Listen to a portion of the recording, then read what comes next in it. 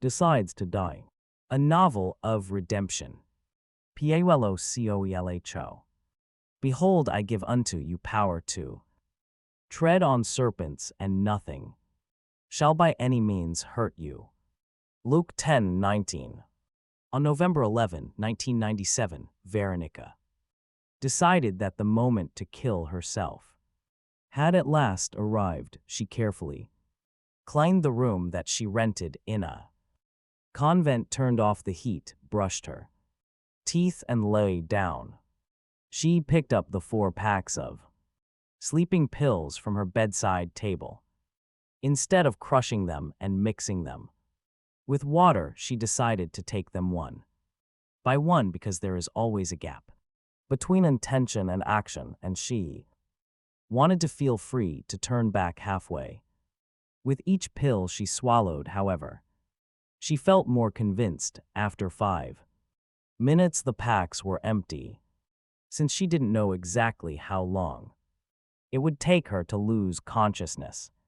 She had placed on the bed that month's issue of a French magazine, Home, which had just arrived in the library where she worked. She had no particular interest in computer science, but as she leafed through the magazine, she came across an article about a computer game, one of those CDROMs created by Paulo Coelho, a Brazilian writer she had happened to meet at a lecture in the cafe at the Grand Union Hotel. They had exchanged a few words, and she had ended up being invited by his publisher to join them for supper. There were a lot of people there, though, and they hadn't had a chance to talk in depth about anything. The fact that she had met the author led her to think that he was part of her world, and that reading an article about his work could help pass the time. While she was waiting for death, Veronica started reading about computer science, a subject in which she was not the least bit interested, but then that was in keeping with what she had done all her life, always looking for the easy option, for whatever was nearest at hand, like that magazine, for example. To her surprise, though, the first line of text shook her out of her natural passivity. The tranquilizers had not yet dissolved in her stomach, but Veronica was by nature passive, and for the first time in her life, it made her ponder the truth of a saying that was very fashionable among her friends: nothing in this world happens by chance. Why that first line at precisely the moment when she had begun to die? What was the hidden message she saw before her, assuming there are such things as hidden messages rather than mere coincidences? Underneath an illustration of the computer game, the journalist began his article by asking, "Where is Slovenia?" Honestly, she thought, no one ever knows where Slovenia is. But Slovenia existed nonetheless, and it was inside in the mountains around her, and in the square she was looking out at. Slovenia was her country. She put the magazine to one side. There was no point now in getting indignant with a world that knew absolutely nothing about the Slovenes. Her nation's honor no longer concerned her. It was time to feel proud of herself, to recognize that she had been able to do this, that she had finally had the courage and was leaving this life. What joy also she was doing it as she had always dreamed she would, by taking sleeping pills which leave no mark. Veronica had been trying to get hold of the pills for nearly 6 months, thinking that she would never manage it. She had even considered slashing her wrists. It didn't matter that the room would end up awash in blood, and the nuns would be left feeling confused and troubled, for suicide demands that people think of themselves first and of others later. She was prepared to do all she could so that Her death would cause as little upset as possible, but if slashing her wrists was the only way, then she had no option, and the nuns could clean up the room and quickly forget the whole story, otherwise they would find it hard to rent out the room. Again, we may live at the end of the 20th century, but people still believe in ghosts. Obviously, she could have thrown herself off one of the few tall buildings in Ljubljana, but what about the further? Suffering a fall from such a height would cause her parents, apart from the shock of learning that their daughter had died, they would also have to identify a disfigured corpse. No, that was a worse solution than bleeding to death, because it would leave indelible marks on two people who only wanted the best for her. They would get used to their daughter's death eventually, but it must be impossible to forget a shattered skull, shooting, jumping off a high building, hanging. None of these options suited her feminine nature. Women, when they kill themselves, choose far more romantic methods, like slashing their wrists or taking an overdose of sleeping pills. Abandoned princesses and Hollywood actresses have provided numerous examples of this. Veronica knew that life was always a matter of waiting for the right moment to act, and so it proved to be the case. In response to her complaints, she could no longer sleep at night. Two friends of hers managed to get hold of 2 packs, each of a powerful drug used by musicians at a local nightclub. Veronica left the 4 packs on her bedside table for a week, courting approaching death and saying goodbye entirely unsentimentally to what people called life. Now she was there, glad she had gone all the way, and bored because she did know what to do with the little time that was left to her. She thought again about the absurd question she had just read. How could an article about computers begin with such an idiotic opening line? Where is Slovenia? Having nothing more interesting to do, she decided to read the whole article, and she learned that the said computer game had been made in Slovenia, that strange country that no one seemed quite able to place except the people who lived there, because it was a cheap source of labor. A few months before, when the product was launched, the French manufacturer had given a party for journalists from all over the world in a castle in Veled. Veronica remembered reading something about the party, which had been quite an event in the city, not just because the castle had been redecorated in order to match as closely as possible the medieval atmosphere of the CD-ROM, but because of the controversy in the local press. Journalists from Germany, France, Britain, Italy, and Spain had been invited, but not a single Slovene.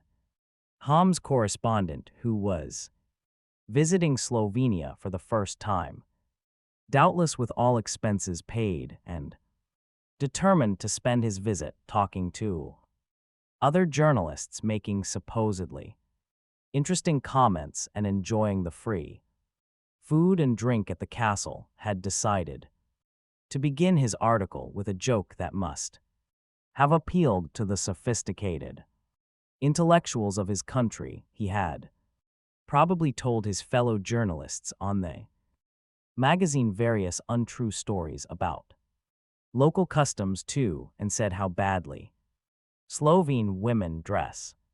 That was his problem. Veronica was dying, and she had other concerns, such as wondering if there was life after death, or when her body would be found. Nevertheless, or perhaps precisely because of the important decision she had taken, the article bothered her. She looked out of the convent window that gave on to the small square in Ljubljana.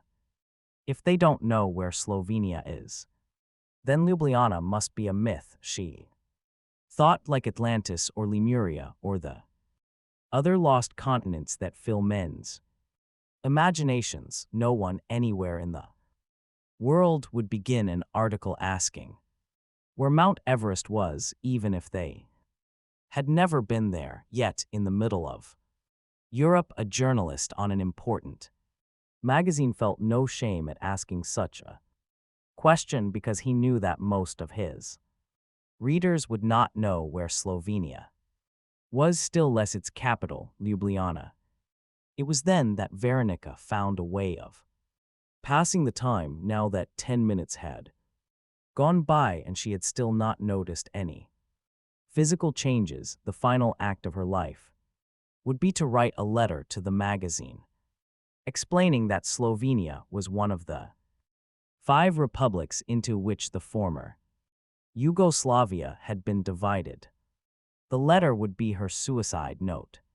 She would give no explanation of the real reasons for her death. When they find her body, they will conclude that she had killed herself.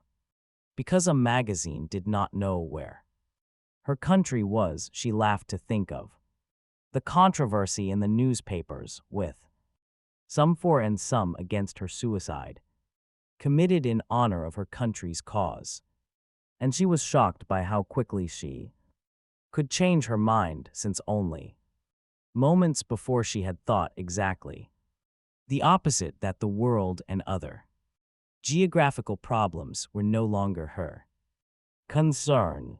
She wrote the letter. That moment of good humor almost made her have second thoughts about the need to die, but she had already taken the pills. It was too late to turn back. Anyway, she had had such moments before, and besides, she was not killing herself because she was a sad, embittered woman, constantly depressed. She had spent many afternoons walking joyfully along the streets of Ljubljana, or gazing from the window in her convent room at the snow falling on the small square with its statue of the poet. Once, for almost a month, she had felt as if she were walking on air, all because a complete stranger in the middle of that very square had given her a flower. She believed herself to be completely normal. 2 very simple reasons lay behind her decision to die, and she was sure that, were she to leave a note explaining, many people would agree with her. The first reason: everything in her life was the same, and once her youth was gone, it would be downhill all the way. With old age beginning to leave irreversible marks, the onset of illness, the departure of friends, she would gain nothing by continuing to live. Indeed, the likelihood of suffering would only increase. The second reason was more philosophical. Veronica read the newspapers, watched TV, and she was aware of what was going on in the world. Everything was wrong, and she had no way of putting things right. That gave her a sense of complete powerlessness. In a short while, though, she would have the final experience of her life, which promised to be very different: death. She wrote the letter to the magazine, then abandoned the topic and concentrated on more pressing matters, more appropriate to what she was living, or rather dying through at that moment. She tried to imagine what it would be like to die, but failed to reach any conclusion. Besides, there was no point worrying about that, for in a few moments she would find out. How many minutes? She had no idea, but she relished the thought that she was about to find out the answer to the question that everyone asked themselves: does God exist? Unlike many people, this had not been the great inner debate of her life. Under the old communist regime, the official line in schools had been that life ended with death, and she had gotten used to the Idea, on the other hand, her parents, generation and her grandparents. Generation still went to church, said prayers and went on pilgrimages, and were utterly convinced that God listened to what they said. At 24, having experienced everything she could experience, and that was no small achievement, Veronica was almost certain that everything ended with death. That is why she had chosen suicide. Freedom at last, eternal oblivion. In her heart of hearts, though, there was still a doubt. What if God did exist? Thousands of years of civilization had made of suicide a taboo, an affront to all religious codes. Man struggles to survive, not to succumb. The human race must procreate. Society needs workers. Couple has to have a reason to stay together even when love has ceased to exist, and a country needs soldiers, politicians, and artists. If God exists, and I truly don't believe He does, He will know that there are limits to human understanding. He was the one who created this confusion in which there is poverty, injustice, greed, and loneliness. He doubtless had the best of intentions, but the results have proved disastrous. If God exists, He will be generous with those creatures who chose to leave this earth early, and He might even apologize for having made us spend time here. To hell with taboos and superstitions. Her devout mother would say, God knows the past, the present, and the future. In that case, He had placed her in this world in the full knowledge that she would end up killing herself, and He would not be shocked by her actions. Veronica began to feel a slight nausea, which became rapidly more intense. In a few moments, she would no longer be able to concentrate on the square. Outside her window, she knew it was winter. It must have been about 4 o'clock in the afternoon, and the sun was setting fast. She knew that other people would go on living. At that moment, a young man passed her window and saw her, utterly unaware that she was about to die. A group of Bolivian musicians.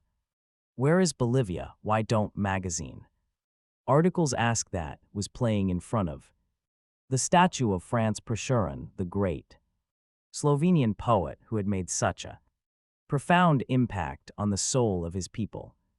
Would she live to hear the end of that music drifting up from the square? It would be a beautiful memory of this life.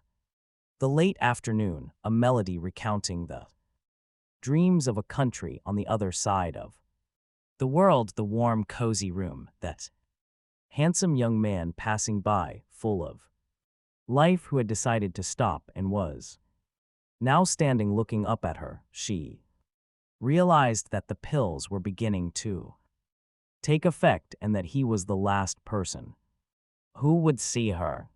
He smiled. She returned his smile. She had nothing to lose. He waved. She decided to pretend she was looking at something else. The young man was going too far. Disconcerted, he continued on his way, forgetting that face at the window forever. But Veronica was glad to have felt desired by somebody one last time. She wasn't killing herself because of a lack of love. It wasn't because she felt unloved by her family, or had money problems, or an incurable disease. Veronica had decided to die on that lovely Ljubljana afternoon, with Bolivian musicians playing in the square, with a young man passing by her window, and she was happy with what her eyes could see and her ears could hear. She was even happier that she would not have to go on seeing those same things for another 30, 40, or 50 years, because they would lose all their originality and be transformed into the tragedy of a life in which everything repeats itself, and where one day is exactly like another. Her stomach was beginning to churn now, and she was feeling very ill indeed. It's odd, she thought. I thought an overdose of tranquilizers should have sent me straight to sleep. What she was experiencing, though, was a strange buzzing in her ears and a desire to vomit. If I throw up, I won't die. She decided not to think about the stabbing pains in her stomach and tried to concentrate on the rapidly falling night, on the Bolivians, on the people who were starting to shut up their shops and go home. The noise in her ears was becoming more and more strident, and for the first time since she had taken the pills, Veronica felt fear, a terrible fear of the unknown. It did not last long. Soon afterward, she lost consciousness. When she opened her eyes, Veronica did not think this must be heaven. Heaven would never use a fluorescent tube to light a room, and the pain, which started a fraction of a second later, was typical of the earth. Ah, that earth pain. Unique, unmistakable.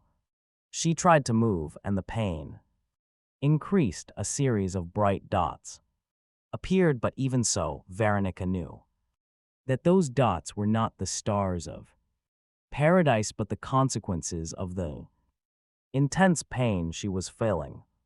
She's coming too, she heard a woman say. You've landed slap bang in hell, so you'd better make the most of it.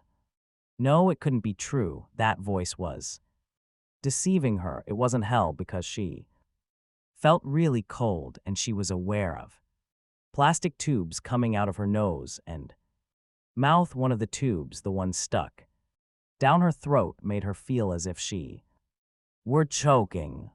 She made an attempt to remove it, but her arms were strapped down. I'm joking, it's not really hell, the voice went on. It's worse than hell, not that I've ever actually been there. You're invalid. Despite the pain and the choking feeling, Veronica realized at once what had happened. She had tried to kill herself, and someone had arrived in time to save her. It could have been one of the nuns, a friend who had decided to drop by unannounced, someone delivering something she had forgotten she had ordered. The fact is, she had survived, and she was in Vilit, the famous and much feared lunatic asylum, which had been in existence since 1991, the year of the country's independence. At that time, believing that the partitioning of the former Yugoslavia would be achieved through peaceful means. After all, Slovenia had only experienced 11 days of war. A group of European businessmen had obtained permission to set up a hospital for mental patients in the old barracks, abandoned because of high maintenance costs. Shortly afterward, however, the wars commenced, first in Croatia, then in Bosnia. The businessmen were worried. The money for the investment came from capitalists scattered all round the globe, from people whose names they did even know, so there was no possibility of sitting down in front of them, offering a few excuses and asking them to be patient. They resolved the problem by adopting practices that were far from commendable in a psychiatric hospital, and for the young nation that had just emerged from a benign communism, Vilit came to symbolize all the worst aspects of capitalism to be admitted to the hospital. All you needed was money. There was no shortage of people who, in their desire to get rid of some family member because of arguments over an inheritance or over that person's embarrassing behavior, were willing to pay large sums of money to obtain a medical report that would allow the internment of their problem children or parents, others fleeing from debts or trying to justify certain attitudes that could otherwise result in long prison sentences, spend a brief time in the asylum and then simply left without paying any penalty or undergoing any judicial process.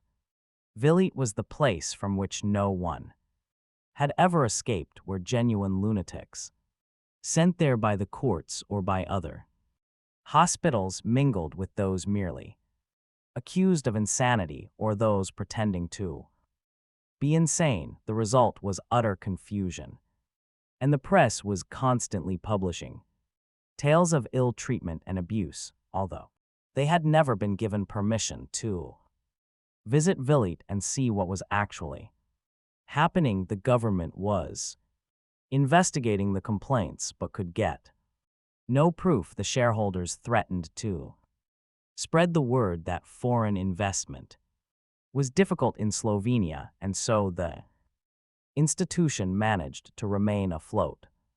Indeed, it went from strength to strength.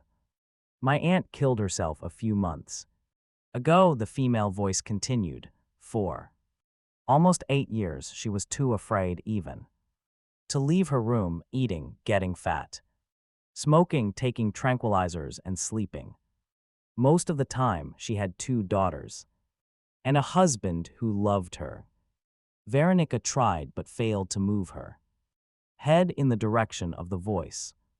I only saw her fight back once when her husband took a lover, then she kicked up a fuss, lost a few pounds, smashed some glasses, and for weeks on end kept the rest of the whole neighborhood awake with her shouting. Absurd though it may seem, I think that was the happiest time of her life. She was fighting for something. She felt alive and capable of responding to the challenges facing her. What's all that got to do with me? Thought Veronica, unable to say anything. I'm not. Your aunt and I haven't got a husband. In the end, her husband got rid of his lover, said the woman, and gradually my aunt returned to her former passivity. One day she phoned to say that she wanted to change her life. She'd given up smoking that same week after increasing the number of tranquilizers she was taking. Because she'd stopped smoking, she told everyone that she wanted to kill herself. No one believed her. Then one morning she left a message on my machine saying goodbye, and she gasped herself. I listened to that message several times. I had never heard her sound so calm, so resigned to her fate. She said she was neither happy nor unhappy, and that was why she couldn't go on. Veronica felt sorry for the woman telling the story, for she seemed to be doing so in an attempt to understand her aunt's death in a world where everyone struggles to survive whatever the cost. How could one judge those people who decide to die? No one can judge. Each person knows the extent of their own suffering or the total absence of meaning in their lives. Veronica wanted to explain that, but instead she choked on the tube in her mouth, and the woman hurried to her aid. She saw the woman bending over her bound body, which was full of tubes, and protected against her will. She openly expressed desire to destroy it. She moved her head from side to side, pleading with her eyes for them to remove the tubes and let her die in peace. You're upset, said the woman. I don't know if you're sorry about what you did or if you still want to die. That does interest me. What interests me is doing my job. If the patient gets agitated, the regulations say I must give them a sedative. Veronica stopped struggling, but the nurse was already injecting something into her arm. Soon afterward, she was back in a strange, dreamless world where the only thing she could remember was the face of the woman she had just seen. Green eyes, brown hair, and a very distant air, the air of someone doing things because she has to do them, never questioning why the rules say this or that. Paulo Coelho heard about Veronica's story 3 months later when he was having supper in an Algerian restaurant in Paris with a Slovenian friend, also called Veronica, who happened to be the daughter of the doctor in charge at Villate. Later, when he decided to write a book about the subject, he considered changing his friend's name in order not to confuse the reader. He thought of calling her Blaska or Edwina or Marietja or some other Slovenian name, but he ended up keeping the real names. When he referred to his friend Veronica, he would call her his friend Veronica. When he referred to the other Veronica, there would be no need to describe her at all, because she would be the central character in the book, and people would get irritated if they were always having to read Veronica the lunatic or Veronica, the one who tried to commit suicide. Besides, both he and his friend Veronica would only take up a very brief part of the book. This one, his friend Veronica, was horrified at what her father had done, especially bearing in mind that he was the director of an institution seeking respectability and was himself working on a thesis that would be judged by the conventional academic community. Do you know where the word asylum comes from? She was saying. It dates back to the Middle Ages, from a person's right to seek refuge in churches and other holy places. The right to asylum is something any civilized person can understand. So how could my father, the director of an asylum, treat someone like that? Paulo Coelho wanted to know all the details of what had happened because he had a genuine reason for finding out about Veronica's story. The reason was the following: he himself had been committed to an asylum, or rather mental hospital as they were better known, and this had happened not once but 3 times, in 1965, 1966, and 1967. The place where he had been interned was the Dr. Ira's sanatorium in Rio de Janeiro. Precisely why he had been committed to the hospital was something that, even today, he found odd. Perhaps his parents were confused by his unusual behavior.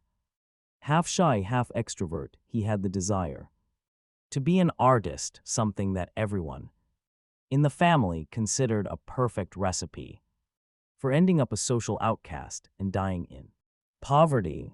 When Paulo Coelho thought about it, and it must be said he rarely did, he considered the real madman to have been the doctor who had agreed to commit him for the flimsiest of reasons. As in any family, the tendency is always to place the blame on others and to state adamantly that the parents didn't know what they were doing when they made that drastic decision. Paulo laughed when he learned of this strange letter to the newspapers that Veronica had left behind, complaining that an important French magazine didn't even know where Slovenia was.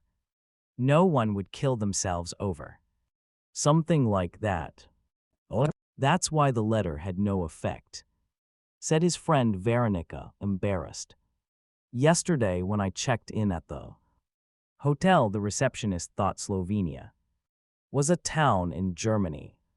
He knew the feeling, for many foreigners believed the Argentine city of Buenos Aires to be the capital of Brazil.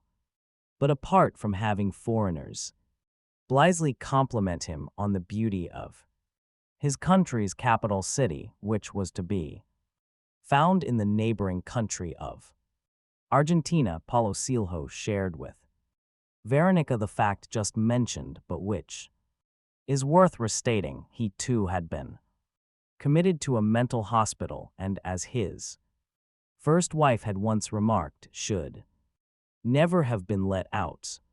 But he was let out, and when he left the sanatorium for the last time, determined never to go back, he had made two promises: A, that he would one day write about the subject, and B, that he would wait until both his parents were dead before touching publicly on the issue, because he didn't want to hurt them, since both had spent many years of their lives blaming themselves for what they had done.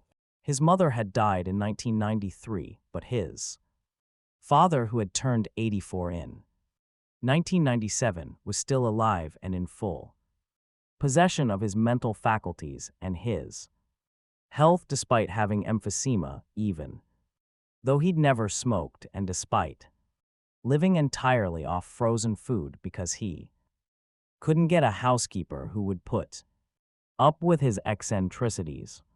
So when Paulo Coelho heard Veronica's story, he discovered a way of talking about the issue without breaking his promises. Even though he had never considered suicide, he had an intimate knowledge of the world of the mental hospital, the treatments, the relationships between doctors and patients, the comforts and anxieties of living in a place like that. So let us allow Paulo Coelho and his friend Veronica to leave this book for good, and let us get on with the story. Veronica didn't know how long she had slept. She remembered waking up at one point still with the life-preserving tubes in her mouth and nose, and hearing a voice say, "Do you want me to masturbate you?" But now, looking round the room with her eyes wide open, she didn't know if that had been real or a hallucination. Apart from that one memory, she could remember nothing, absolutely nothing. The tubes had been taken out, but she still had needles stuck all over her body, wires connected to the areas around her heart and her head, and her arms were still strapped down. She was naked, covered only by a sheet, and she felt cold, but she was determined not to complain. The small area surrounded by green curtains was filled by the bed she was lying on, the machinery of the intensive care unit, and a white chair on which a nurse was sitting, reading a book. This time the woman had dark eyes and brown hair. Even so, Veronica was not sure if it was the same person she had talked to hours, or was it days ago. "Can you unstrap my arms?" The nurse looked up, said a brusque no, and went back to her books. "I'm alive," thought Veronica. "Everything's going to start all over again. I'll have to stay in here for a while until they realize that I'm perfectly normal. Then they'll let me out, and I'll see the streets of Ljubljana again, its main square, the bridges, the people going to and from work, since people always tend to help others just so that they can feel they are better than they really are. They'll give me my job back at the library. In time, I'll start frequenting the same bars and nightclubs. I'll talk to my friends about the injustices and problems of the world. I'll go to the movies, take walks around the lakes. Since I only took sleeping pills, I'm not disfigured in any way. I'm still young, pretty intelligent. I won't have any difficulty getting boyfriends. I never did. I'll make love with them in their houses or in the woods. I'll feel a certain degree of pleasure, but the moment I reach orgasm, the feeling of emptiness will return. We won't have much to talk about, and both he and I will know it. The time will come to make our excuses. It's late, or I have to get up early tomorrow, and we'll part as quickly as possible, avoiding looking each other the eye. I'll go back to my rented room in this convent. I'll try to read a book, turn on the TV to see the same old programs set the alarm clock to wake up at exactly the same time I woke up the day before and mechanically repeat my tasks at the library. I'll eat a sandwich in the park, opposite the theater, sitting on the same bench along with other people who also choose the same benches on which to sit, and have their lunch, people who all have the same vacant look but pretend to be pondering extremely important matters.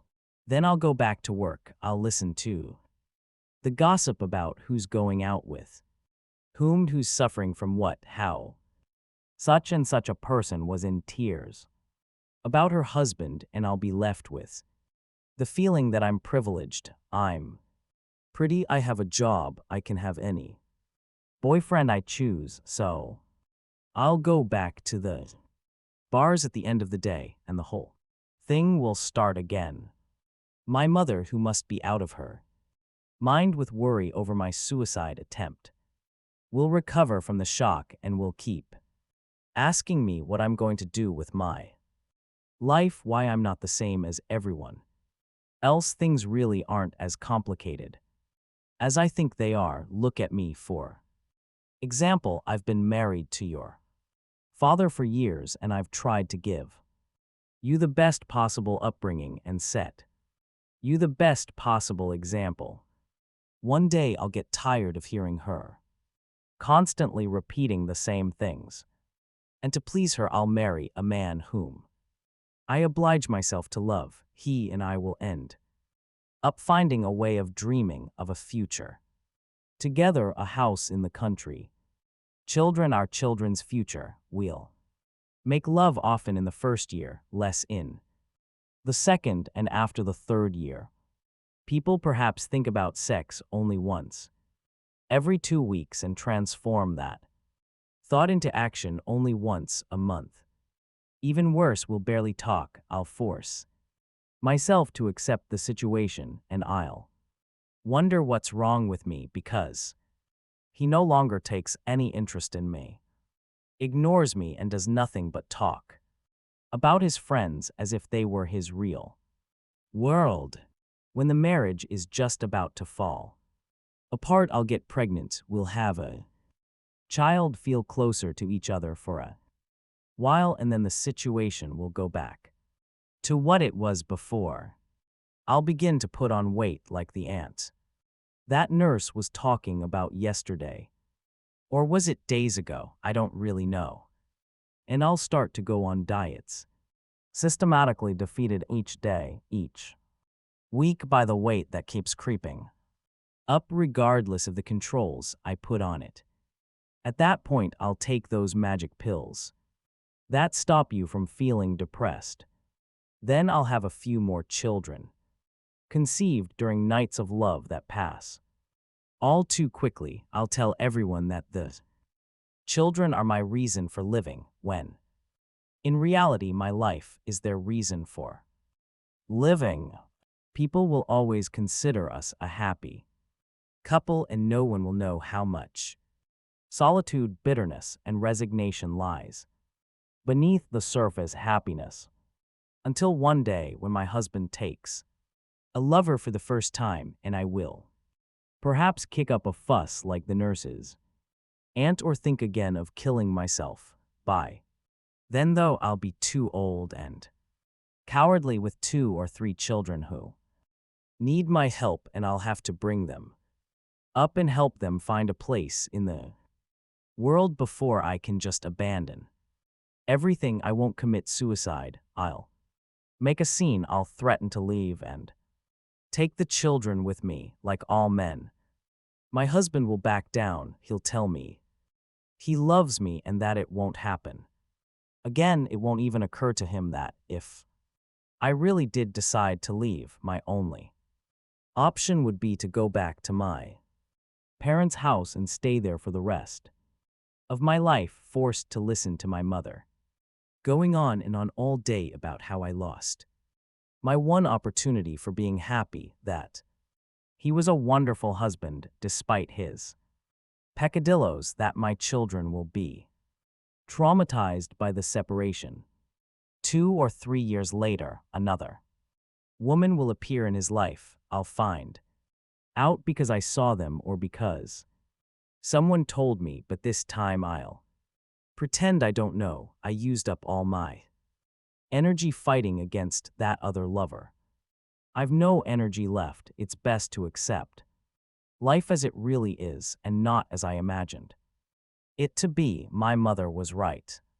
He will continue being a considerate husband. I will continue working at the library, eating my sandwiches in the square opposite the theater, reading books I never quite managed to finish, watching television programs that are the same as they were 10, 20, 50 years ago, except that I'll eat my sandwiches with a sense of guilt because I'm getting fatter, and I won't go to bars anymore because I have a husband expecting me to come home and look after the children. After that, it's a matter of waiting for the children to grow up and of spending all day thinking about suicide without the courage to do anything about it. One fine day, I'll reach the conclusion that that's what life is like. There's no point worrying about it. Nothing will change, and I'll accept it. Veronica brought her interior monologue to a close and made a promise to herself. She would not leave Vilit alive. It was best to put an end to everything now, while she was still brave and healthy enough to die. She fell asleep and woke up several times, noticing that the number of machines around her was diminishing. The warmth of her body was growing, and the nurses' faces kept changing, but there was always someone beside her. Through the green curtain, she heard the sound of someone crying, groans, or voices whispering in calm, technical tones. From time to time, a distant machine would buzz, and she would hear hurried footsteps along the corridor. Then the voices would lose their calm, technical tone and become tense, issuing rapid orders. In one of her lucid moments, a nurse asked her, "Don't you want to know how you are?" "I already know," replied Veronica, "and it has nothing to do with what you can see happening in my body. It's what's happening in my soul." The nurse tried to continue the conversation, but Veronica pretended to be asleep. When Veronica opened her eyes again, for the first time, she realized that she had been moved. She was in what looked like a large ward. She still had an IV drip in her arm, but all the other wires and needles had been removed. A tall doctor wearing this traditional white coat in sharp contrast to the artificial black of his dyed hair and beard was standing at the foot of her bed. Beside him, a young junior doctor holding a clipboard was taking notes. "How long have I been here?" she asked, noticing that she spoke with some difficulty, slurring her words slightly. "You've been in this ward for 2 weeks after 5 days spent in the intensive care unit," replied the older man, "and just be grateful that you're still here." The younger man seemed surprised, as if that final remark did not quite fit the facts. Veronica noticed his reaction at once, which alerted her instincts. Had she been here longer than she had thought? Was she still in some danger? She began to pay attention to each gesture, each movement the two men made. She knew it was pointless asking questions. They would never tell her the truth, but if she was clever, she could find out what was going on.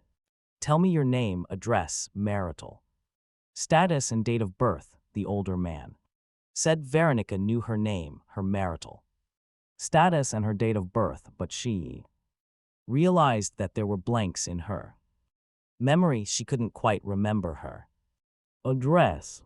The doctor shone a light in her eyes and examined them for a long time in silence. The young man did the same thing. They exchanged glances that meant absolutely nothing. Did you say to the night nurse that we couldn't see into your soul? Asked the younger man. Veronica couldn't remember. She was having difficulty knowing who she was and what she was doing there. You have been kept in an artificially induced sleep with tranquilizers, and that might affect your memory a bit, but please try to answer all our questions.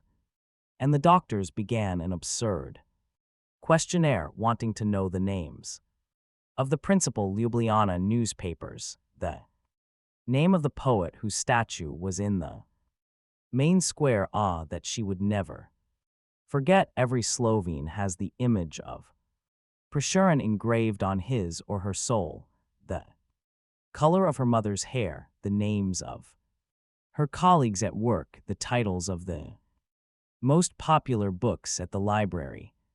To begin with, Veronica considered not replying. Her memory was still confused. But as the questionnaire continued, she began reconstructing what she'd forgotten. At one point, she remembered that she was now in a mental hospital and that the mad were not obliged to be coherent, but for her own good and to keep the doctors by her side, at least so she can find out something more about her state. She began making a mental effort to respond as she recited the names and facts. She was recovering not only her memory, but also her personality, her desires, her way of seeing life. The idea of suicide, which that morning seemed to be buried beneath several layers of sedatives, resurfaced. Fine, said the older man at the end of the questionnaire. How much longer must I stay here?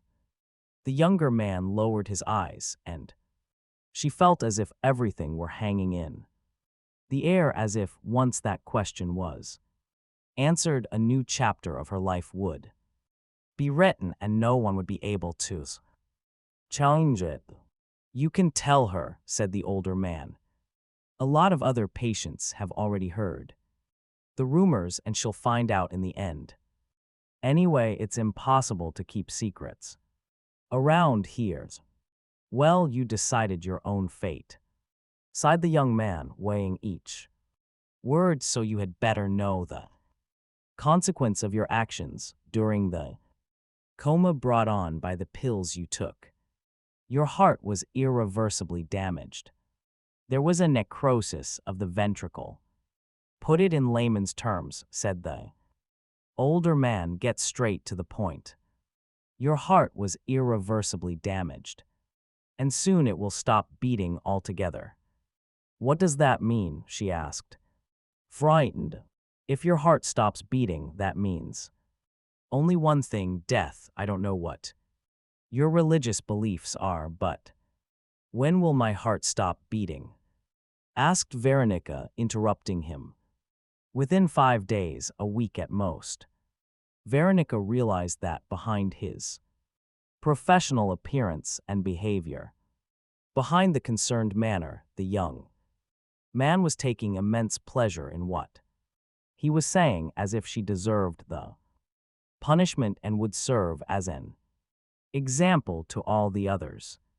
During her life, Veronica had noticed that a lot of people she knew would talk about the horrors in other people's lives, as if they were genuinely trying to help them, but the truth was that they took pleasure in the suffering of others because that made them believe they were happy. Well, indeed, that life had been generous with them. She hated that kind of person, and she wasn't going to give the young man an opportunity to take advantage of her state in order to mask his own frustrations. She kept her eyes fixed on his and, smiling, said, So I succeeded then? Yes, came the reply, but any pleasure he had taken in giving her the tragic news had vanished. During the night, however, she began to Feel afraid, it was one thing to die. Quickly after taking some pills, it was quite another to wait 5 days or a week. For death to come when she had already been through so much. She had always spent her life waiting for something, for her father to come back from work, for the letter from a lover that never arrived, for her end-of-year exams, for the train, the bus, the phone call, the holiday, the end of the holidays. Now she was going to have to wait for death, which had made an appointment with her. This could only happen to me. Normally, people die on precisely the day they least expect. She had to get out of there and get some more pills if she couldn't, and the only solution was to jump from a high building. In Ljubljana, that's what she'd do. She had tried to save her parents any unnecessary suffering, but now she had no option. She looked around her. All the beds were occupied by sleeping people, some of whom were snoring loudly. There were bars on the windows. At the end of the ward there was a small bright light that filled the place with strange shadows and meant that the ward could be kept under constant vigilance. Near the light, a woman was reading a book. These nurses must be very cultivated. They spend their whole lives reading. Veronica's bed was the farthest from the door. Between her and the woman there were nearly 20 other beds. She got up with difficulty because, if she was to believe what the doctor had said, she hadn't walked for nearly 3 weeks. The nurse looked up and saw the girl approaching, dragging her IV drip with "Sorry, I want to go to the toilet," she whispered, afraid of waking the madwoman. The woman gestured vaguely toward the door. Veronica's mind was working fast, looking everywhere for an escape route. Crack a way out. It has to be quick while they think I'm still too frail, incapable of acting. She peered about her. The toilet was a cubicle with no door. If she wanted to get out of there, she would have to grab the nurse and overpower her in order to get the key, but she was too weak for that. "Is this a prison?" she asked the nurse, who had stopped reading and was now watching her every movement. "No, it's a mental hospital. But I'm not crazy." The woman laughed. "That's what they all say." "All right then, I am crazy, but what does that mean?" The woman told Veronica not to stay too long on her feet and sent her back to her bed. "What does it mean to be crazy?" insisted Veronica.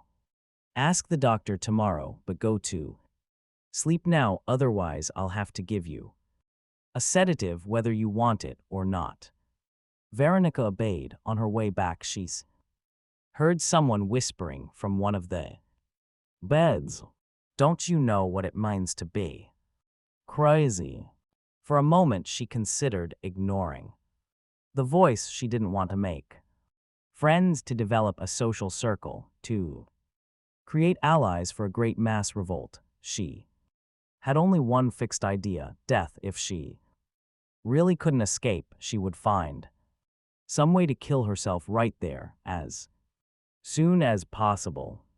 But the woman asked her the same question she had asked the nurse.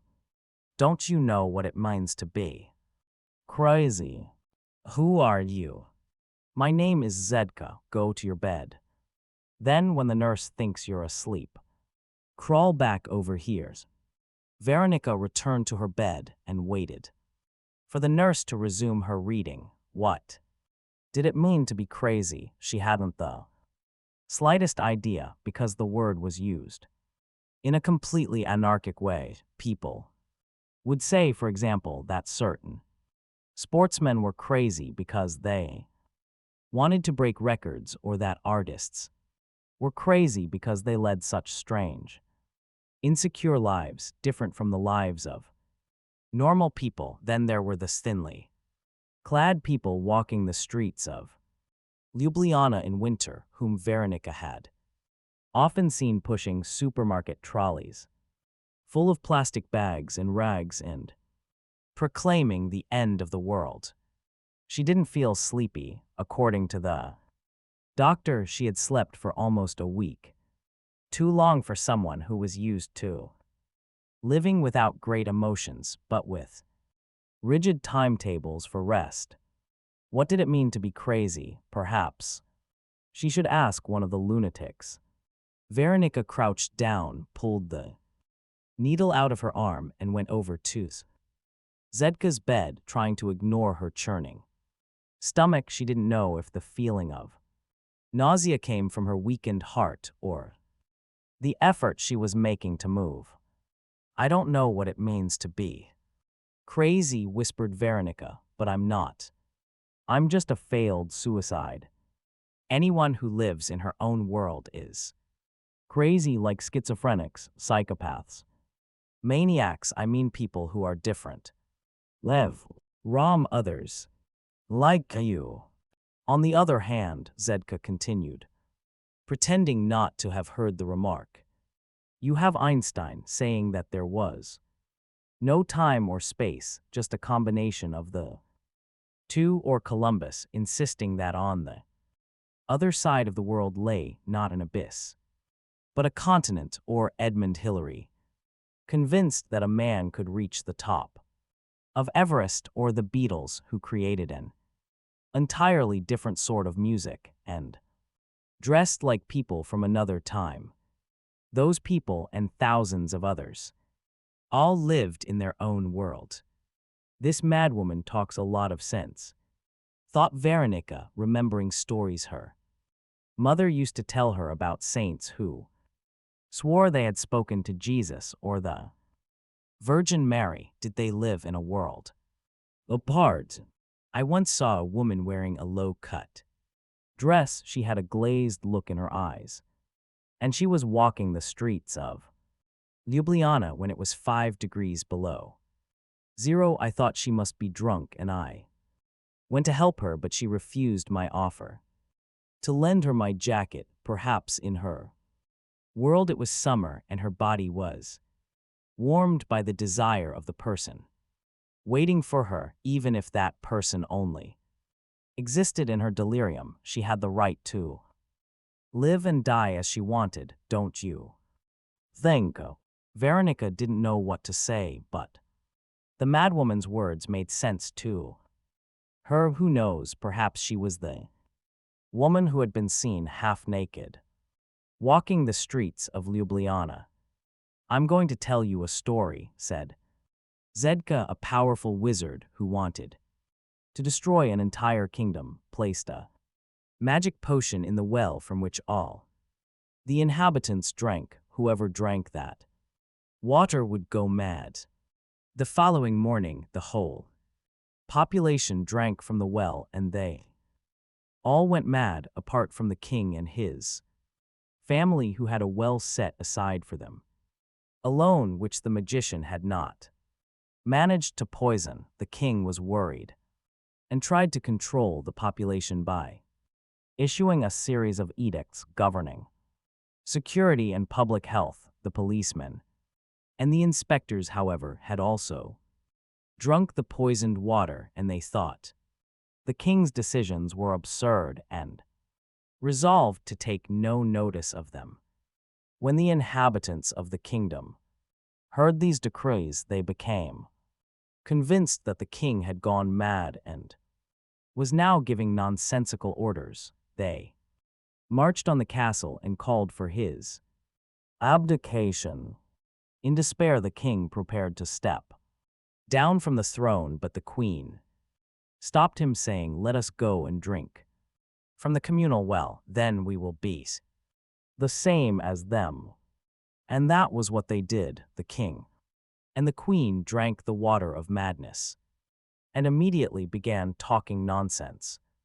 Their subjects repented at once. Now that the king was displaying such wisdom, why not allow him to continue ruling the country? The country continued to live in peace, although its inhabitants behaved very differently from those of its neighbors, and the king was able to govern until the end of his days. Veronica laughed. "You don't seem crazy at all," she said. "But I am, although I'm undergoing treatment since my problem is that I lack a particular chemical. While I hope that the chemical gets rid of my chronic depression, I want to continue being crazy, living my life the way I dream it and not the way other people want it to be. Do you know what exists out there beyond the walls of village? People who have all drunk from the same well." "Exactly," said Zedka. "They think they're normal because they all do the same thing. Well, I'm going to pretend that I have drunk from the same well as them. I already did that, and that's precisely my problem. I've never been depressed, never felt great joy or sadness, at least none that lasted. I have the same problems as everyone else." For a while Zedka said nothing. Then, "They told us you're going to die." Veronica hesitated for a moment. Could she trust this woman? She needed to take the risk.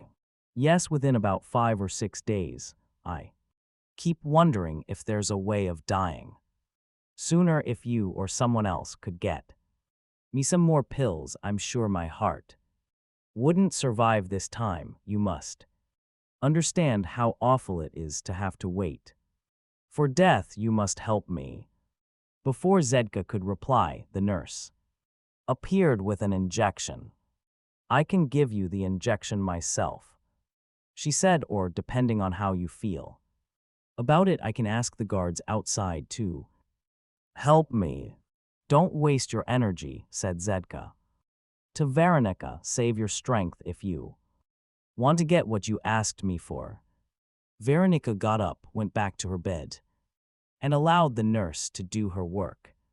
It was her first normal day in the mental hospital. She left the ward, had some breakfast in the large refectory where men and women were eating together.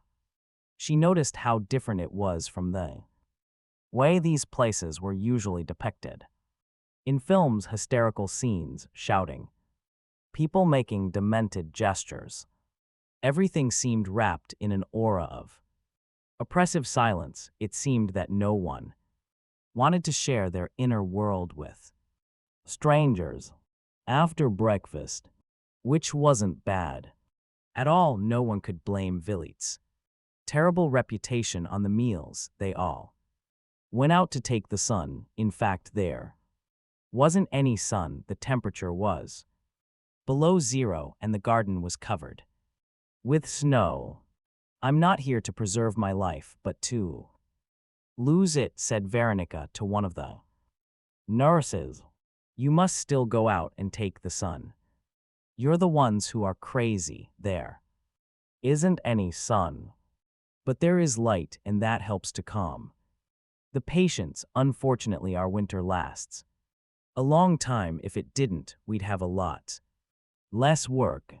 It was useless arguing. She went out and walked a little, looking around her and surreptitiously seeking some way of escaping. The wall was high, as required by the builders of the old type of barracks, but the watchtowers for the sentries were empty. The garden was surrounded by military-looking buildings, which now housed the male and female wards, the administrative offices, and the employees' rooms. After a first rapid inspection, she noticed that the only place that was really guarded was the main gate, where everyone who entered and left had their papers checked by 2 guards.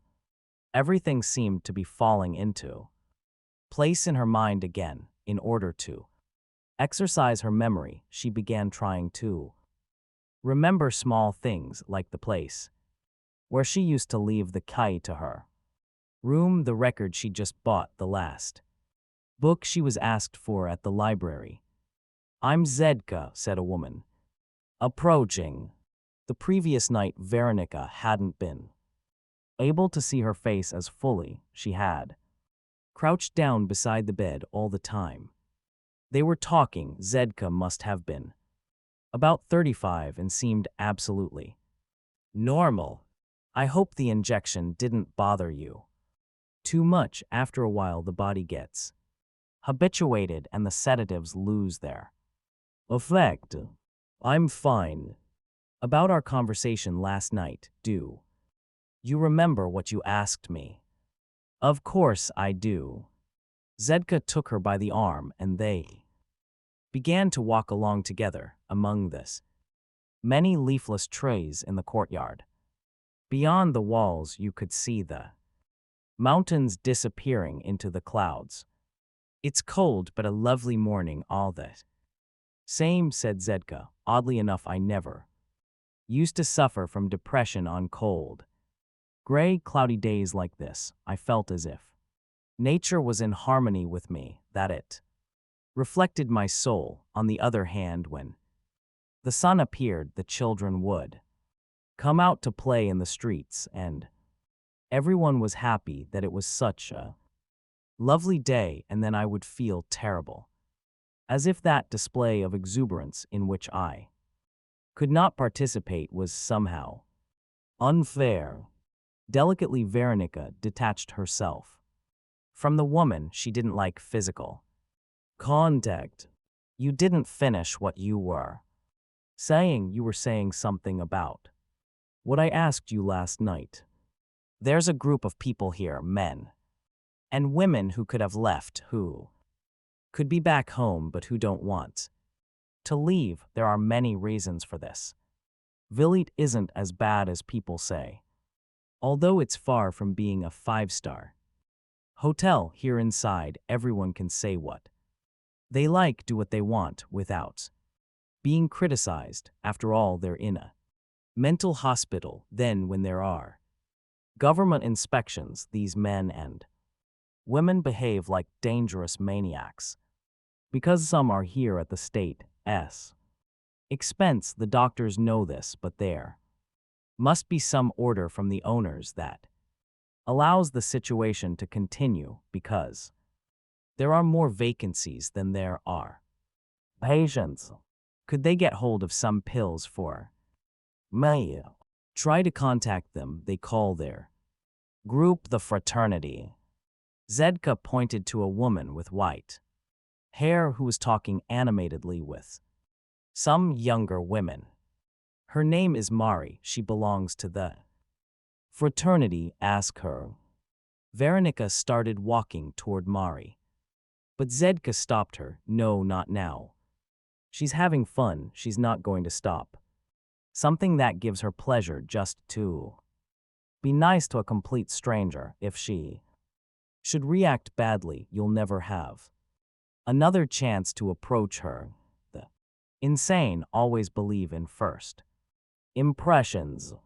Veronica laughed at the way Zedka said the word insane, but she was worried too, because everything here seemed so normal, so nice, after so many years of going straight from work to a bar, from that bar to the bed of some lover, from his bed to her room, from her room to her mother's house. She was now experiencing something she had never dreamed of: a mental hospital, insanity, an insane asylum where people were not ashamed to say that they were crazy, where no one stopped doing something they were enjoying just to be nice to others.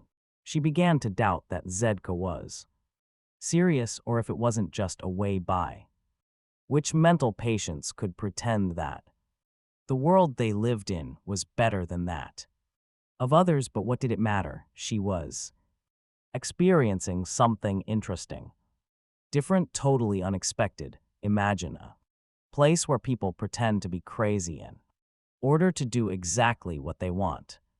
At that precise moment, Veronica's heart turned over. She suddenly remembered what the doctor had said, and she felt frightened. I want to walk alone a little, she said. To Zedka, she was, after all, crazy too, and she no longer had to worry about pleasing anyone. The woman moved off, and Veronica stood looking at the mountains beyond the walls of Vilit. A faint desire to live seemed about to surface, but Veronica determinedly pushed it away. I must get hold of those pills as soon as possible. She reflected on her situation there. It was far from ideal, even if they allowed her to do all the crazy things she wanted to do. She wouldn't know where to start. She had never done anything crazy. After some time in the garden, everyone went back to the refectory and had lunch. Immediately afterward, the nurses led both men and women to a huge living room, divided into lots of different areas. There were tables, chairs, sofas, a piano, a television, and large windows through which you could see the gray sky and the low clouds. None of the windows had bars on them because the room opened onto the garden. The doors were closed because of the cold, but all you had to do was turn the handle and you could go outside again and walk once more among the trees. Most people went and sat down in front of the television. Others stared into space. Others talked in low voices to themselves. But who has not done the same at some moment in their lives? Veronica noticed that the older woman, Mari, was now with a larger group in one of the corners of that vast room. Some other patients were walking nearby, and Veronica tried to join them in order to eavesdrop on what the group members were saying. She tried to disguise her intentions as best she could, but whenever she came close, they all fell silent and turned as one to look at her. "What do you want?" said an elderly man who seemed to be the leader of the fraternity, if such a group really existed. And Zedka was not actually crazier than she seemed. "Nothing, I was just passing." They exchanged glances and made a few jerky gestures with their heads. One said to the other, "She was just passing." The other repeated the remark more loudly this time, and soon they were all shouting the same words. Veronica didn't know what to do and stood there paralyzed with fear. A burly, shifty-looking male nurse came over, wanting to know what was going on. "Nothing," said one member of the group. "She was just passing. She's standing right there, but she's still just passing." The whole group burst into laughter. Veronica assumed an ironic air, smiled, turned and moved off so that no one would notice that her eyes were filling with tears. She went straight out into the garden without bothering to put on a coat or jacket. A nurse tried to persuade her to come back inside, but another appeared soon after and whispered something in his ear. The two of them left her in peace. In the cold, there was no point taking care of someone who was condemned to die. She was confused, tense, irritated with herself. She had never allowed herself to be provoked. She had learned early that whenever a new situation presented itself, you had to remain cool and distant. Those crazy people, however, had managed to make her feel shame, fear, rage, a desire to murder them all, to wound them with words she hadn't dared to utter. Perhaps the pills or the treatment they had administered to get her out of her coma had transformed her into a frail woman incapable of fending for herself. She had confronted far worse situations in her adolescence, and yet for the first time, she had been unable to hold back her tears. She needed to get back to the person she used to be, someone able to respond with irony, to pretend that the insults didn't bother her because she was better than all of them who in that group had the courage to desire death, who who, among them, could teach her about life. When they were all huddled behind this walls of village, she would never want to depend on their help for anything, even if she had to wait 5 or 6 days to die. One day's already gone, there are only another 4 or 5 left. She walked a little, letting the freezing cold enter her body and calm her blood. That was flowing too fast, her heart that was beating too hard.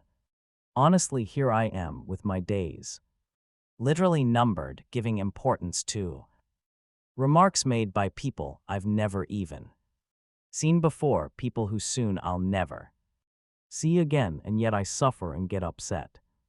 I want to attack and defend, why waste my time? But she was wasting the little time left to her, fighting for her tiny bit of space in that strange community where you had to put up a fight if you didn't want others imposing their rules on you. I can't believe it, I never used to be like this. I never used to fight over stupid things. She stopped in the middle of the icy garden. It was precisely because she had found everything so stupid that she had ended up accepting what life had naturally imposed on her. In adolescence, she thought it was too lie to choose. Now, in young adulthood, she was convinced it was too late to change. And what had she spent all her energies on until then? On trying to ensure that her life continued exactly as it always had.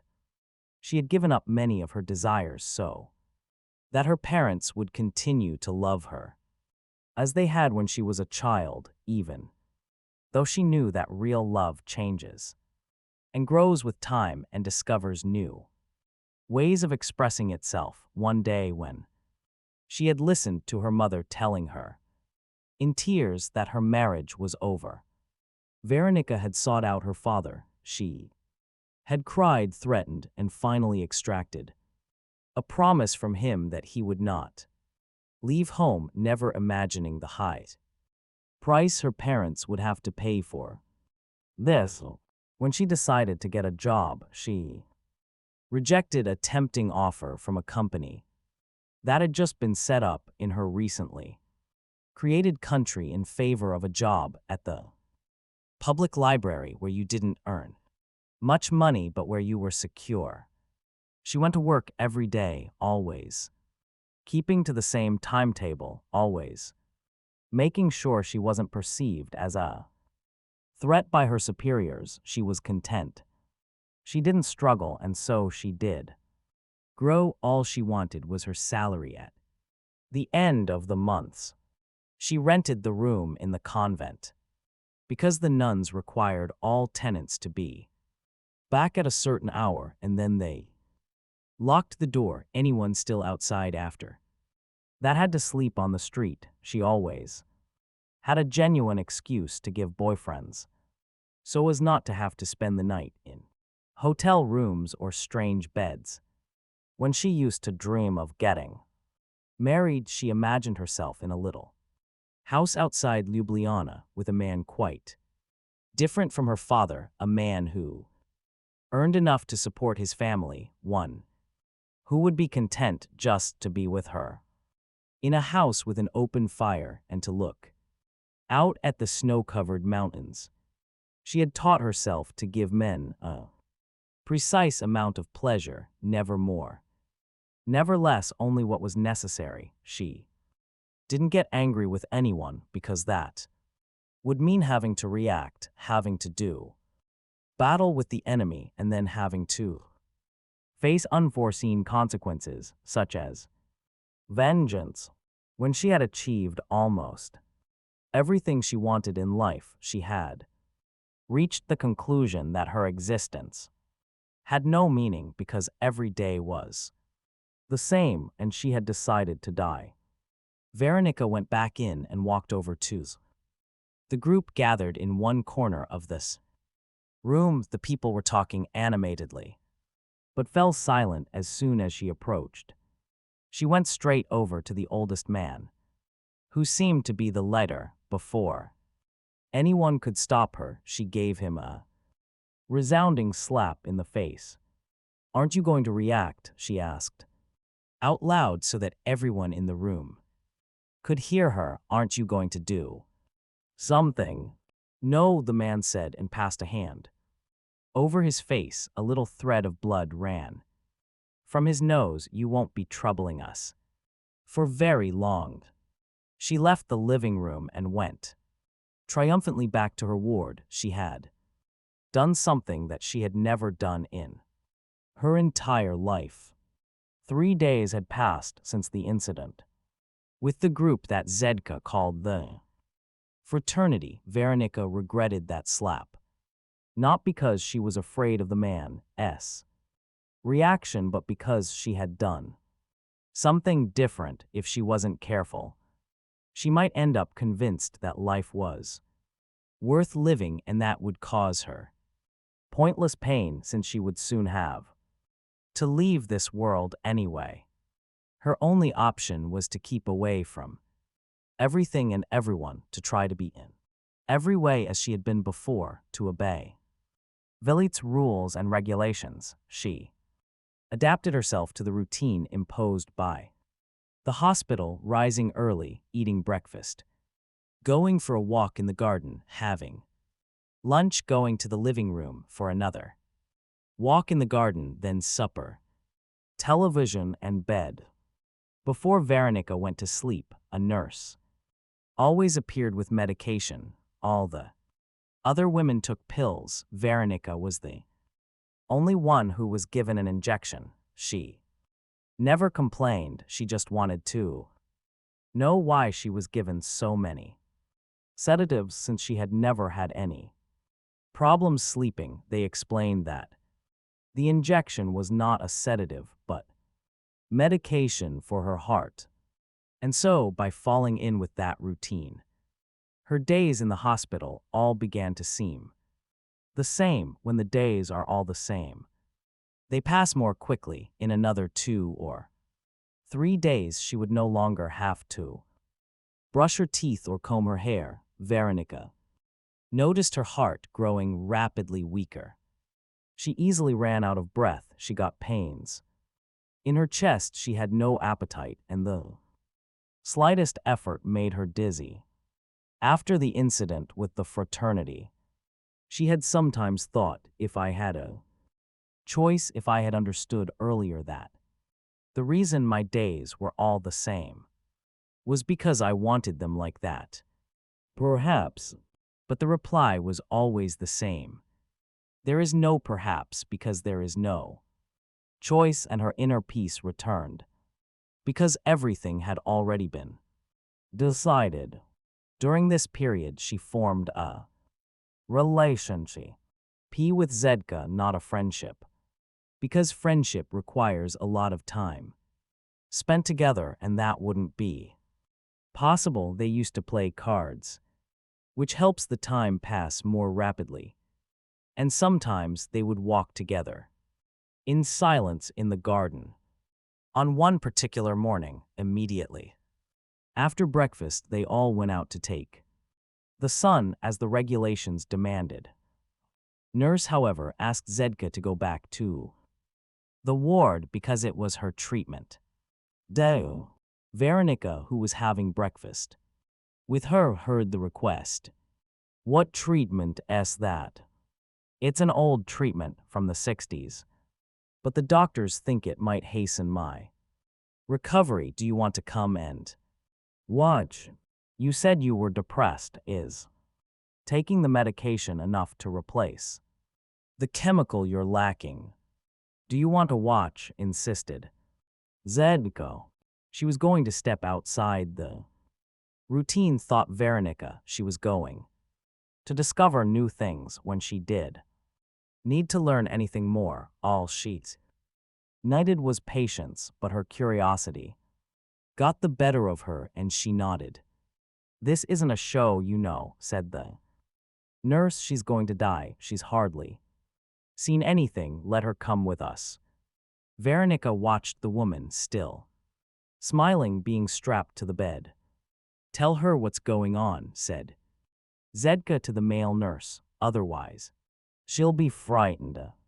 He turned and showed Veronica the syringe. He seemed pleased to be treated, like a doctor explaining to a younger doctor the correct procedures and the proper treatments.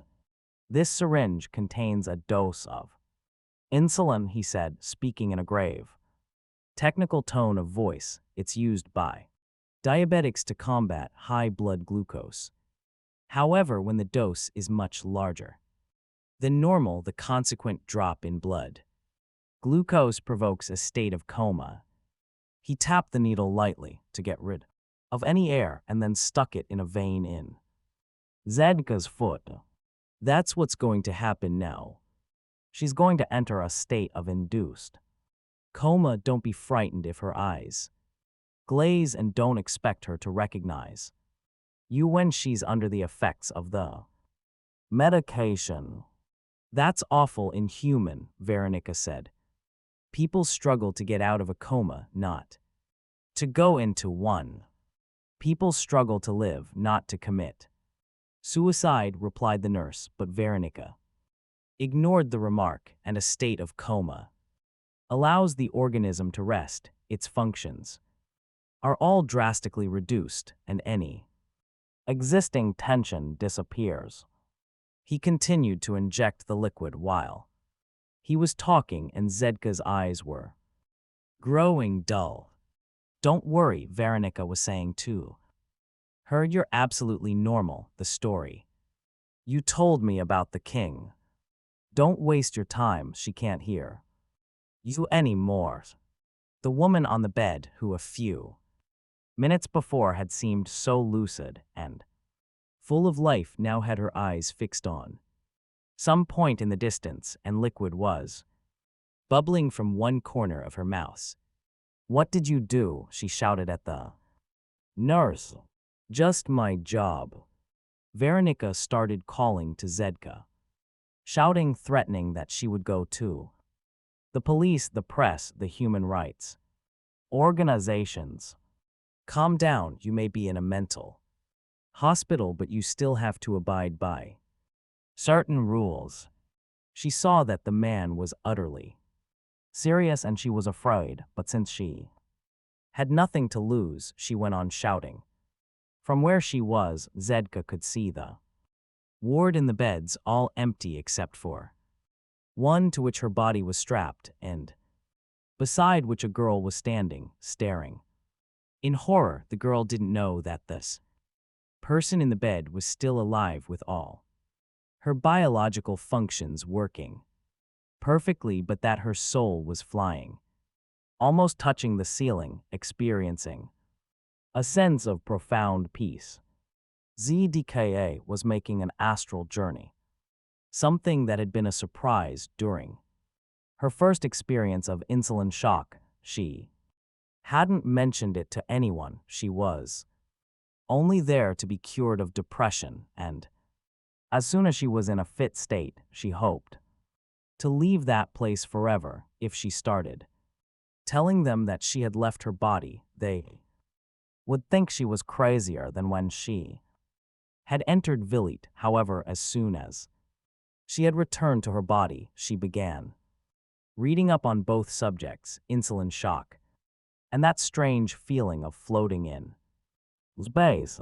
There wasn't much written about the treatment. It had been used for the first time around 1930, but had been completely banned in psychiatric hospitals because of the possibility of irreversible damage to the patient. During one such session, she had visited Dr. Igor's office in her astral form at precisely the moment when he was discussing the subject with one of the owners of the hospital. It's a crime, Dr. Igor was saying. Yes, but it's cheap and it's quick, replied the other man. Anyway, who's interested in the rights of the insane? No one's going to complain. Even so, some doctors still considered it a quick way of treating depression. Zedka had sought out and borrowed everything that had been written about insulin shock, especially first-hand reports by patients who had experienced I. T. The story was always the same, horrors and more horrors. Not one of them had experienced anything resembling what she was living through at that moment. She concluded, quite rightly, that there was no relationship between insulin and the feeling that her consciousness was leaving her body. On the contrary, this tendency with that kind of treatment was to diminish the patient's mental capacity. She started researching the existence of the soul, read a few books on occultism, and then one day she stumbled on a vast literature that described exactly what she was experiencing. It was called astral travel, and many people had already had the same experience. Some had merely set out to describe what they had felt, while others had developed techniques to provoke it. Zedka now knew those techniques by heart, and she used them every night to go wherever she wished. The descriptions of those experiences and visions varied, but they all had certain points in common: the strange, irritating noise that preceded the separation of the body from the spirit, followed by a shock, a rapid loss of consciousness, and then the peace and joy of floating in the air, attached to the body by a silvery cord, a cord that could be stretched indefinitely. Although there were legends in books, of course, that said the person would die if they allowed that silver thread to break. Her experience, however, showed that she could go as far as she wanted, and the cord never broke. But generally speaking, the books had been very useful in teaching her how to get more and more out of her astral traveling. She had learned, for example, that when she wanted to move from one place to another, she had to concentrate on projecting herself into space, imagining exactly where she wanted to go, unlike the routes followed by planes, which leave from one place and fly the necessary distance to reach another. An astral journey was made through mysterious tunnels. You imagined yourself in a place, you entered the appropriate tunnel at a terrifying speed, and the other place would appear. It was through books, too, that she had lost her fear of the creatures inhabiting space. Today there was no one else in the ward the first time she had left her body. However, she had found a lot of people watching her, amused by her look of surprise.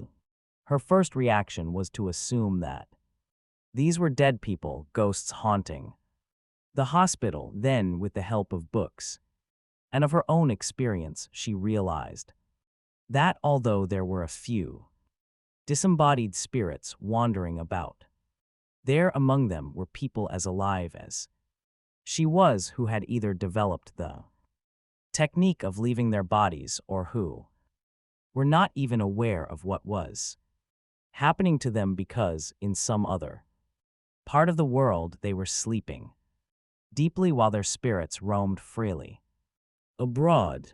Today, knowing that this was her last astral journey on insulin, because she had just been to visit Dr. Igor's office and overheard him saying he was ready to release her, she decided to remain inside Vilit. From the moment she went out through the main gate, she would never again return, not even in spirit, and she wanted to say goodbye.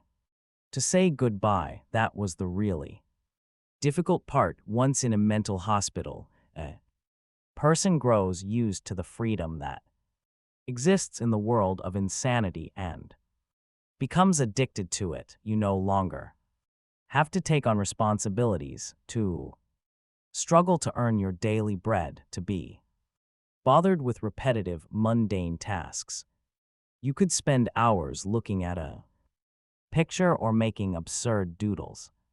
Everything is tolerated because, after all, The person is mentally ill, as she herself had the occasion to observe. Most of the inmates showed a marked improvement. Once they entered the hospital, they no longer had to hide their symptoms, and the family atmosphere helped them to accept their own neuroses and psychoses.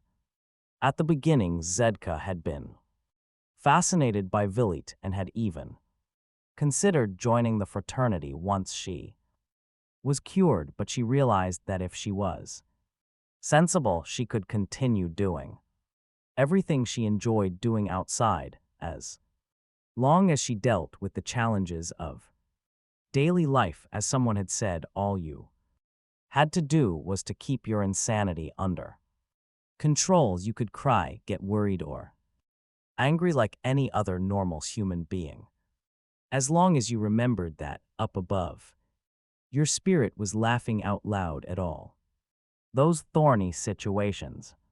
She would soon be back home with her children and her husband, and that part of her life also had its charms. Of course, it would be difficult to find work, after all.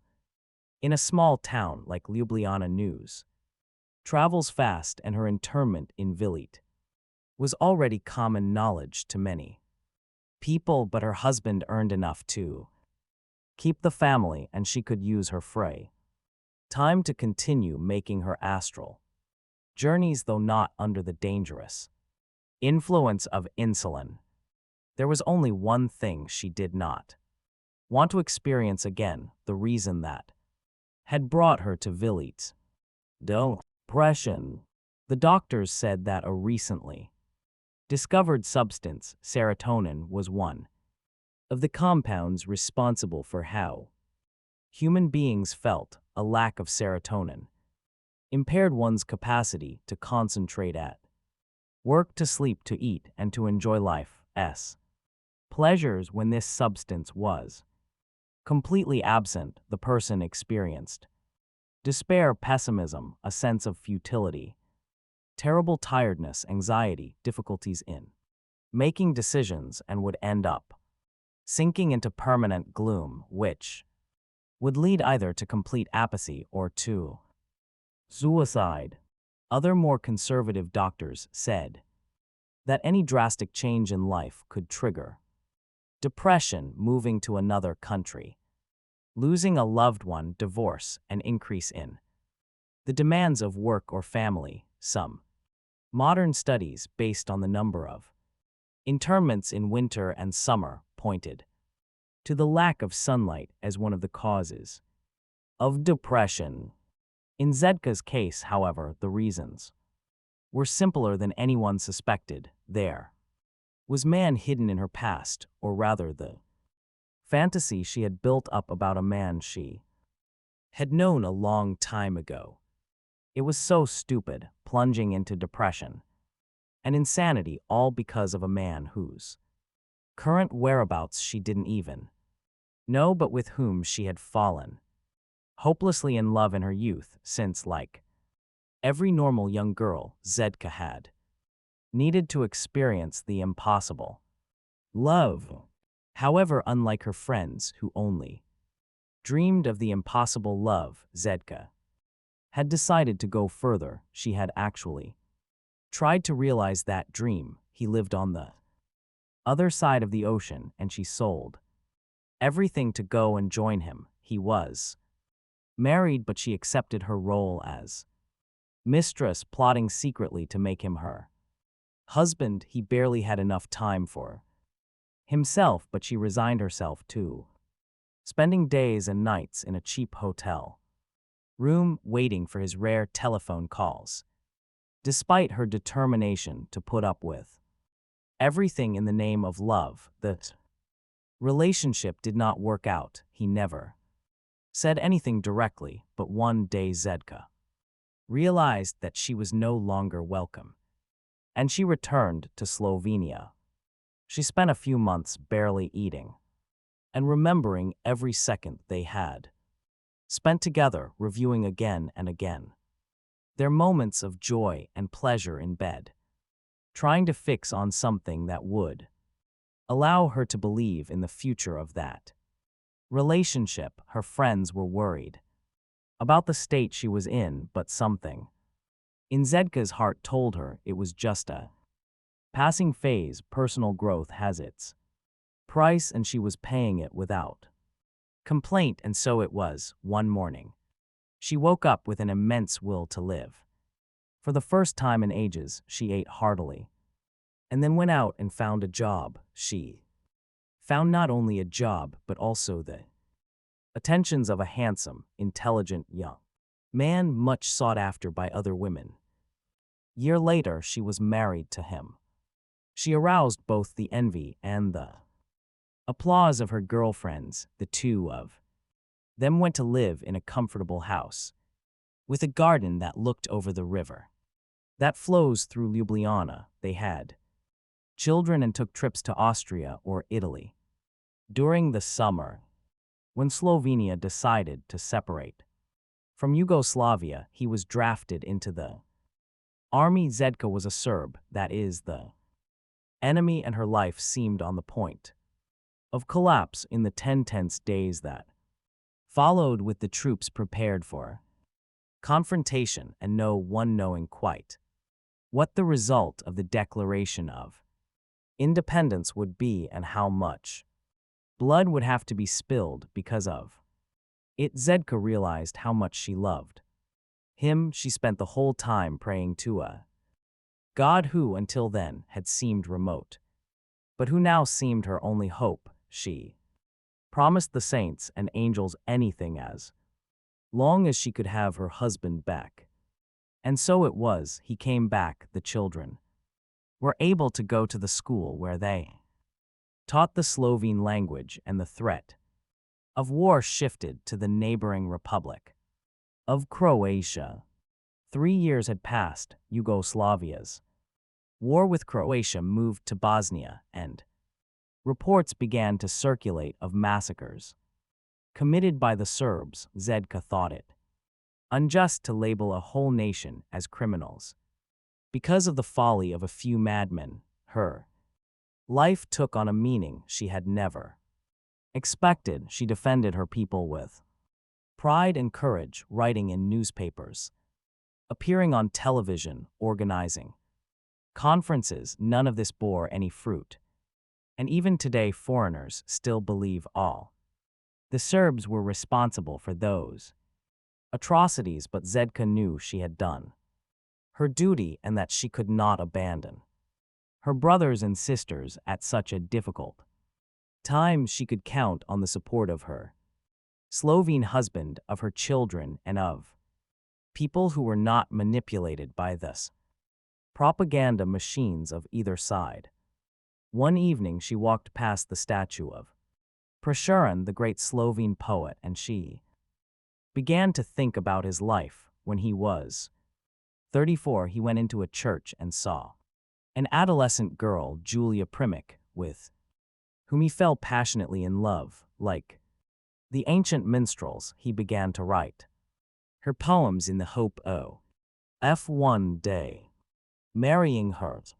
It turned out that Julia was the daughter of an upper-middle-class family, and apart from that chance sighting inside the church, Prešeren never again managed to get near her. But that encounter inspired his finest poetry and created a whole legend around his name. In the small central square of Ljubljana, the statue of the poet stares fixedly at something. If you follow his gaze, you will see, on the other side of the square, the face of a woman, carved into the stone of one of the houses. That was where Julia had lived. Even after death, Prešeren gazes for all eternity on his impossible love. And what if he had fought a little harder? Zedka's heart started beating fast. Perhaps it was a presentiment of something bad, an accident involving one of her children. She raced back home only to find them watching television and eating popcorn. The sadness, however, did not pass. Zedka lay down and slept for nearly 12 hours, and when she woke, she didn't feel like getting up. Prashuran's story had brought back to her the image of her lost lover who had never again contacted her. And Zedka asked herself, did I fight hard enough? Should I have accepted my role as mistress rather than wanting things to go as I expected them to? Did I fight for my first love with the same energy with which I fought for my people? Zedka persuaded herself that she had. But the sadness would not go away. What once had seemed to her a paradise, the house near the river, the husband whom she loved, the children eating popcorn in front of the television, was gradually transformed into a hell. Today, after many astral journeys and many encounters with highly evolved beings, Zedka knew that this was all nonsense. She had used her impossible love as an excuse, a pretext for breaking the ties with the life she led, which was far from being the life she really expected for herself. But 12 months earlier, the situation had been quite different. She began frantically looking for that distant lover. She spent a fortune on international phone calls, but he no longer lived in the same city, and it was impossible to find him. She sent letters by express mail, which were always returned. She phoned all his friends, but no one had any idea what had happened to him. Her husband was completely unaware of what was going on, and that infuriated her because he should at least have suspected something, made a scene, complained, threatened to put her out in the street. She became convinced that the international telephone operators, the postman, and all her girlfriends had been bribed by him to pretend indifference. She sold the jewelry that had been given to her when she married and bought a plane ticket to the other side of the ocean until someone managed to convince her that America was a very large place and there was no point going there if you did know quite what you were looking for. One evening she lay down, suffering for love as she had never suffered before, not even when she had come back to the awful day-to-day life of Ljubljana. She spent that night and the following 2 days in her room. On the third day, her husband, so kind, so concerned about her, called a doctor. Did he really not know that Zedka was trying to get in touch with the other man, to commit adultery, to exchange her life as a respected wife for life as someone's secret mistress, to leave Ljubljana, her home, her children forever? The doctor arrived. She became hysterical and locked the door, only opening it again when the doctor had left.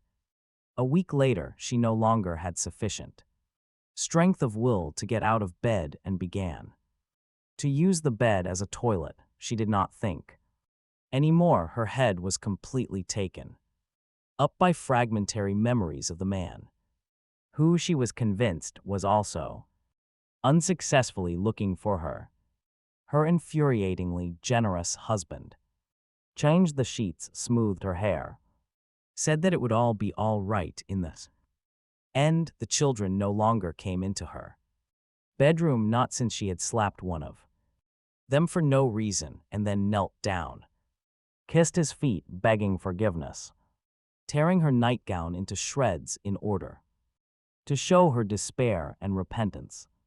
After another week in which she spat out the food offered to her, drifted in and out of reality several times, spent whole nights awake and whole days asleep, 2 men came into her room without knocking.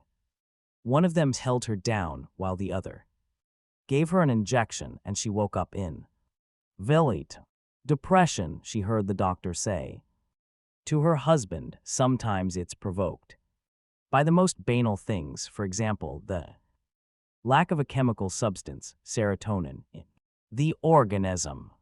From the ceiling in the ward, Zedka watched the nurse approaching, syringe in hand. The girl was still standing there, trying to talk to her body, terrified by her vacant gaze. For some moments, Zedka considered the possibility of telling her about everything that was happening, but then she changed her mind. People never learn anything by being told. They have to find out for themselves. The nurse placed the needle in Zedka's arm and injected her with glucose as if grabbed by an enormous arm. Her spirit left the ceiling, sped through a dark tunnel, and returned to her body. "Hello, Veronica." The girl looked frightened. "Are you all right?" "Yes, I'm fine. Fortunately, I've managed to survive this dangerous treatment, but it won't be repeated." "How do you know?" "Here no one respects the patient's wishes." Zedka knew because, during her astral journey, she had gone to Dr. Igor's office. "I can't explain why, I just know." "Do you remember the first question I ever asked you?" "Yes, you asked me if I knew what being crazy meant." "Exactly. This time I'm not going to tell you a story. I'll just say that insanity is the inability to communicate your ideas. It's as if you were in a foreign country, able to see and understand everything that's going on around you, but incapable of explaining what you need to know or of being helped, because you don't understand the language they speak there." We've all felt that. And all of us, one way or another, are insane. Outside the barred window, the sky was thick with stars, and the moon, in its first quarter, was rising behind the mountains. Poets loved the full moon. They wrote thousands of poems about it. But it was the new moon that Veronica loved best, because there was still room for it to grow, to expand, to fill the whole of its surface with light before its inevitable decline. That night she felt like going over to the piano in the living room and celebrating that night with a lovely sonata she had learned at school. Looking up at the sky, she had an indescribable sense of well-being, as if the infinite nature of the universe had revealed her own eternity to her. She was separated, however, from her desire by a steel door and a woman who was always endlessly reading a book. Besides, no one played the piano at that hour of night. She would wake up the whole neighborhood. Veronica laughed. The neighborhood were the wards full of crazy people, and those crazy people were, in turn, full of drugs to make them sleep. Her sense of well-being continued, though she got up and went over to Zedka's bed, but she was sound asleep, too, perhaps recovering from the horrible experience she had been through. "Go back to bed," said the nurse. "Good girls should be dreaming of angels or lovers. Don't treat me like a child. I'm not some tame madwoman who's afraid of everything. I'm raving hysterical. I do even respect my own life or the lives of others. Anyway, today I feel more vigilant. I've looked at the moon and I need to talk to someone." The nurse looked at her, surprised by her reaction. "Are you afraid of me?" asked Veronica. "In a couple of days' time I'll be dead. What have I got to lose? Why don't you go for a walk, dear, and let me finish my book? Because this is a prison and there's a prison warden pretending to read a book just to make others think she's an intelligent woman. The fact is, though, that she's watching every movement in the ward, and she guards the keys to the door as if they were a treasure. It's all in the regulations, and so she must obey them.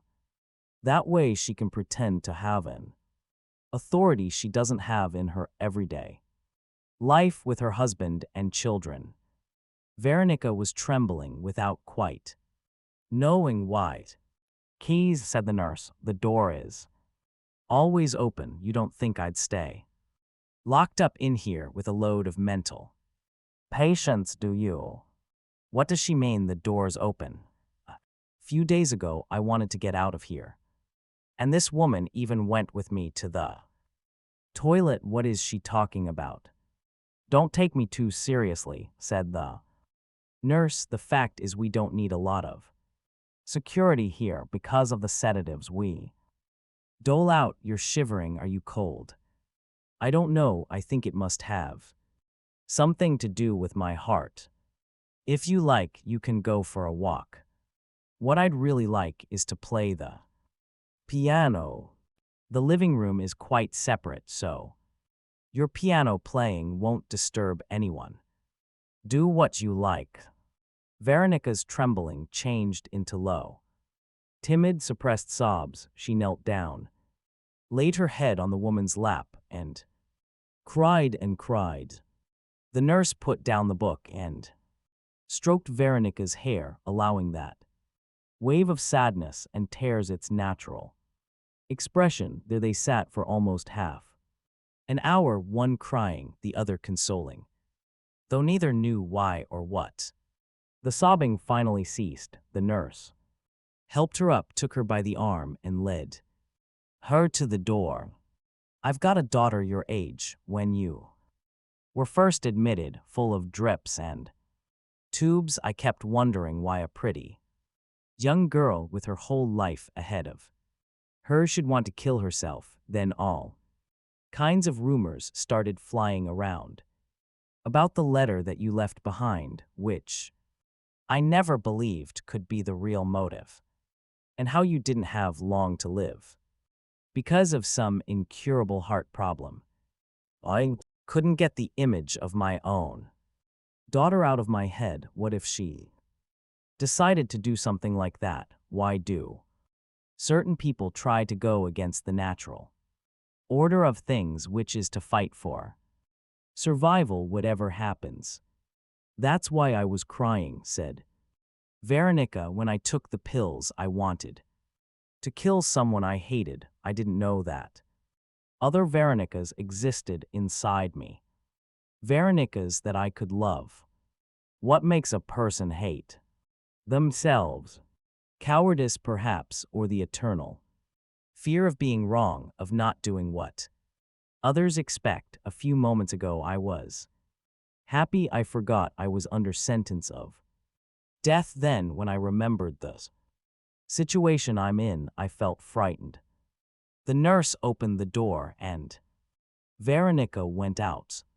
How could she ask me that? What does she want to understand why I was crying? Doesn't she realize I'm a perfectly normal person with the same desires and fears as everyone else, and that a question like that, now that it's all too late, could throw me into panic?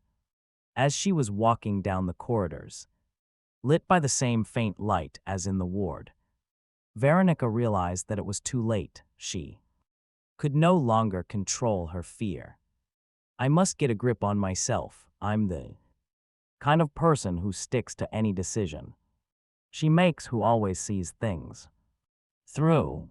It's true that in her life she had seen many things through to their ultimate consequences, but only unimportant things, like prolonging a quarrel that could easily have been resolved with an apology, or not phoning a man she was in love with, simply because she thought the relationship would lead nowhere. She was intransigent about the easy things, as if trying to prove to herself how strong and indifferent she was, when in fact she was just a fragile woman who had never been an outstanding student, never excelled at school sports, and had never succeeded in keeping the peace at home.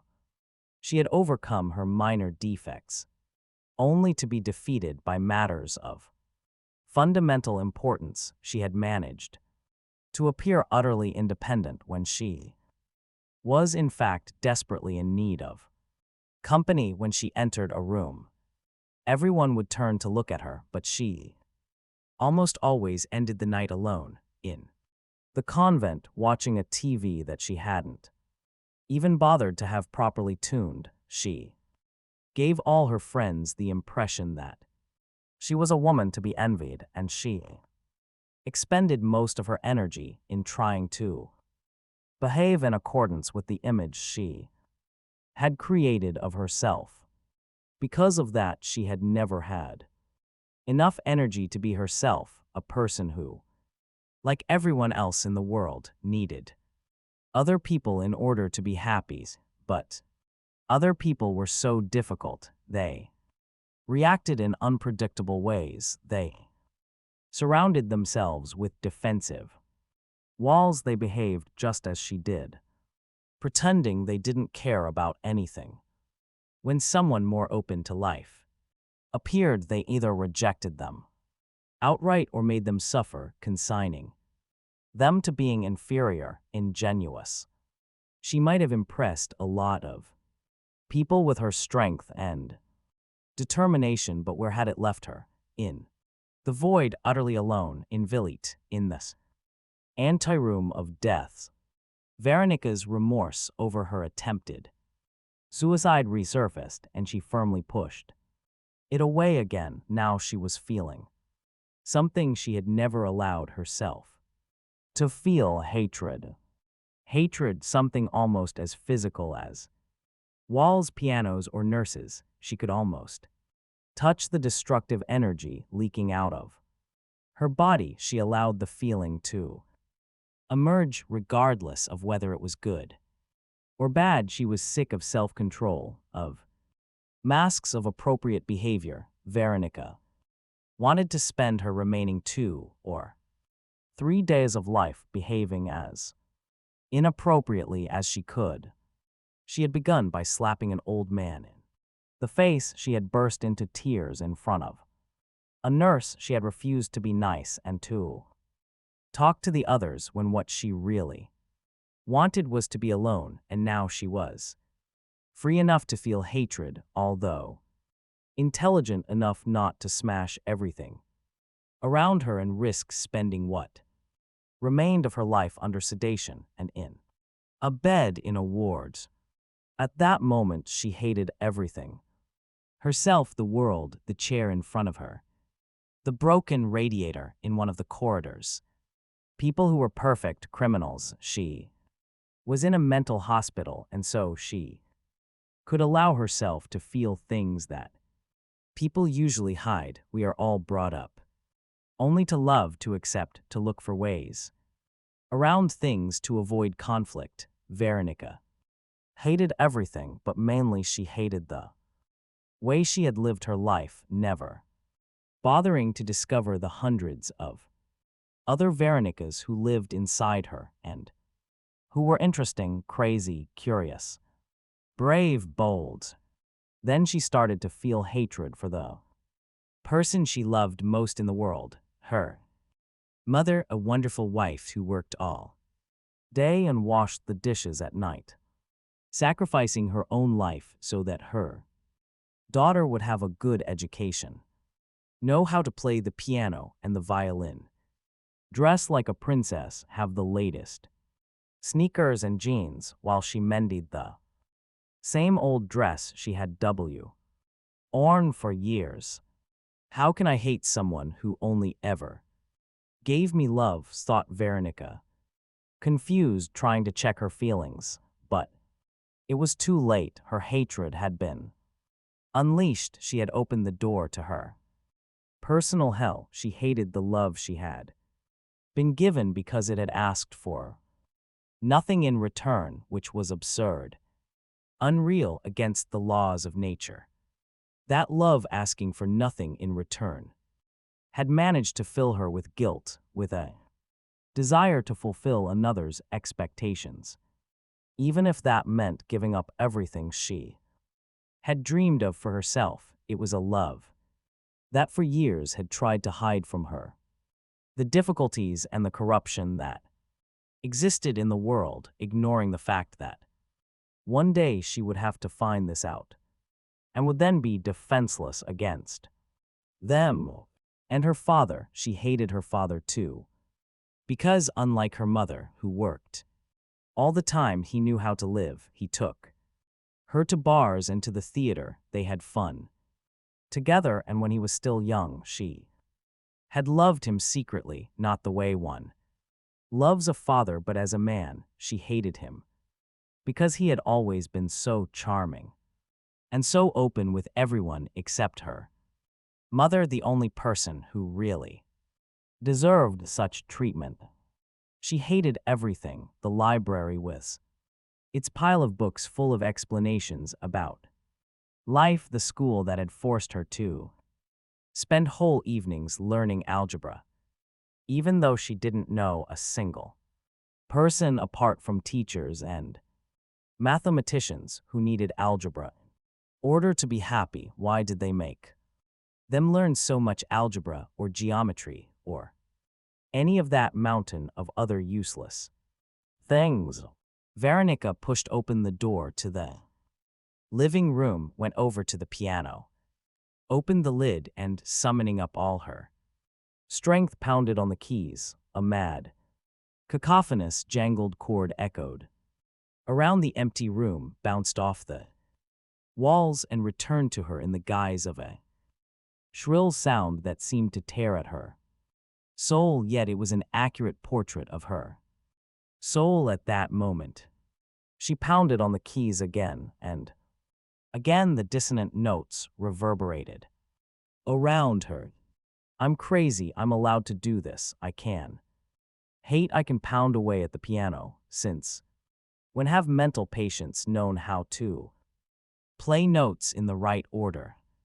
She pounded the piano again, once, twice, 10, 20 times, and each time she did it, her hatred seemed to diminish until it vanished completely. Then once more a deep peace flooded through her, and Veronica again looked out at the starry sky and at the new moon, her favorite, filling the room she was in with gentle light. The impression returned of infinity and eternity walking hand in hand. You only had to look for one of them, for example, the limitless universe, to feel the presence of the other, time that never ends, that never passes, that remains in the present, where all of life's secrets lie. As she had been walking from the ward to that room, she had felt such pure hatred that now she had no more rancor left in her heart. She had finally allowed her negative feelings to surface, feelings that had been repressed for years in her soul. She had actually felt them, and they were no longer necessary. They could leave. She sat on in silence, enjoying the present moment, letting love fill up the empty space left behind by hatred. When she felt the moment had come, she turned to the moon and played a sonata in homage to it, knowing that the moon was listening and would feel proud, and that this would provoke the jealousy of the stars. Then she played music for the stars, for the garden, for the mountains she could not see in the darkness, but which she knew were there. While she was playing that music for the garden, another crazy person appeared. Edouard, a schizophrenic who was beyond all cure. She was not frightened by his presence. On the contrary, she smiled, and to her surprise, he smiled back. The music could penetrate even his remote world, more distant than the moon itself. It could even perform miracles. I must buy a new key ring, thought Dr. Igor as he opened the door to his small consulting room in Villit. The old one was falling to pieces, and a small decorative metal shield had just fallen to the floor. Dr. Igor bent down and picked it up. What should he do with that shield bearing the Ljubljana coat of arms? He might as well throw it away, although he could have it mended and ask them to make a new leather strap, or else he could give it to his nephew to play with. Both Alternatives seemed equally absurd. A key ring doesn't cost very much, and his nephew had no interest in shields. He spent all his time watching television or playing with electronic toys imported from Italy. Dr. Igor could still not bring himself to throw it out, however, so he put it back in his pocket. He would decide what to do with it later on. That was why he was the director of the hospital and not a patient, because he thought a lot before making any decisions. He turned on the light as winter advanced. Dawn came ever later. Location, divorce, and the absence of light were the main reasons for the increase in the number of cases of depression. Dr. Igor was hoping that spring would arrive early and solve half his problems. He looked at his diary for the day. He needed to find some way to prevent Eduard from dying of hunger. His schizophrenia made him unpredictable, and now he had stopped eating. Dr. Igor had already prescribed intravenous feeding, but he couldn't keep that up for ever. Eduard was a strong young man of 28, but even with an IV drip, he would eventually waste away, becoming more and more skeletal. What would Eduard's father think? He was one of the young Slovene Republic's best-known ambassadors. He had been one of the people behind the delicate negotiations with Yugoslavia in the early 1990s. He, after all, had managed to work for years for the Belgrade government, surviving his detractors who accused him of working for the enemy, and he was still in the diplomatic corps. Except this time, he represented a different country. He was a powerful and influential man, feared by everyone. Dr. Igor felt momentarily worried, just as before he had been worried about the shield on his K-ring, but he immediately dismissed the thought. As far as the ambassador was concerned, it did matter whether his son looked well or not. He had no intention of taking him to official functions or having Eduard accompany him to the various places in the world where he was sent as a government representative. Eduard was in Vilit, and there he would stay forever, or at least as long as his father continued earning his nice fat salary. Dr. Igor decided to stop the intravenous feeding and allow Eduard to waste away little more until he felt like eating again. If the situation got worse, he would write a report and pass responsibility on to the Council of Doctors who administered Vilit. The best way to avoid trouble is to share responsibility. His father had taught him. He had been a doctor too, and although he had had various deaths on his hands, he had never had any problem with the authorities. Once Dr. Igor had ordered Eduard's treatment to stop, he moved on to the next case. According to the report, Zedka Mendel had completed her course of treatment and could be allowed to leave. Dr. Igor wanted to see for himself. There was nothing a doctor dreaded more than getting complaints from the families of patients who had been in Vilit, which was what nearly always happened, for it was rare for a patient to readjust successfully to normal life after a period spent in a mental hospital. It wasn't the fault of the hospital or of any of the hospitals scattered around the world. The problem of readjustment was exactly the same everywhere. Just as prison never corrects the prisoner, it only teaches him to commit more crimes. So hospitals merely got patients used to a completely unreal world where everything was allowed and where no one had to take responsibility for their actions. There was only one way out: to discover a cure for insanity. and Dr. Igor has engaged his heart and soul in just that, developing a thesis that would revolutionize the psychiatric world. In mental hospitals, temporary patients who lived alongside incurable patients began a process of social degeneration that, once started, was impossible to stop. Zedka Mendel would come back to the hospital, eventually this time of her own volition, complaining of non-existent ailments, simply in order to be close to people who seemed to understand her better than those in the outside world. If, however, he could find a way of combating vitriol, the poison which Dr. Igor believed to be the cause of insanity, his name would go down in history, and people would finally know where Slovenia was. That week he had been given a heaven-sent opportunity in the shape of a would-be suicide. He was not going to lose this opportunity for all the money in the world.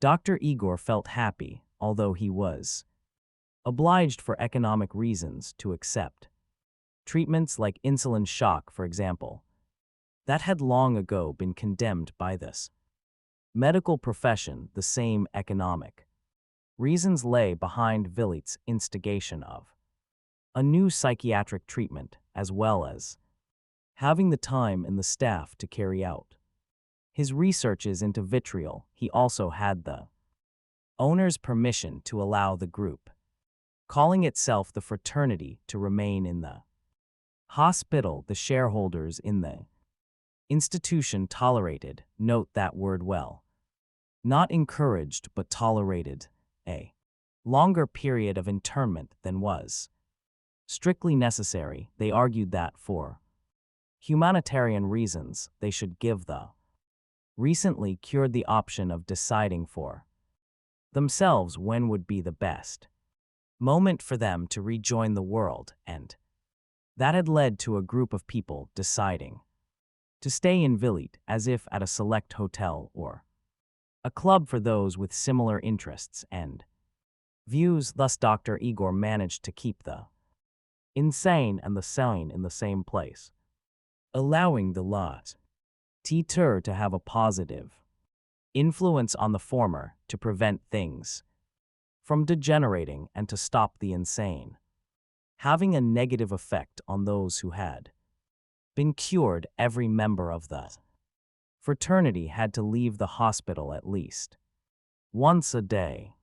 Dr. Igor knew that the reasons given by the shareholders for allowing the presence of healthy people in the hospital, humanitarian reasons, they said, were just an excuse. They were afraid that Ljubljana, Slovenia's small but charming capital, did not have a sufficient number of wealthy, crazy people to sustain this expensive modern building. Besides, the public health system ran a number of first-class mental hospitals of its own, and that left Vilit at a disadvantage in the mental health market. When the shareholders had converted the old barracks into a hospital, their target market had been the men and women likely to be affected by the war with Yugoslavia. The war, however, had been brief. The shareholders had felt certain that war would return, but it didn't. Moreover, recent research had shown that while wars did have their psychological victims, they were far fewer than, say, the victims of stress, tedium, congenital illness, loneliness, and rejection. When a community had a major problem to face, for example, war, hyperinflation, or plague, there was a slight increase in the number of suicides, but a marked decline in cases of depression, paranoia, and psychosis. These returned to their normal levels as soon as that problem had been overcome, indicating, or so Dr. Igor thought, that people only allow themselves the luxury of being insane when they are in a position to do so. He had before him another recent Survey this time from Canada, the country. An American newspaper had recently voted to have the highest standard of living. Dr. Igor read. According to Statistics Canada, 40% of people between 15 and 34, 33% of people between 35 and 54, and 20% of people between 55 and 64 have already had some kind of mental illness. It is thought that 1 in every 5 individuals suffers some form of psychiatric disorder, and 1 in every 8 Canadians will be hospitalized at least once in their lifetime because of mental disturbances. They've got a bigger market there than we have, he thought. The happier people can be, the unhappier they are.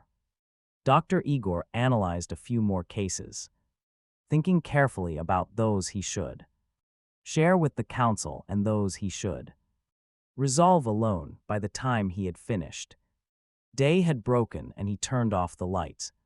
He immediately ordered his first appointment to be shown in, the mother of the patient who had tried to commit suicide. I'm Veronica's mother. How is my daughter?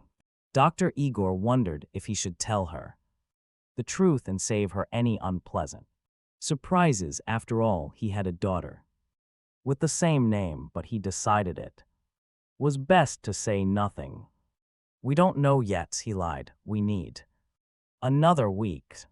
I've no idea why Veronica did it, said the woman tearfully. We've always been loving parents. We sacrificed everything to give her the best possible upbringing.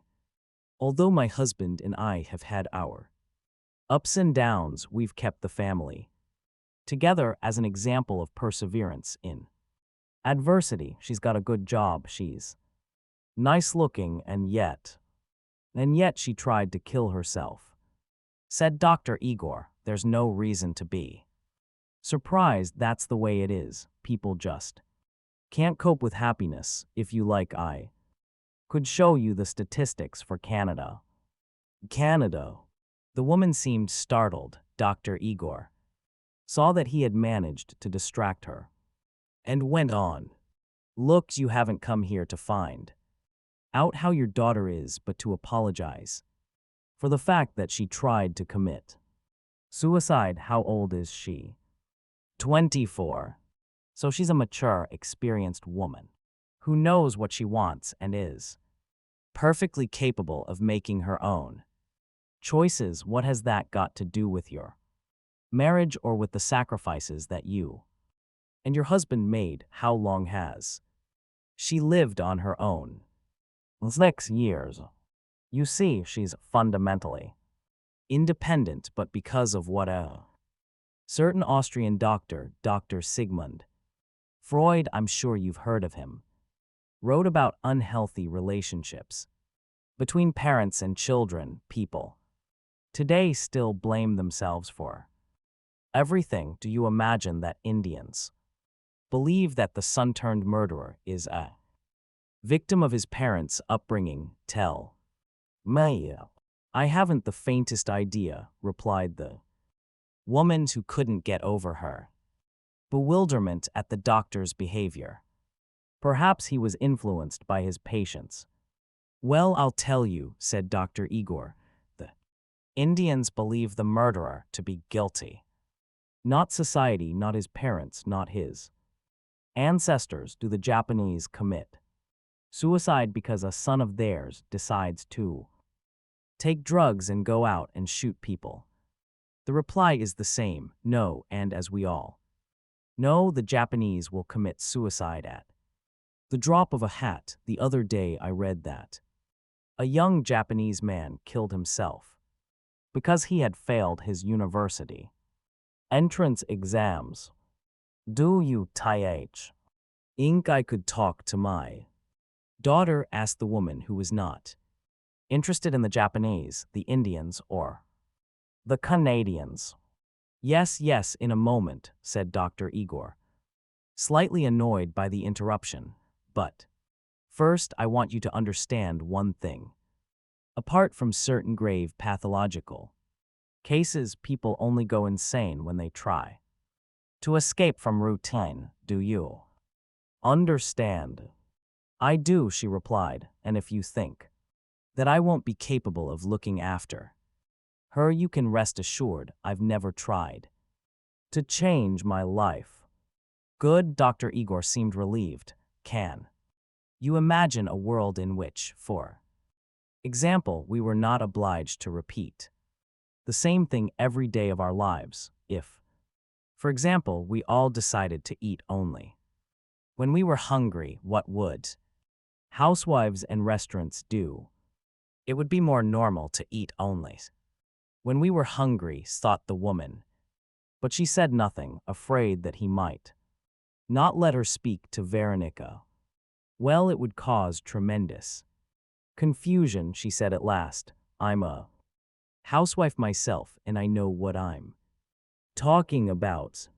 So we have breakfast, lunch, and supper. We have to wake up at a certain hour every day and rest once a week. Christmas exists so that we can give each other presents, Easter so that we can spend a few days at the lake. How would you like it if your husband were gripped by a sudden, passionate impulse and decided he wanted to make love in the living room? The woman thought, what is the man talking about? I came here to see my daughter. I would find it very sad, she said, carefully, hoping she was giving the right answer. Excellent, roared Dr. Igor.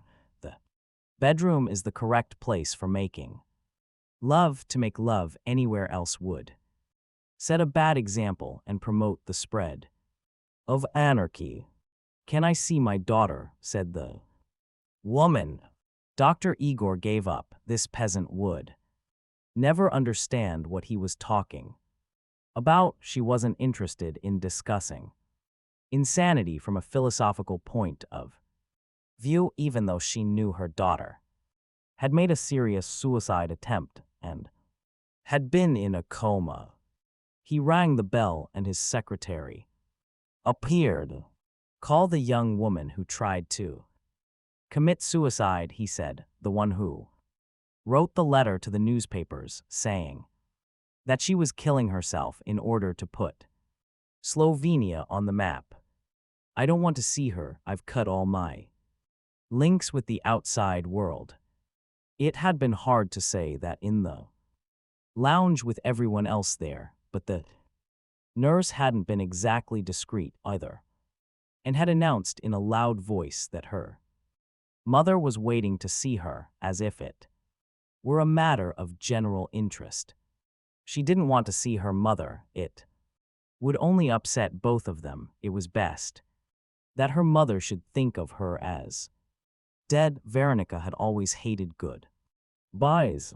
The man disappeared whence he had come, and she went back to looking at the mountains. After a week, the sun had finally returned, something she had known would happen the previous night because the moon had told her while she was playing the piano. No, that's crazy. I'm losing my grip. Planets don't talk, or only to self-styled astrologers. If the moon spoke to anyone, it was to that schizophrenic.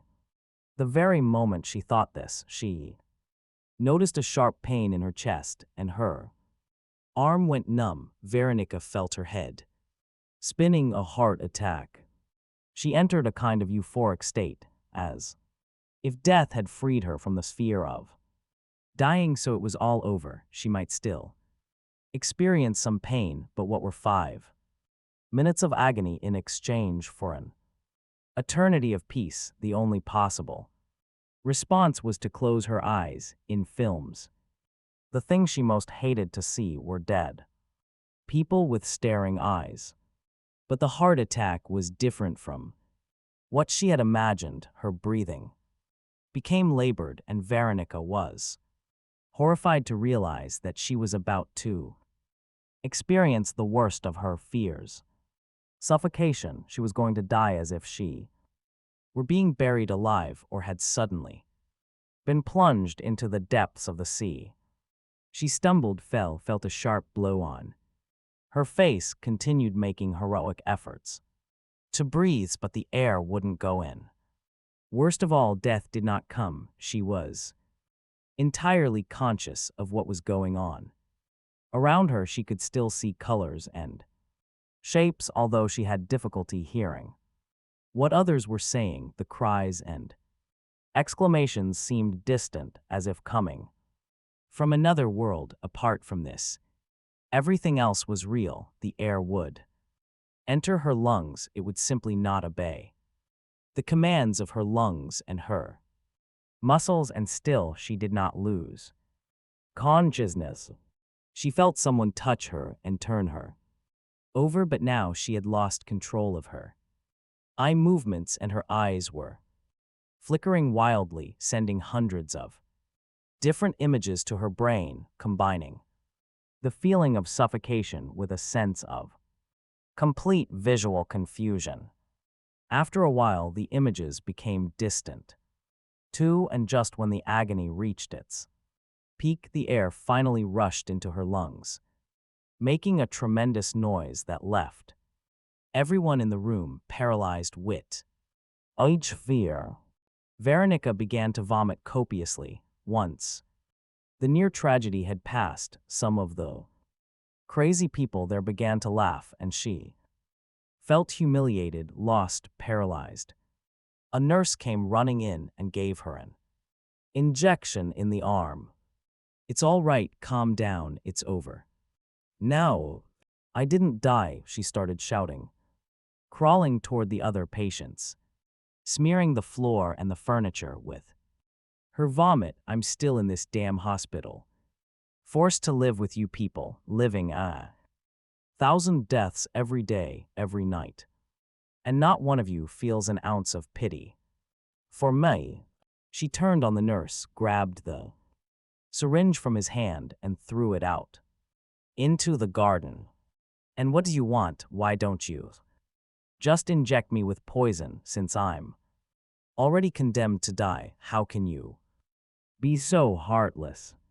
Unable to control herself any longer, she sat down on the floor again and started crying uncontrollably, shouting, sobbing loudly, while some of the patients laughed and made remarks about her filthy clothes. "Give her a sedative," said a doctor, hurrying in. "Get this situation under control." The nurse, however, was frozen to the spot. The doctor went out again and returned with 2 more male nurses and another syringe. The men grabbed the hysterical girl struggling in the middle of the room while the doctor injected the last drop of sedative into a vein in her vomit-smeared arm. She was in Dr. Igor's consulting room, lying on an immaculate white bed with clean sheets on it. He was listening to her heart. She was pretending that she was still asleep, but something inside her must have changed, judging by the doctor's muttered words.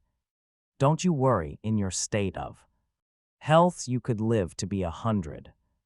Veronica opened her eyes. Someone had taken her clothes off. Who? Dr. Igor. Did that mean he had seen her naked? Her brain wasn't working properly. "What did you say?" "I said not to worry." "No, you said I could live to be 100. The doctor went over to his desk.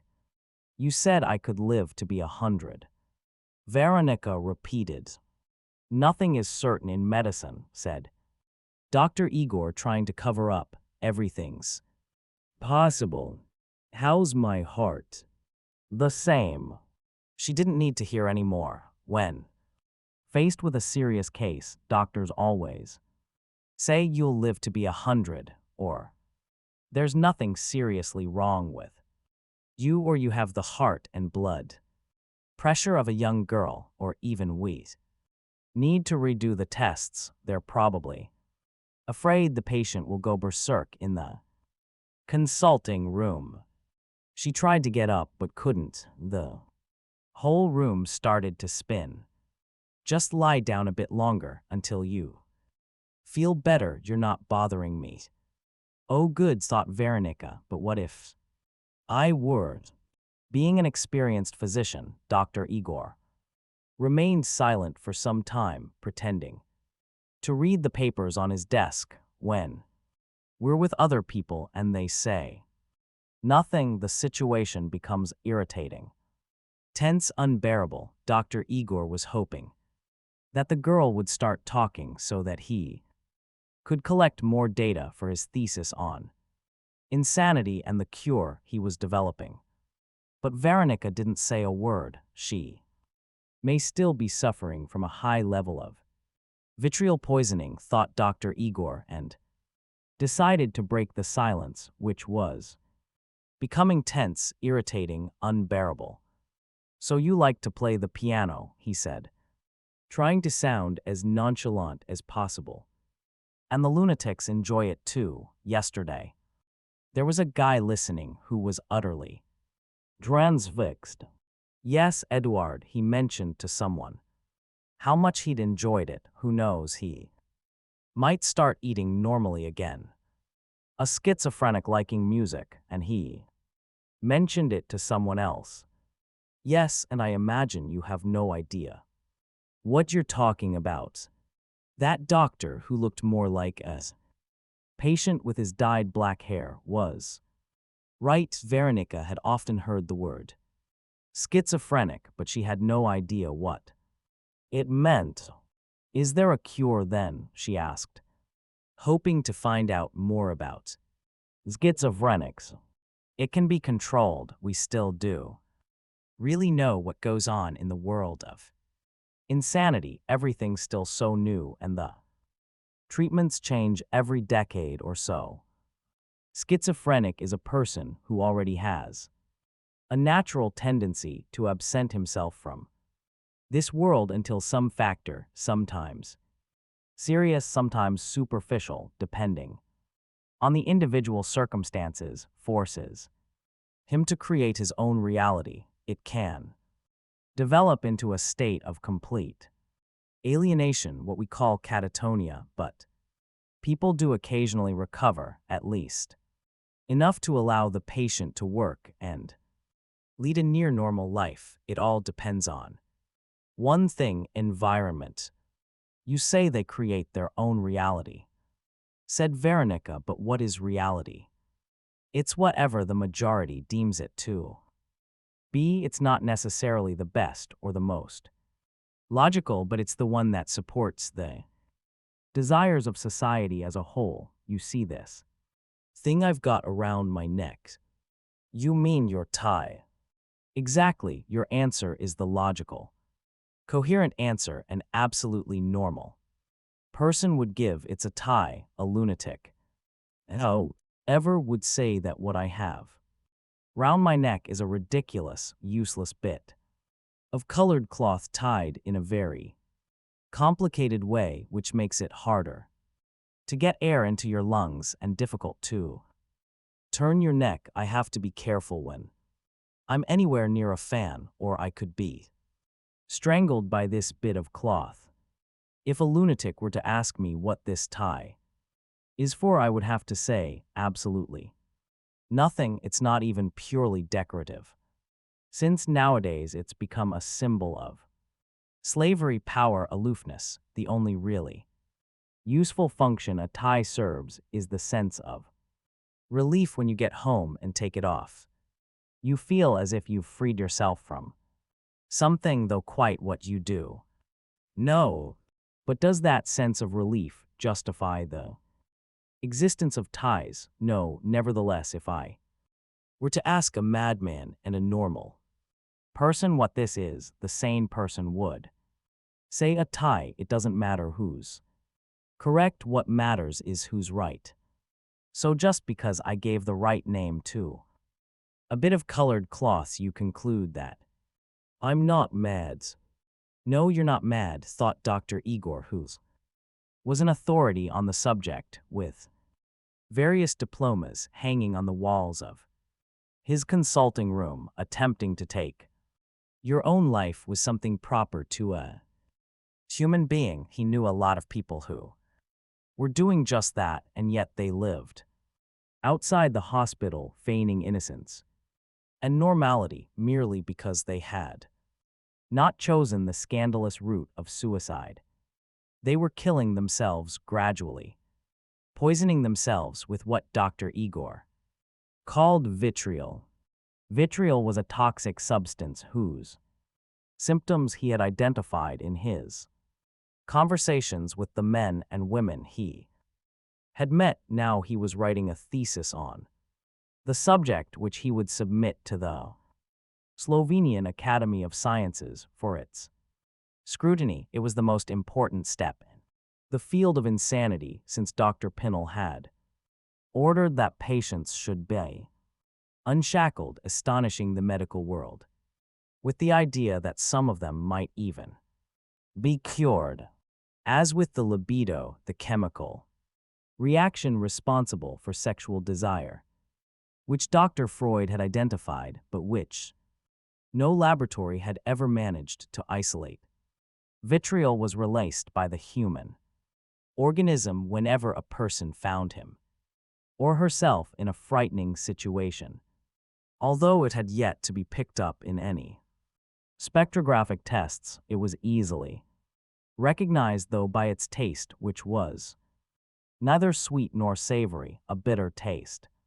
Dr. Igor, the as yet unrecognized discoverer of this fatal substance, had given it the name of a poison much favored in the past by emperors, kings, and lovers of all kinds whenever they needed to rid themselves of some obstructive person.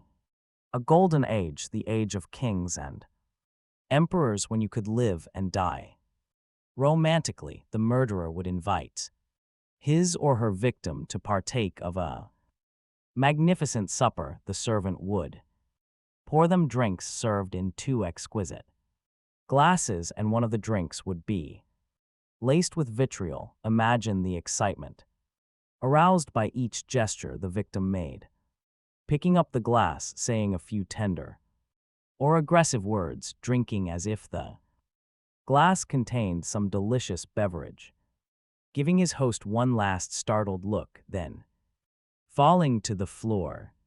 But this poison, which was now very expensive and difficult to obtain, had been replaced by more reliable methods of extermination, revolvers, bacteria, and so on. Dr. Igor, a natural romantic, had rescued this name from obscurity and given it to the disease of the soul he had managed to diagnose, and whose discovery would soon astonish the world.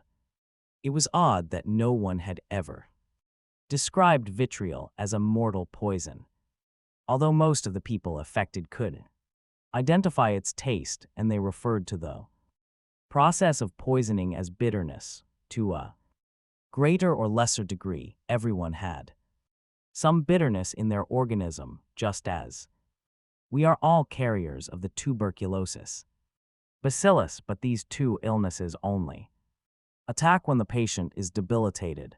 In the case of bitterness, the right conditions for the disease occur when the person becomes afraid of so-called reality.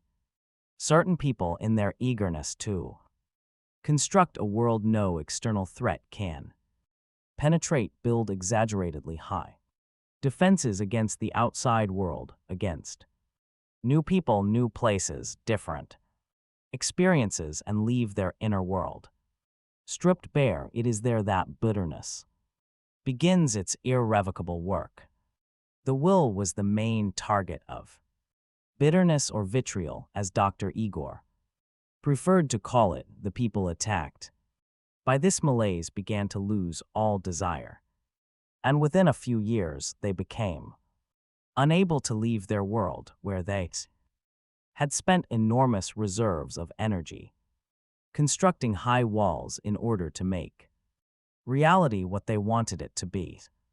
In order to avoid external attack, they had also deliberately limited internal growth. They continued going to work watching television, having children, complaining about the traffic, but these things happened automatically, unaccompanied by any particular emotion. Because, after all, everything was under control.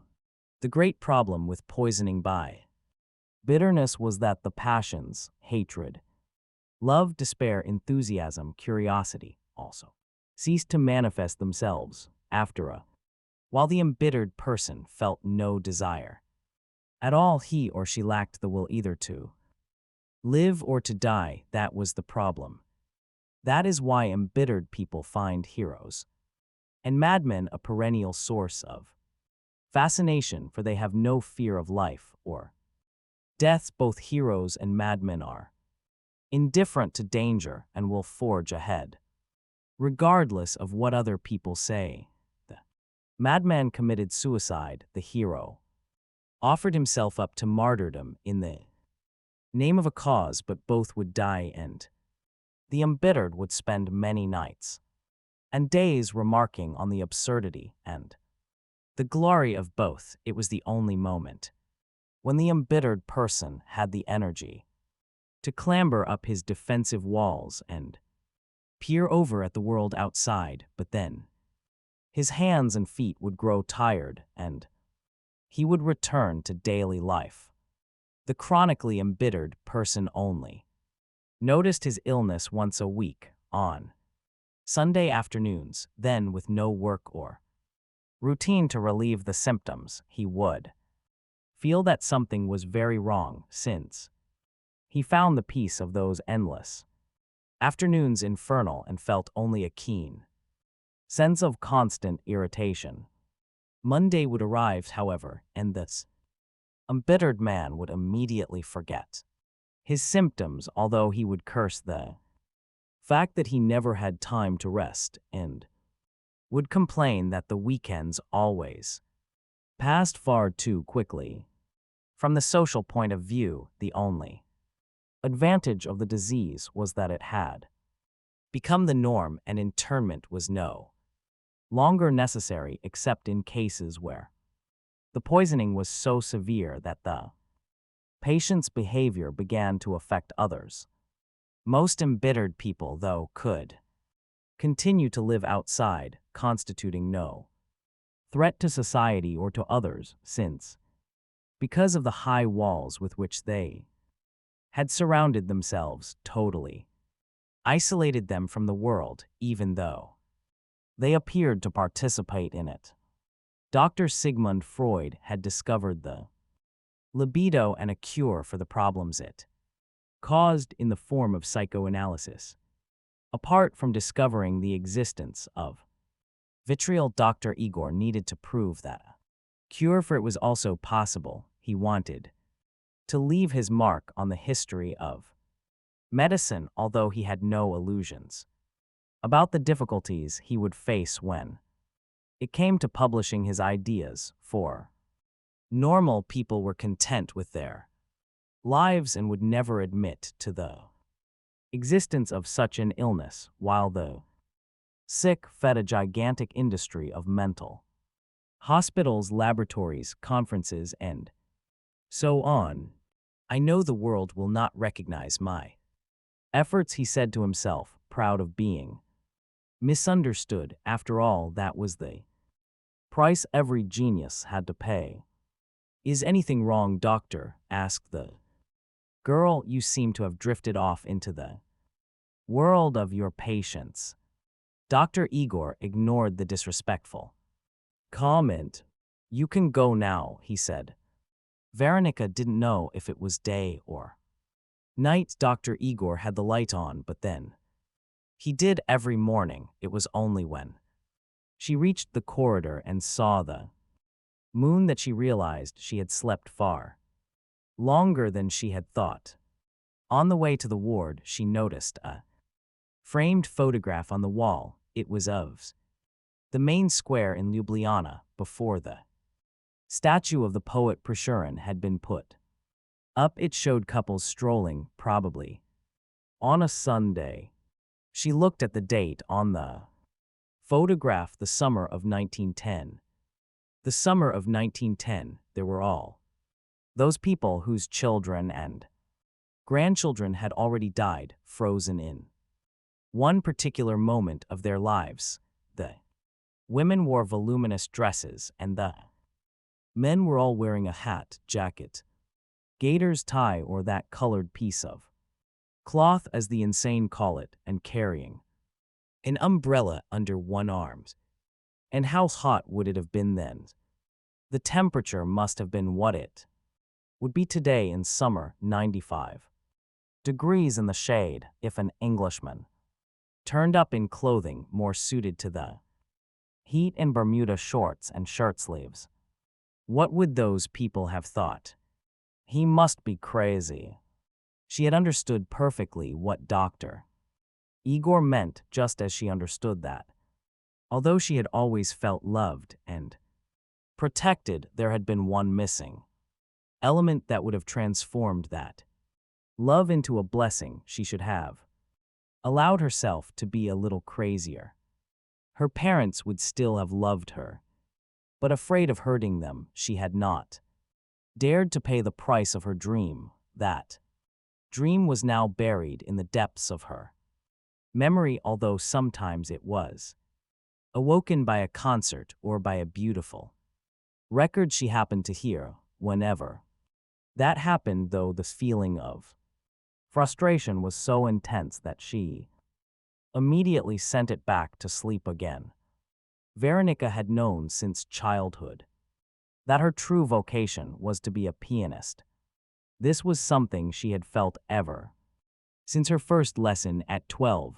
Her teacher had recognized her talent too and had encouraged her to become a professional, but whenever she had felt pleased about a competition she had just won and said to her mother that she intended to give up everything and dedicate herself to the piano, her mother would look at her fondly and say, "No one makes a living playing the piano, my love. But you were the one who wanted me to have lessons, to develop your artistic gifts. That's all. A husband likes that kind of thing in a wife. He can show you off at parties. Forget about being a pianist and go and study law. That's the profession of the future." Veronica did as her mother asked, sure that her mother had enough experience of life to understand reality. She finished her studies, went to university, got a good degree, but ended up working as a librarian. I should have been crazier, but as it undoubtedly happens with most people, she had found this out too late. She was about to continue on her way when someone took her by the arm. The powerful sedative was still flowing in her veins. That's why she didn't react when Eduard, the schizophrenic, delicately began to lead her in a different direction, toward the living room.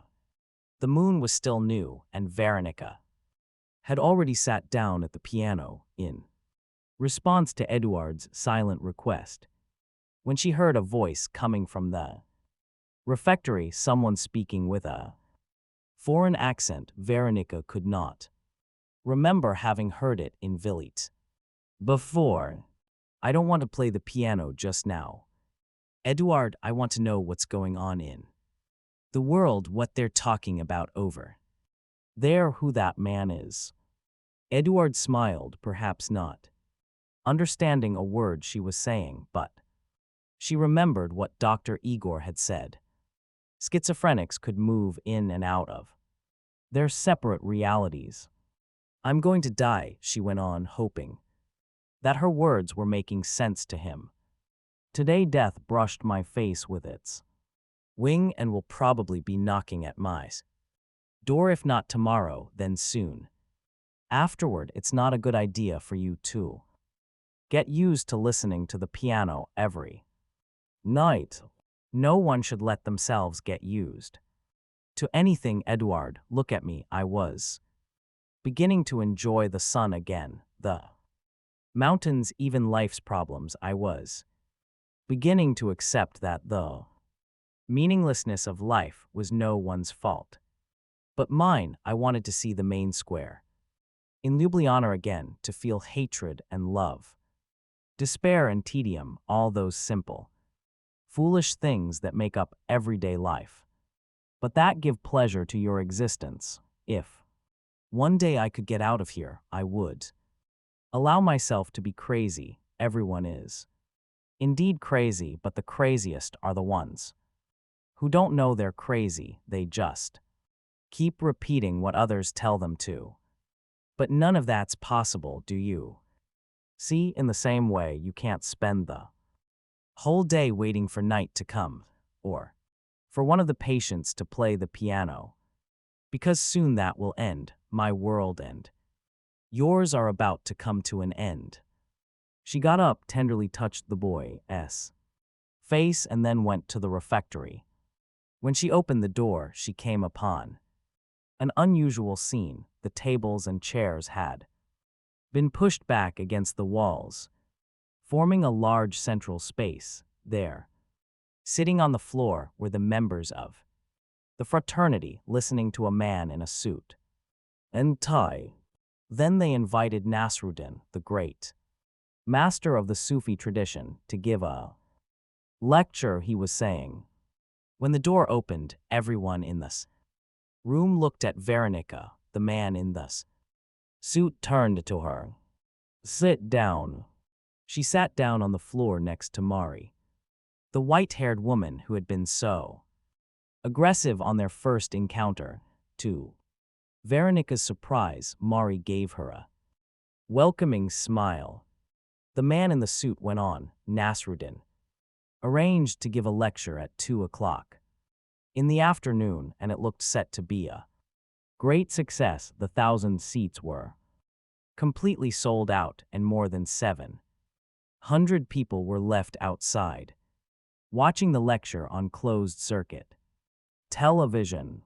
At 2 o'clock precisely, an assistant of Nasruddin's came in, saying that for unavoidable reasons, the lecture would begin late. Some got up indignantly, asked for their money back, and left. Even so, a lot of people remained both inside and outside the lecture hall.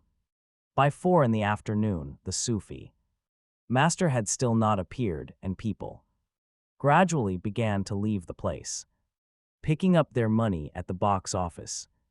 The working day was coming to an end. It was time to go home. By 6 o'clock, the original 1,700 spectators had dwindled to less than 100. At that moment, Nasruddin came in. He appeared to be extremely drunk and began to flirt with a beautiful young woman sitting in the front row. Astonished, the people who had remained began to feel indignant. How could the man behave like that after making them wait 4 solid hours? There were some disapproving murmurs, but the Sufi master ignored them. He went on in a loud voice to say how sexy the young woman was and invited her to go with him to France. Some teacher thought Veronica just as well. I've never believed in such things. Left are cursing the people who were complaining. Nasruddin tried to get up, but fell heavily to the floor, disgusted. More people decided to leave, saying it was pure charlatanism, that they would denounce the degrading spectacle to the press. Only 9 people remained. As soon as the final group of outraged spectators had left, Nasruddin got up. He was completely sober, his eyes glowed, and he had about him an air of great authority and wisdom. "Those of you who stayed are the ones who will hear me," he said. "You have passed through the 2 hardest tests on the spiritual road, the patience to wait for the right moment and the courage not to be disappointed with what you encounter. It is you I will teach." And Nasruddin shared with them some of the Sufi techniques. The man paused and took a strange flute out of his pocket. Let's take a short break now and then we'll do our meditation.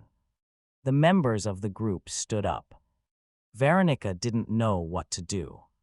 You get up too, said Mari, grabbing her hand. We've got a 5-minute break. I'll leave. I don't want to be in this way. Mari led her to one corner. Haven't you learned anything? Not even.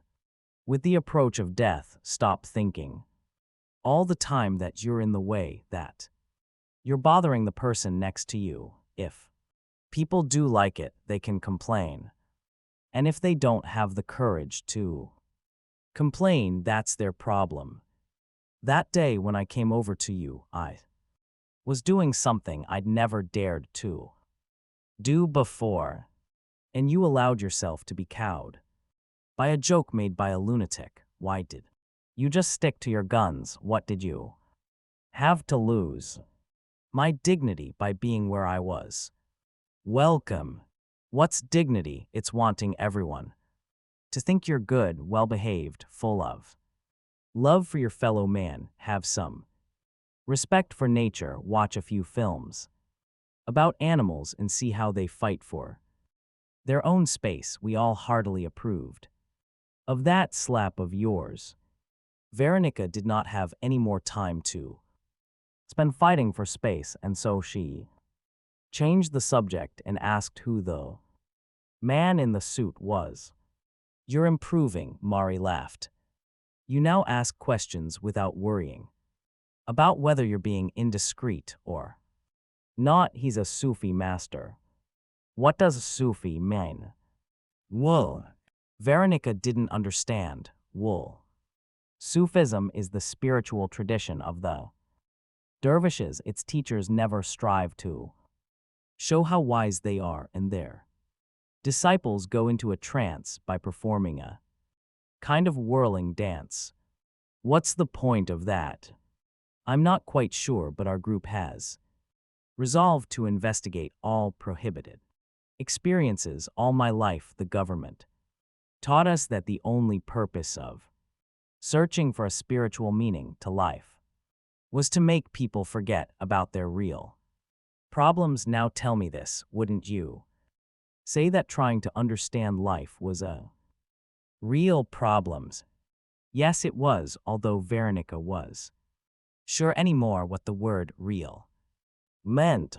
The man in the suit, a Sufi master, according to Mari, asked them all to sit in a circle. From a vase he removed all the flowers but one, a single red rose, and this he placed in the center of the group. You see how far we've come, said Veronica to Mari. Some madman decided it was possible to grow flowers in winter, and nowadays throughout Europe we have roses all year round. Do you think even a Sufi master, with all his knowledge, could do that?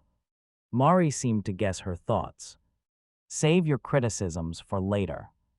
I'll try to, although all I have is the present, and a very brief one too. It seems that's all anyone has, and it's always very brief, although of course some people believe they have a past where they can accumulate things and a future where they will accumulate still more.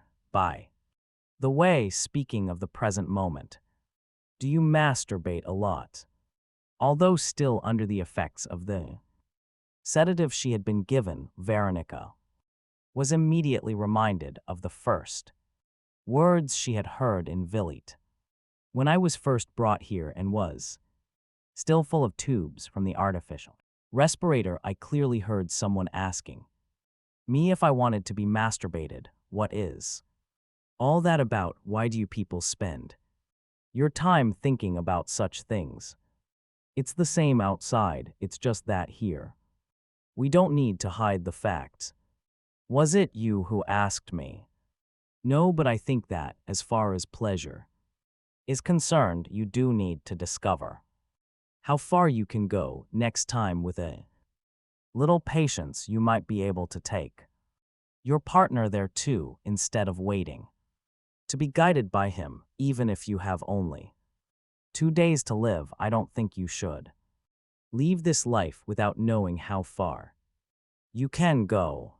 Only if my partner is the schizophrenic, who's right now waiting to hear me play the piano again. He's certainly nice looking. The man in the suit interrupted their conversation with a call for silence. He told everyone to concentrate on the rose and to empty their minds. The thoughts will come back, but try to push them to one side. You have two choices: to control your mind or to let your mind control you. You're already familiar with the latter experience, allowing yourself to be swept along by fears, neuroses, insecurity, for we all have self-destructive tendencies. Don't confuse insanity with a loss of control. Remember that in the Sufi tradition, the master Nasruddin is the one everyone calls the madman, and it is precisely because his fellow citizens consider him insane that Nasruddin can say whatever he thinks and do whatever he wants. So it was with court jesters in the Middle Ages. They could alert the king to dangers that the ministers would not dare to comment on because they were afraid of losing their positions. That's how it should be with you. Stay insane, but behave like normal people. Run the risk of being different, but learn to do so without attracting attention. Concentrate on this flower and allow the real I to reveal itself. What is the real I? Asked Veronica. Perhaps everyone else there knew, but what did it matter? She must learn to care less about annoying others. The man seemed surprised by the interruption, but he answered her question. It's what you are, not what others make of you. Veronica decided to do the exercise, concentrating as hard as she could on discovering who she was. During those days in Vili, she had felt things she had never before felt with such intensity: hatred, love, fear, curiosity, a desire to live. Perhaps Mari was right. Did she really know what it meant to have an orgasm, or had she only gone as far as men had wanted to take her? The man started playing the flute. Gradually, the music calmed her soul, and she managed to concentrate on the rose. It might have been the effect of the sedative, but the fact was that since she had left Dr. Igor's consulting room, she had felt extremely well. She knew she was going to die soon. Why be afraid? It wouldn't help at all. It wouldn't prevent the fatal heart attack. The best plan would be to enjoy the days and hours that remained, doing things she had never done before. The music was soft, and the dim light in the refectory created an almost religious atmosphere. Religion, why didn't she try going deep inside herself and see what remained of her beliefs and her faith? The music, however, was leading her elsewhere. Empty your mind, stop thinking about anything, simply be. Veronica gave herself up to the experience. She stared at the rose, saw who she was, liked what she saw, and felt only regret that she had been so hasty. When the meditation was over and the Sufi master had left, Mari stayed on for a while in the refectory, talking to the other members of the fraternity. Veronica said she was tired and left at once. After all, the sedative she had been given that morning had been strong enough to knock out a horse, and yet she had still had strength enough to remain awake all that time. That's youth for you. It sets its own limits without even asking if the body can take it, yet the body always does. Mari wasn't tired. She had slept late, then decided to go for a walk in Ljubljana. Dr. Igor required the members of this fraternity to leave Villate every day. She had gone to the movies and fallen asleep, again in her seat watching a profoundly boring film about marital conflict. Was there no other subject? Why always repeat the same stories? Husband with lover, husband with wife and sick child, husband with wife, lover and sick child. There were more important things in the world to talk about. The conversation in the refectory did not last long. The meditation had left the group members feeling relaxed, and they were all ready to go back to their wards, except Mari, who instead went out into the garden. On the way, she passed the living room and saw that the young woman had not yet managed to get to bed. She was playing for Eduard the schizophrenic, who had perhaps been waiting all that time by the piano. Like children, the insane will not budge until their desires have been satisfied. The air was icy. Mari came back in, grabbed a coat and went out again. Outside, far from everyone's eyes, she lit a cigarette. She smoked slowly and guiltlessly, thinking about the young woman, the piano music she could hear, and life outside the walls of Villate, which was becoming unbearably difficult for everyone. In Mari's view, this difficulty was due not to chaos or disorganization or anarchy, but to an excess of order. Society had more and more rules and laws that contradicted the rules, and new rules that contradicted the laws. People felt too frightened to take even a step outside the invisible regulations that guided everyone's lives. Mari knew what she was talking about until her illness had brought her to Villate. She had spent 40 years of her life working as a lawyer. She had lost her innocent vision of justice early in her career and had come to understand that the laws had not been created to resolve problems but in order to prolong quarrels indefinitely. It was a shame that all Jehovah gods, it didn't matter what name you gave him, did not live in the world today, because if he did, we would still be in paradise, while he would be mired in appeals, requests, demands, injunctions, preliminary verdicts, and would have to justify to innumerable tribunals his decision to expel Adam and Eve from paradise for breaking an arbitrary rule with no foundation in law of the tree of the knowledge of good and evil. Thou shalt not eat. If he had not wanted that to happen, why did he put the tree in the middle of the garden and not outside the walls of paradise? If she were called upon to defend the couple, Mari would undoubtedly accuse God of administrative negligence because, in addition to planting the tree in the wrong place, he had failed to surround it with warnings and barriers, had failed to adopt even minimal security arrangements, and had thus exposed everyone to danger.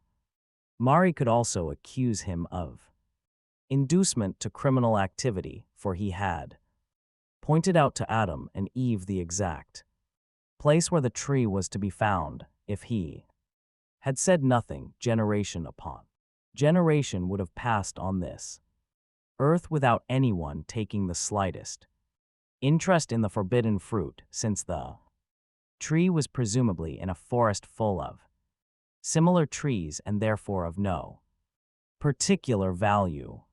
But God had proceeded quite differently. He had devised a rule and then found a way of persuading someone to break it merely in order to invent punishment. He knew that Adam and Eve would become bored with perfection and would, sooner or later, test his patience.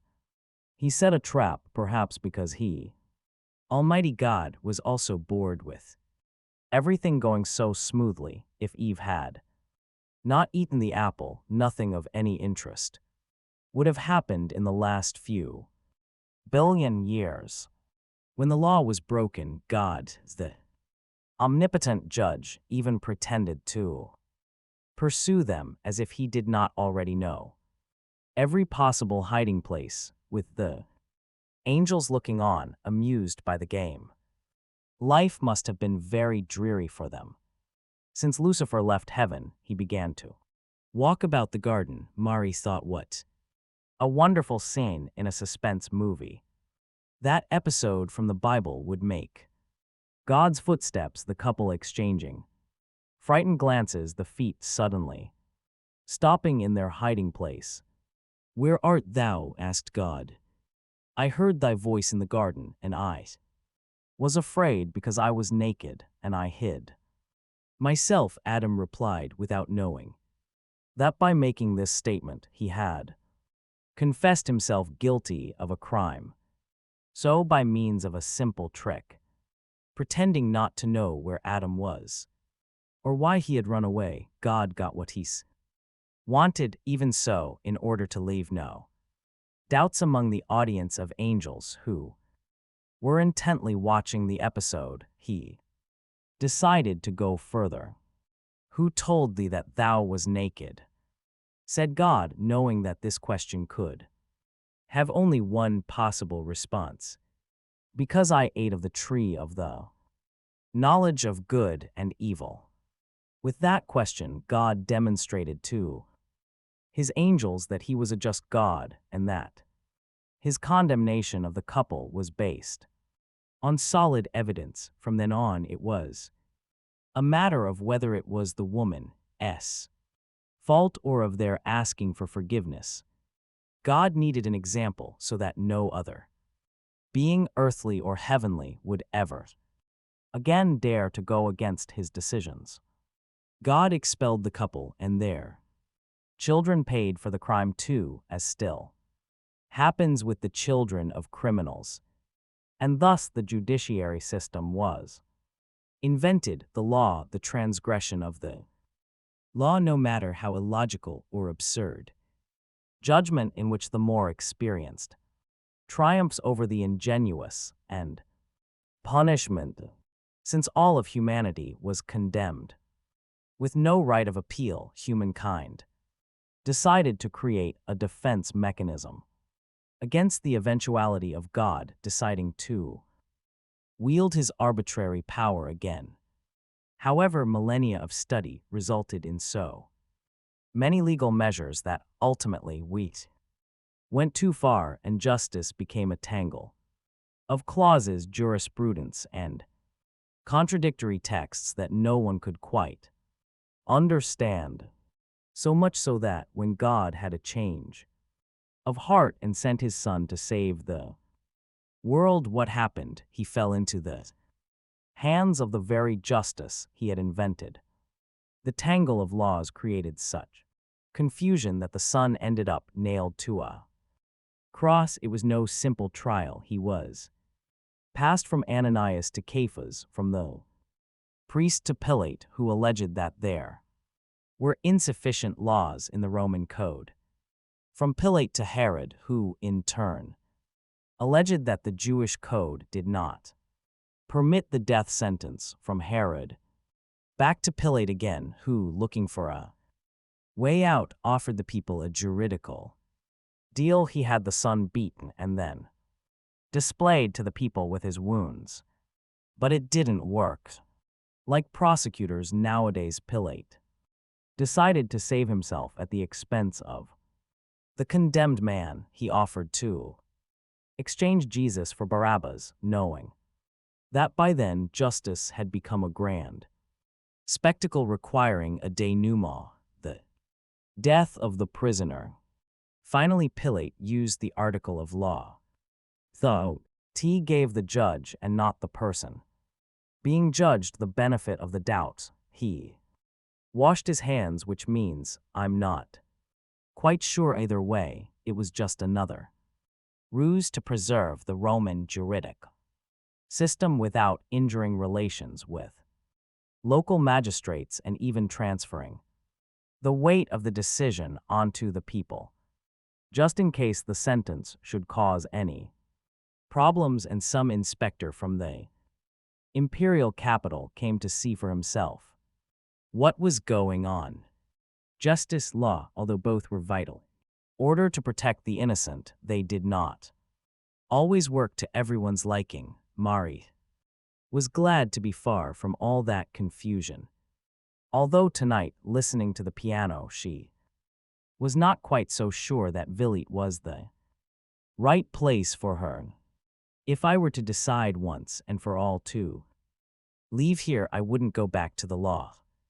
I'm not going to spend my time with crazy people who think they're normal and important, but whose sole function in life is to make everything more difficult for others. I'll be a seamstress and embroiderer. I'll sell fruit outside the municipal theater. I've already made my contribution to the feudal insanity of the law. In Villiet, you were allowed to smoke, but not to stub your cigarette out on the lawn. With great pleasure, she did what was forbidden, because the great advantage of being there was not having to respect the rules and not even having to put up with any major consequences if you broke them. She went over to the front gate. The guard. There was always a guard there. After all, that was the law. Nodded to her and opened the door. I'm not going out, she said. Lovely piano music, said the guard. I've listened to it nearly every night. It won't last much longer, she said, and walked rapidly away so as not to have to explain. Mari remembered what she had read in the young girl's eyes the moment she had come into the refectory. Fear. Veronica might feel insecurity, shyness, shame, constraint, but why fear? That was only justifiable when confronted by a real threat: ferocious animals, armed attackers, earthquakes, but not a group of people gathered together in a refectory. But human beings are like that, she thought. We've replaced nearly all our emotions with fear. And Mari knew what she was talking about, because that was what had brought her to Villiet: panic attacks. In her room, Mari had a veritable library of articles on the subject. Now people talked about it openly, and she had recently seen a German television program in which people discussed their experiences. In that same program, a survey revealed that a significant percentage of the population suffers from panic attacks, although most of those affected tried to hide the symptoms for fear of being considered insane. But at the time when Mari had her first attack, none of this was known. It was absolute hell, she thought, lighting another cigarette. The piano was still playing. The girl seemed to have enough energy to play all night. A lot of the inmates had been affected by the young woman's arrival in the hospital, Mari among them. At first she had tried to avoid her, afraid to awaken the young woman's desire to live. Since there was no escape, it was better that she should keep on wanting to die. Dr. Igor had let it be known that, even though she would continue to be given daily injections, her physical condition would visibly deteriorate, and there would be no way of saving her. The inmates had understood the message and kept their distance from the condemned woman. However, without anyone knowing quite why, Veronica had begun fighting for her life, and the only two people who approached her were Zedka, who would be leaving tomorrow and didn't talk that much anyway, and Eduard. Mari needed to have a word with Eduard. He always respected her opinions. Did he not realize he was drawing Veronica back into the world, and that was the worst thing he could do to someone with no hope of salvation? She considered 1,000 ways of explaining the situation to him, but all of them would only make him feel guilty, and that she would never do. Mari thought a little and decided to let things run their normal course. She was no longer a lawyer, and she did not want to set a bad example by creating new laws of behavior in a place where anarchy should reign. But the presence of the young woman had touched a lot of people there, and some were ready to rethink their lives. At one of the meetings with the fraternity, someone had tried to explain what was happening. Deaths in Vili tended to happen suddenly without giving anyone time to think about it, or after a long illness, when death is always a blessing. The young woman's case, though, was dramatic because she was so young and because she now wanted to live again, something they all knew to be impossible.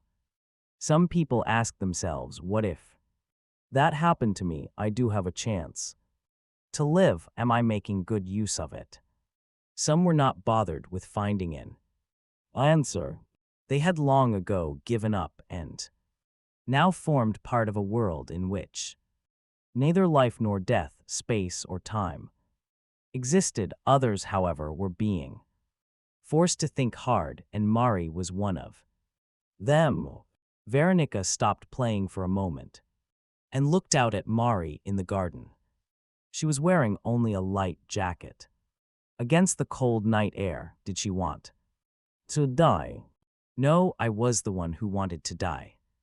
She turned back to the piano. In the last days of her life, she had finally realized her grand dream to play with heart and soul for as long as she wanted, and whenever the mood took her, it did matter to her that her only audience was a young schizophrenic. He seemed to understand the music, and that was what mattered.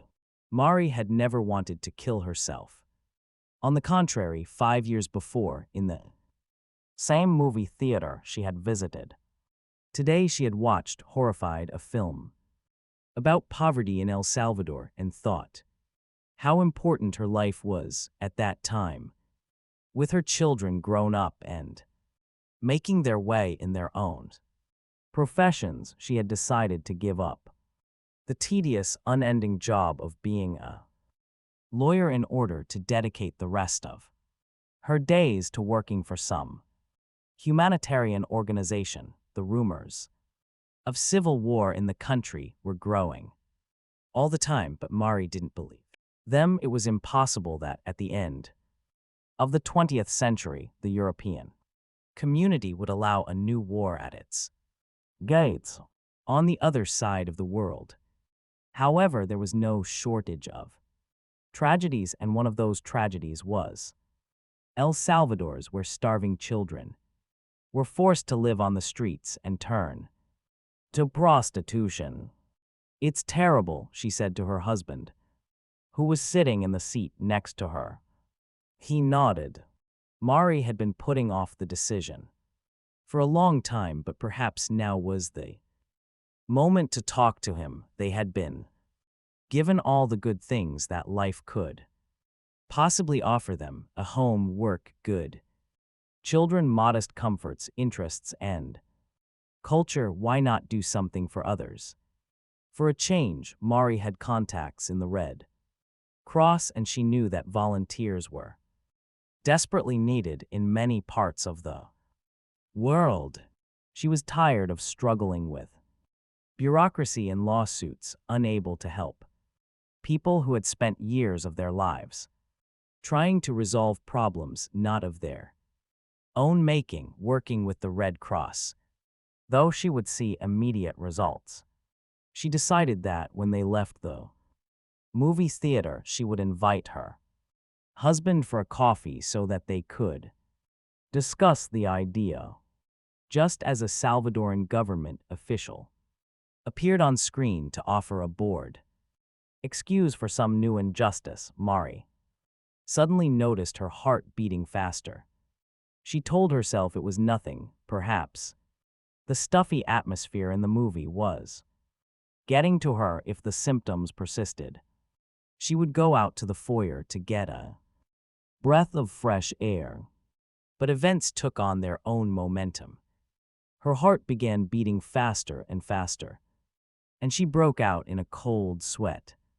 She felt afraid and tried hard to concentrate on the film in an attempt to dispel any negative thoughts, but realized she could no longer follow what was happening on the screen. Mari could see the images and the subtitles, but she seemed to have entered a completely different reality where everything going on around her seemed strange and out of kilter, as if taking place in a world she did not know.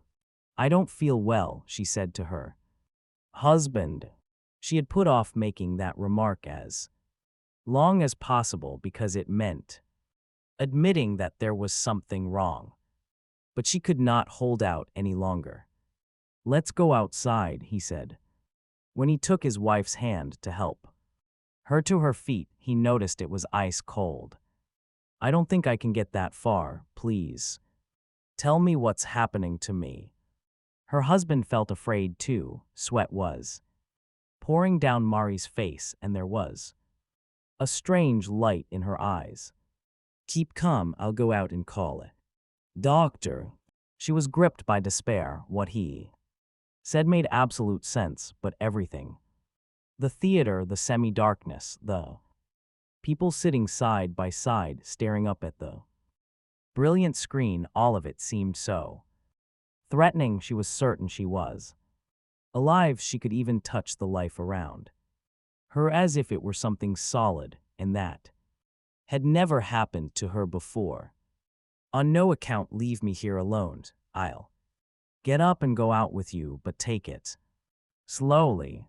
They both made their apologies to the people in the same row and began walking to the exit at the back of the cinema.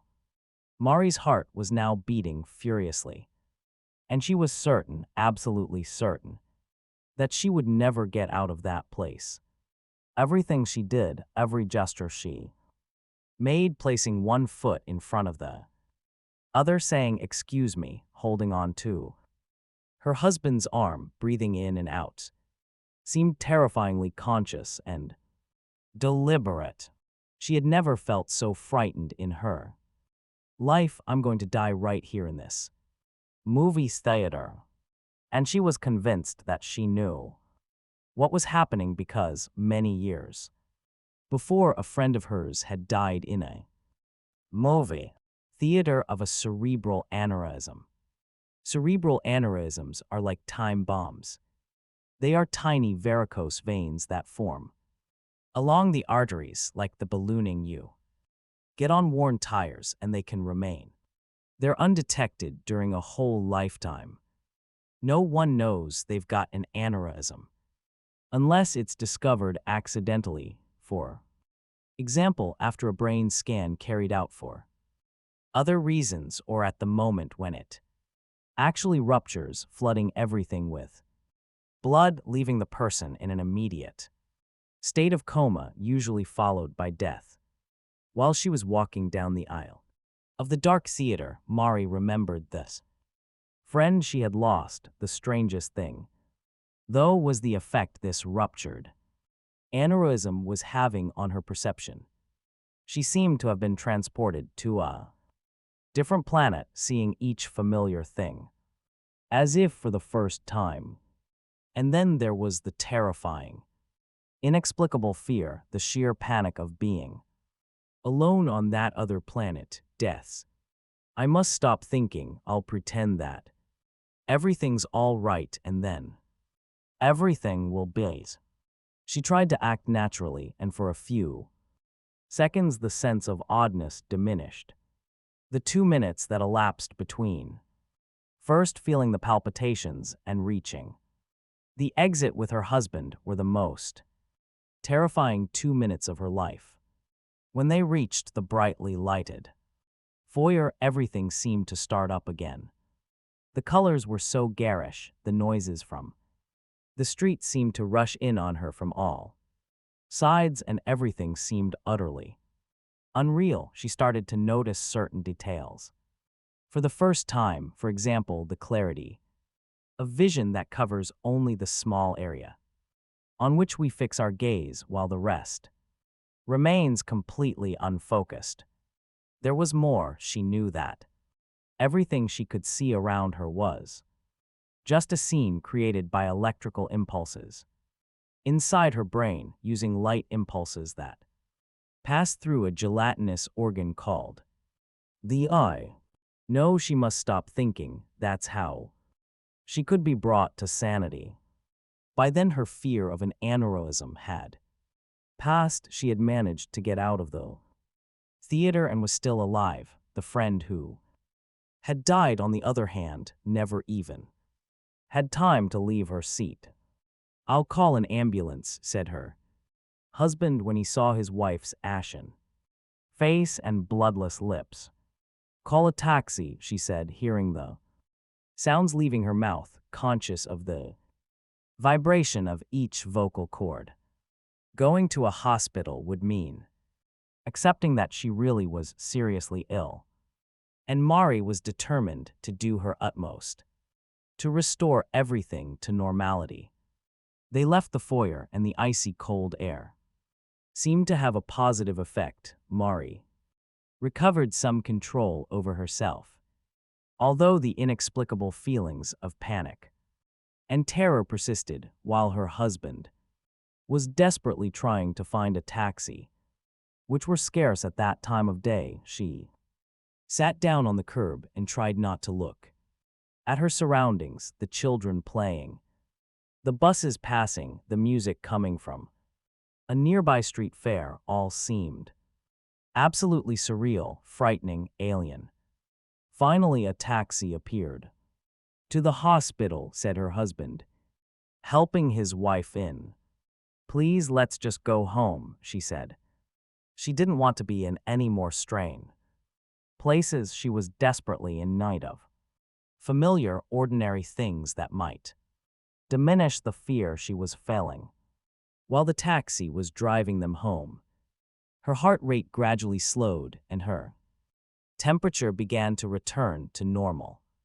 "I'm beginning to feel better," she said. To her husband, it must have been something I ate. When they reached their house, the world again seemed exactly as it had been since her childhood. When she saw her husband go over to the phone, she asked him what he was doing. "I'm going to call a doctor." "There's no need. Look at me. I'm fine." The color had returned to her cheeks.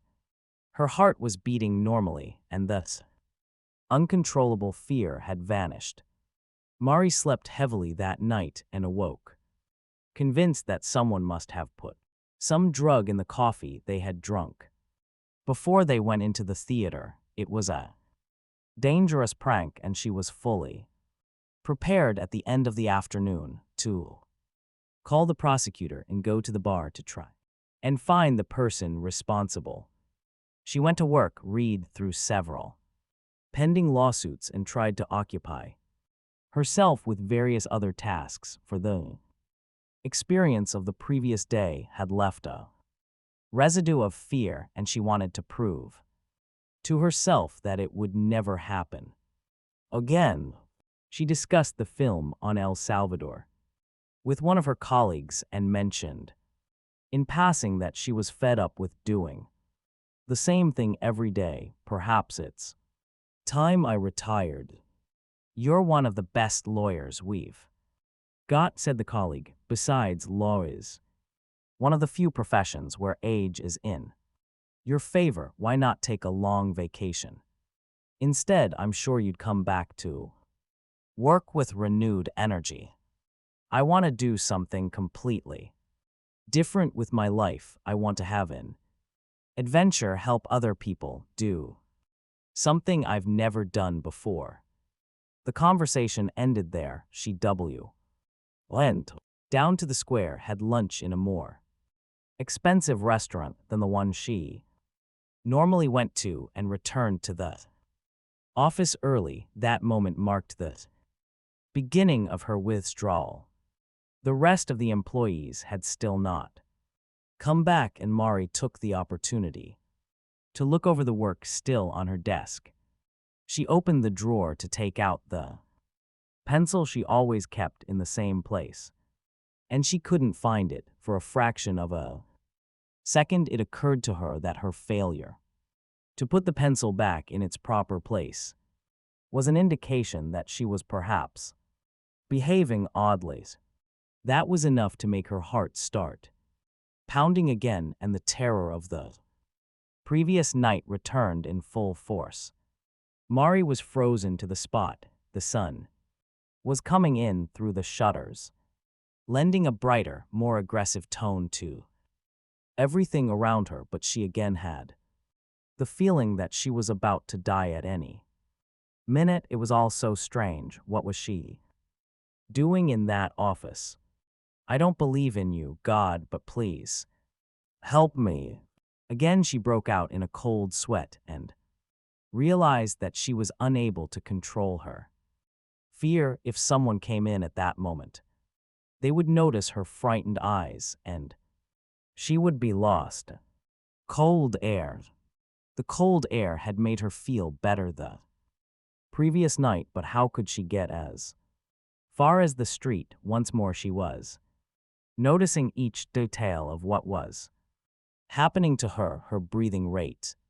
There were moments when she felt that if she did not make a special effort to inhale and exhale, her body would be incapable of doing so itself. The movement of her head, the images succeeded one another, as if there were television cameras whirring inside it, her heart beating faster and faster, her body bathed in a cold, sticky sweat. And then the terror and awful, inexplicable fear of doing anything, of taking a single step, of leaving the chair she was sitting in. It will pass. It had passed last time, but now she was at work. What could she do? She looked at the clock, and it seemed to her an absurd mechanism, two needles turning on the same axis, indicating a measurement of time that no one had ever explained. Why 12 and not 10 like all our other measurements? I mustn't think about these things. They make me crazy. Crazy, perhaps that was the right word to describe what was wrong with her. Summoning all her willpower, she got to her feet and made her way to the toilets. Fortunately, the office was still empty, and in a minute that seemed to last an eternity, she managed to reach them. She splashed her face with water, and the feeling of strangeness diminished, although the fear remained. It will pass, she said to herself. Yesterday it did.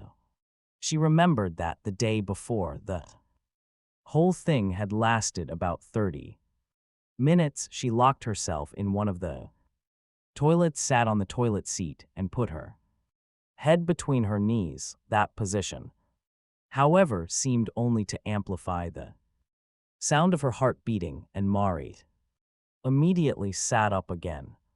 It will pass. She stayed there, thinking that she no longer knew who she was, that she was hopelessly lost. She heard the sound of people coming in and out of the toilets, faucets being turned on and off, pointless conversations about banal subjects. More than once someone tried to open the door of the cubicle where she was sitting, but she said something in a murmur, and no one insisted. The noise of toilets flushing was like some horrendous force of nature, capable of demolishing an entire building and sweeping everyone down into hell.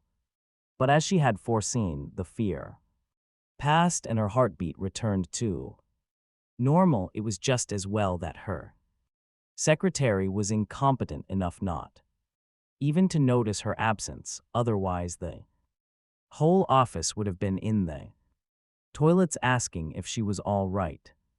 When she knew that she had regained control of herself, Mari opened the Cubicle door again splashed her face with water for a long time and went back to this office. You haven't got any makeup on, said a trainee. Do you want to borrow some of mine? Mari didn't even bother to reply. She went into the office, picked up her handbag and her personal belongings, and told her secretary that she would be spending the rest of the day at home. But you've got loads of appointments, protested her secretary. You don't give orders, you receive them. Do exactly as I say and cancel the appointments. The secretary stared at this woman with whom she had been working for nearly 3 years and who had never once been rude to her before. Something must be seriously wrong with her, perhaps. Someone had told her that her husband was at home with his lover and she wanted to catch them in flagrante. She's a good lawyer, she knows what she's doing, said the girl to herself. Doubtless tomorrow she would come and apologize to her.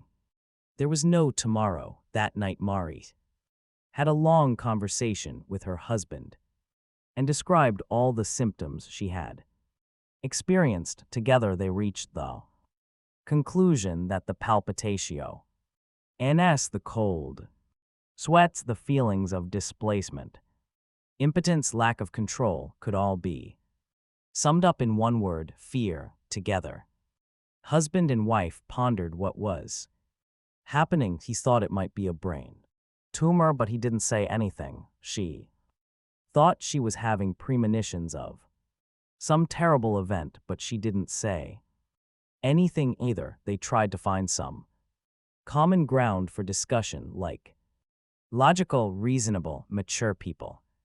Perhaps you'd better have some tests done. Mari agreed on one condition: that no one, not even their children, should know anything about it.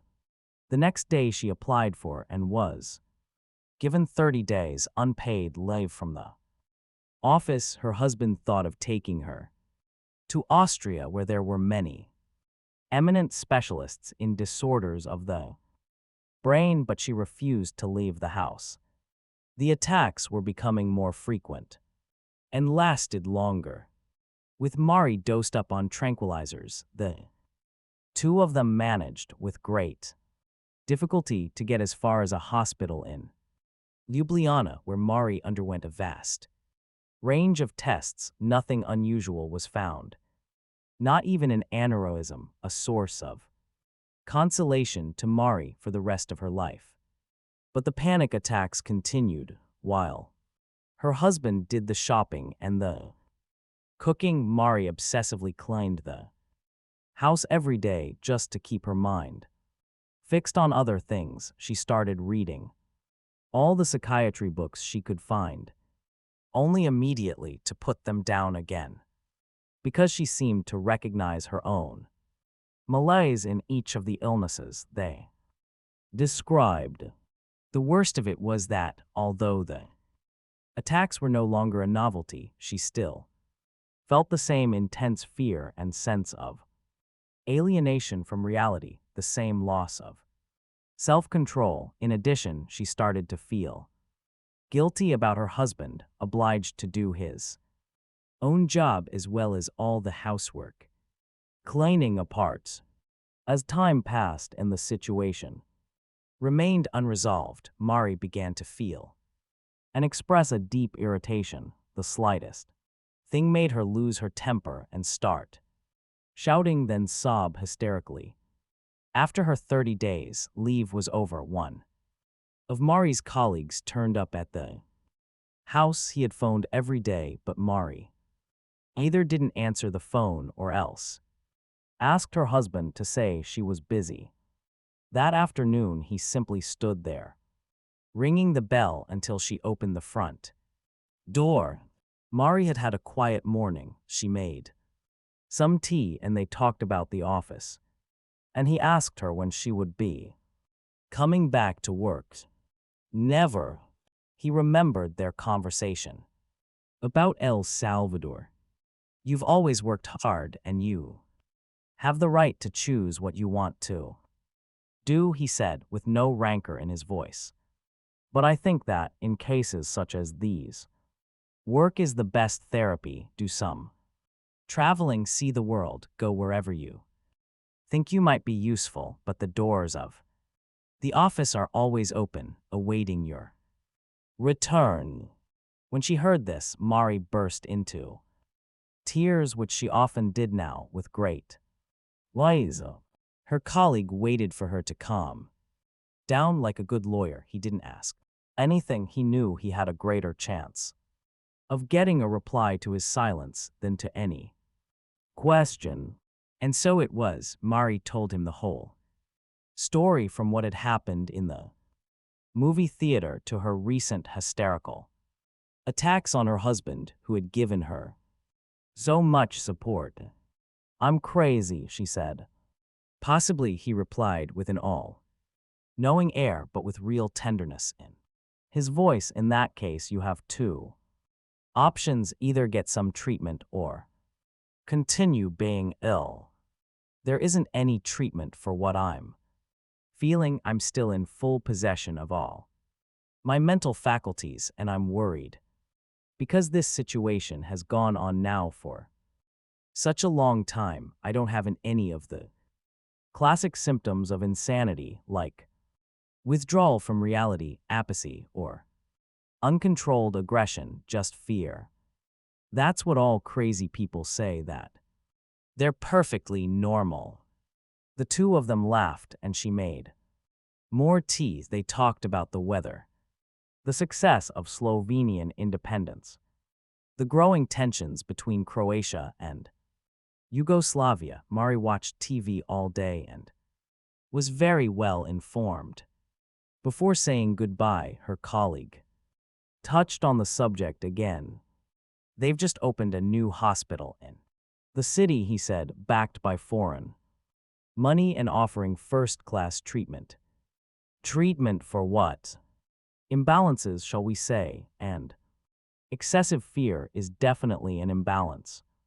Mari promised to think about it, but she still took no real decision. She continued to have panic attacks for another month, until she realized that not only her personal life but her marriage was on the point of collapse. Again, she asked for some tranquilizers, and again she managed to set foot outside the house for only the second time in 60 days.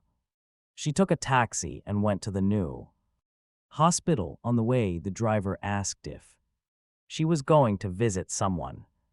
They say it's very comfortable, but apparently they've got some real nutters in there too, and part of the treatment includes electric shocks. I'm going to Roman 6. Sit, someone said Mari.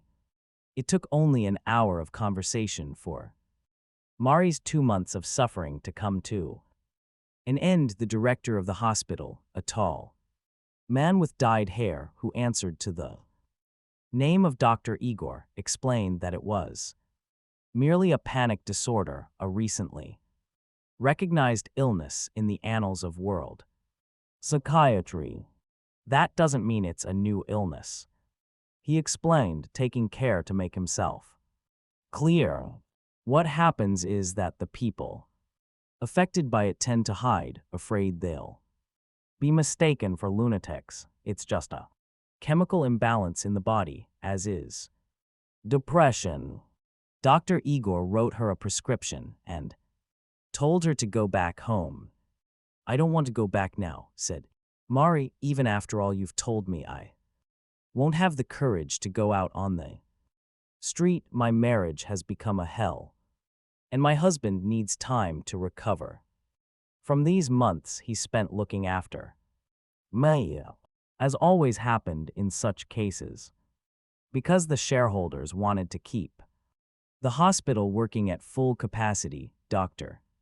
Igor accepted her as a patient, although making it absolutely clear that it was necessary. Mari received the necessary medication, along with the appropriate psychiatric Treatment and the symptoms diminished, and finally disappeared altogether. During that time, however, the story of her internment in the hospital went the rounds of the small city of Ljubljana. Her colleague, the same friend who had a cup of tea with her only weeks ago, the companion who shared with her God, knows how many moments of joy and trepidation came to visit her in Vilit. He complimented her on her courage in following his advice and getting help, but he then went on to explain the real reason for his visit. Perhaps it really is time you retired. Mari knew what lay behind those words. No one was going to entrust their affairs to a lawyer who had been a mental patient. You said that work was the best therapy. I need to come back, even if only for a short time. She waited for a response, but he said nothing. Mari went on, you were the one who suggested I get treatment when I was considering retirement. My idea was to leave on a high note, fulfilled, having made a free, spontaneous decision. I do want to leave my job just like that. Defeated, at least give me a chance to win back my self-esteem, and then I'll ask to retire. The lawyer cleared his throat. I suggested you get treatment. I didn't say anything about going into hospital. But it was a question of survival. I was too afraid to go out into the street. My marriage was falling apart. Mari knew she was wasting her words. Nothing she could say would persuade him. After all, it was the prestige of the office that was at risk. Even so, she tried once more.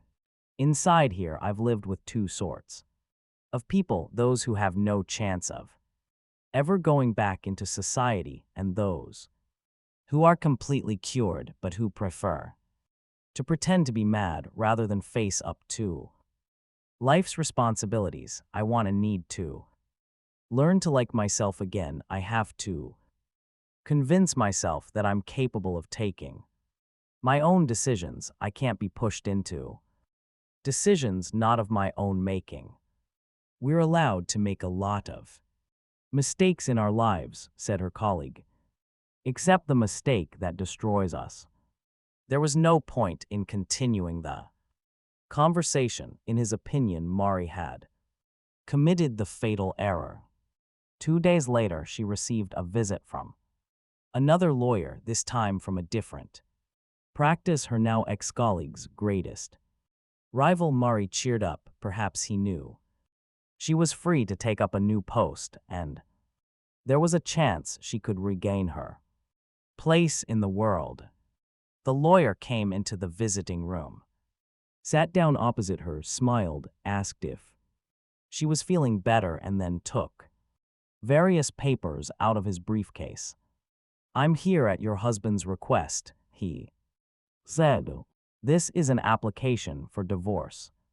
Obviously, he'll continue to pay all your hospital bills for as long as you remain in here. This time, Mari did not attempt to argue. She signed everything, even though she knew that, in accordance with the law she had studied and practiced, she could prolong the quarrel indefinitely. She then went straight to see Dr. Igor and told him that her symptoms had returned. Dr. Igor knew she was lying, but he nevertheless extended her internment for an indefinite period.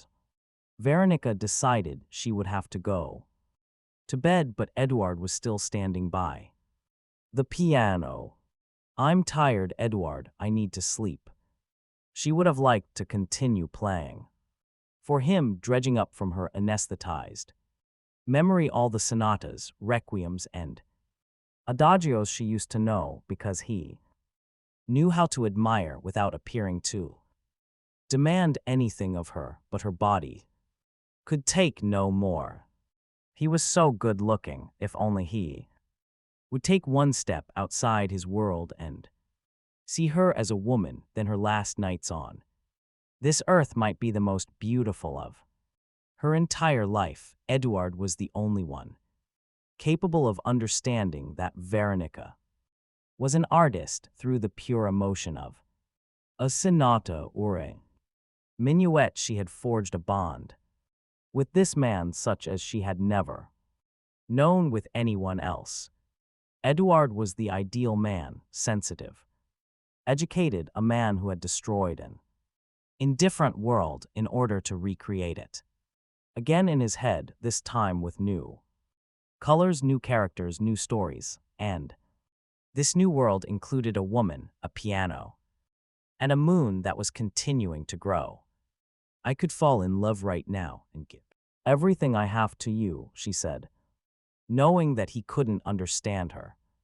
All you ask from me is a little music, but I am much more than I ever thought I was, and I would like to share other things with you that I have only just begun to understand. Eduard smiled. Had he understood? Veronica felt afraid. All the manuals of good behavior say that you should never speak of love so directly and never to a man you barely know, but she decided to continue because she had nothing to lose.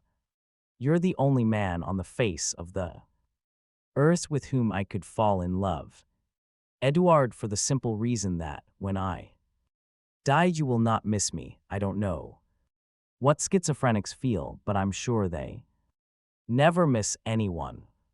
Perhaps, to begin with, you'll miss the fact that there's no more night music, but the moon will still rise. There'll be someone willing to play sonatas for you, especially in a hospital where each and every one of us is a lunatic. She didn't quite know what the relationship was between lunatics and the moon, but it must be a strong one if they used a word like that to describe the insane.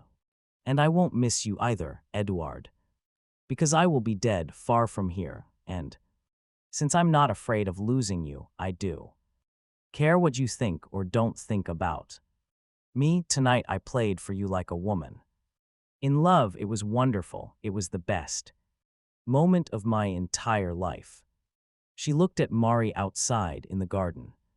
She remembered her words, and again she looked at the man standing in front of her. Veronica took off her sweater and moved closer to Eduard. If she was going to do something, let it be now. Mari would put up with the cold out there for a long time, and only then would she come back in. He stepped back, the question in his eyes was this: when was she going to play the piano again? When would she play a new piece of music to fill his soul with the same color, pain, suffering, and joy of those insane composers who had leapt the generations with their work? The woman outside told me to masturbate and to find out how far I can go. Can I really go farther than I've ever been before? She took his hand and tried to pull him toward the sofa, but Eduard politely declined. He preferred to remain standing where he was beside the piano, waiting patiently for her to play again. Veronica was disconcerted at first and then realized that she had nothing to lose. She was dead. What was the point of continuing to feed the fears or preconceptions that had always limited her life? She took off her blouse, her trousers, her bra, her panties, and stood before him naked. Eduard laughed. She didn't know why. She merely noted that he had laughed. Delicately, she took his hand and placed it on her genitals. His hand remained there, immobile. Veronica gave up the idea and removed his hand. Something was exciting her far more than any physical contact with this man. The fact that she could do whatever she wanted, that there were no limits, apart from the woman outside who might come back in at any moment. Nobody else would Be awake. Her blood began to race, and the cold, which she had felt when she took off her clothes, was fading. Veronica and Eduard were both standing up, face to face. She naked, he fully clothed. Veronica slid her own hand down to her genitals and started to masturbate. She had done it before, either alone or with certain partners, but never in a situation like this, where the man showed no apparent interest in what was happening. And this was exciting, very exciting. Standing up, legs apart, Veronica was touching her genitals, her breasts, her hair, surrendering herself as she had never done before, not because she wanted to see Eduard leave his distant world, but because this was something she had never experienced before. She started talking, saying unthinkable things that her parents, her friends, her ancestors would have considered absolute filth. Her first orgasm came, and she bit her lips so as not to cry out with pleasure. Eduard was looking at her. There was a different light in his eyes, as if he understood, even if it was only the energy, heat, sweat, and smell that her body gave off. Veronica was still not satisfied. She knelt down and started masturbating again. She wanted to die of orgasmic pleasure, thinking about and realizing everything that had always been forbidden to her. She begged him to touch her, to force her, to use her in any way he wanted. She wished Zedka were there too, because a woman knows how to touch another woman's body better than any man, because she's already know as all its secrets. On her knees before Eduard, who remained standing, she felt possessed, touched, and she used coarse words to describe what she wanted him to do to her. Another orgasm came, stronger than ever, as if everything around her were about to explode. She remembered the heart attack she had had that morning, but what did that matter? She would die in one great explosion of pleasure. She was tempted to touch Eduard. He was there before her, but she did not want to risk spoiling the moment. She was going far, very far, just as Mari had said. She imagined herself both queen and slave, dominatrix and victim. In her imagination, she was making love with men of all skin colors, white, black, yellow, with homosexuals and beggars. She was anyone's, and anyone could do anything to her. She had 1, 2, 3 orgasms, one after another. She imagined everything she had never imagined before, and she gave herself to all that was most base and most pure. At last, unable to contain herself any longer, she cried out with pleasure, with the pain of all those orgasms, all those men and women who had entered and left her body through the doors of her mind.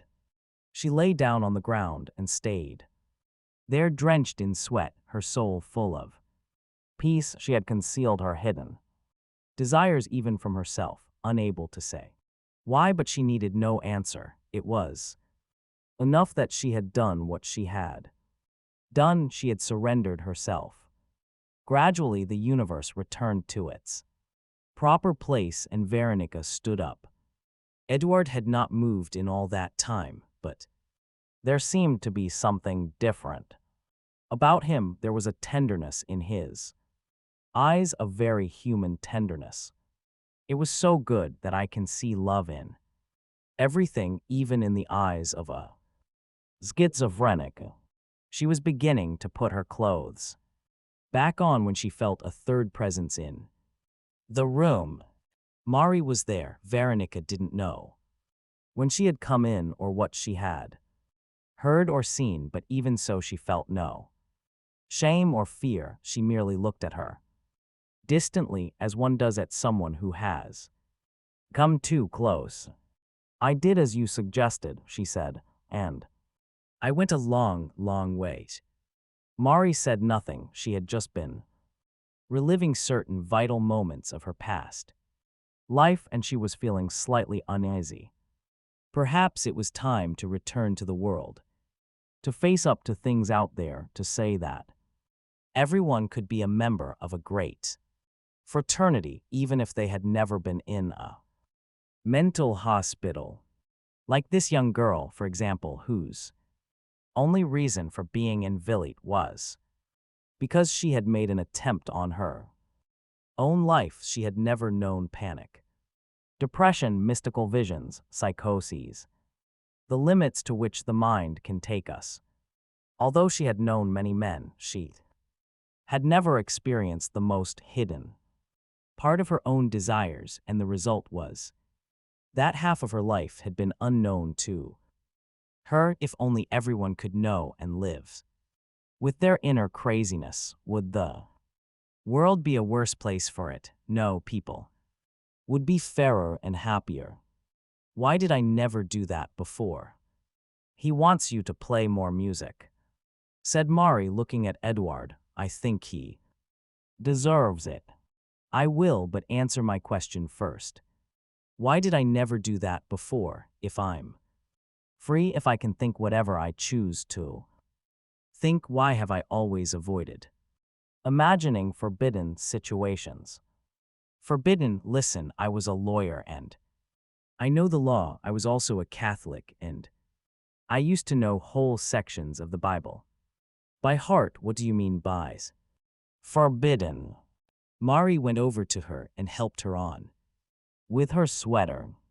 Look me in the eye and never forget what I'm about to tell you. There are only two prohibitions, one according to man's law, the other according to God's. Never force a sexual relationship on anyone, because that is considered to be rape, and never have sexual relations with children, because that is the worst of all sins. Apart from that, you're free. There's always someone who wants exactly what you want.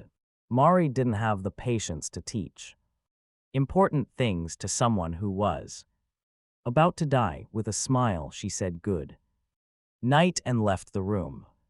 Edward didn't move. He was waiting for the music. Veronica needed to reward him for the immense pleasure he had given her merely by staying with her and witnessing her insanity without horror or repulsion. She sat down at the piano and started to play again. Her soul was light, and not even the fear of death tormented her now. She had experienced what she had always kept hidden from herself. She had experienced the pleasures of virgin and prostitute, of slave and queen, albeit more slave than queen. That night, as if by a miracle, all the songs she had known returned to her memory, and she played in order to give Edward as much pleasure as she herself had experienced. When he turned on the light, Dr. Igor was surprised to see the young woman sitting in the waiting room outside his office. It's still very early, and I'm completely booked all day. I know it's early, she said, and the day hasn't yet begun. I just need to talk for a while, only a short while. I need your help. She had dark shadows under her eyes, and her hair was dull, the typical symptoms of someone who has spent the whole night awake. Dr. Igor decided to show her into his room. He asked her to sit down while he turned on the light and opened the curtains. It would be dawn in less than an hour, and then he would be able to save on electricity. The shareholders were very tough on expenses, however insignificant. He glanced rapidly through his diary. Zedka had had her last insulin shock and had reacted positively. That is, she had managed to survive that inhuman treatment. It's just as well in this particular case that Dr. Igor had demanded that the hospital council sign a declaration taking full responsibility for the consequences.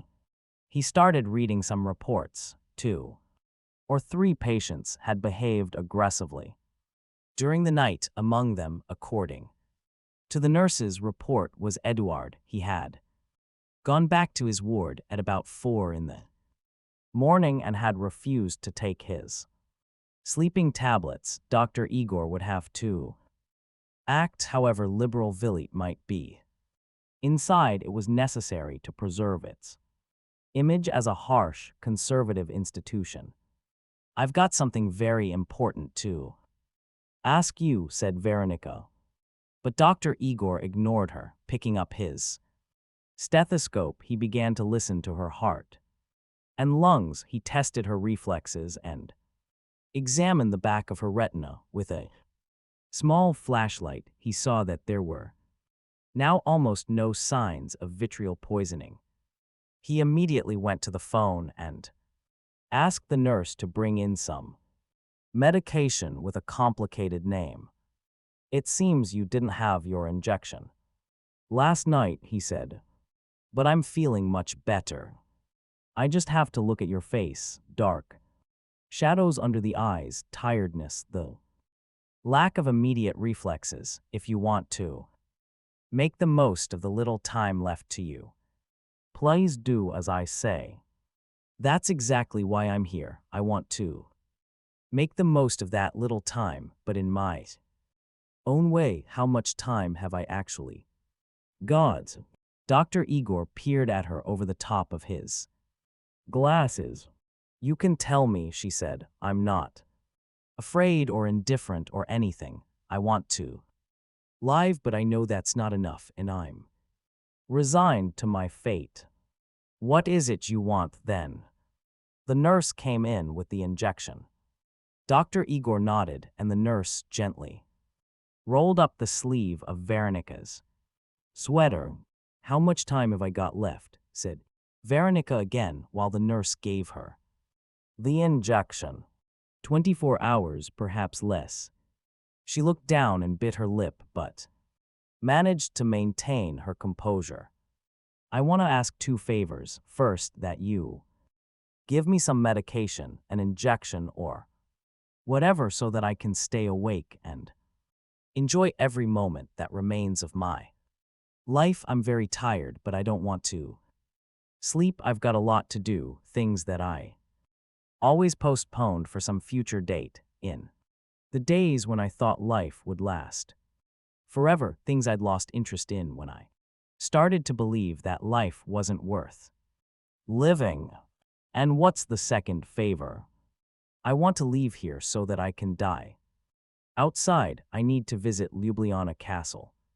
It's always been there, and I've never even had the curiosity to go and see it at close range. I need to talk to the woman who sells chestnuts in winter and flowers in the spring. We passed each other so often, and I never once asked her how she was, and I want to go out without a jacket and walk in the snow. I want to find out what extreme cold feels like. I, who was always so well wrapped up, so afraid of catching a cold.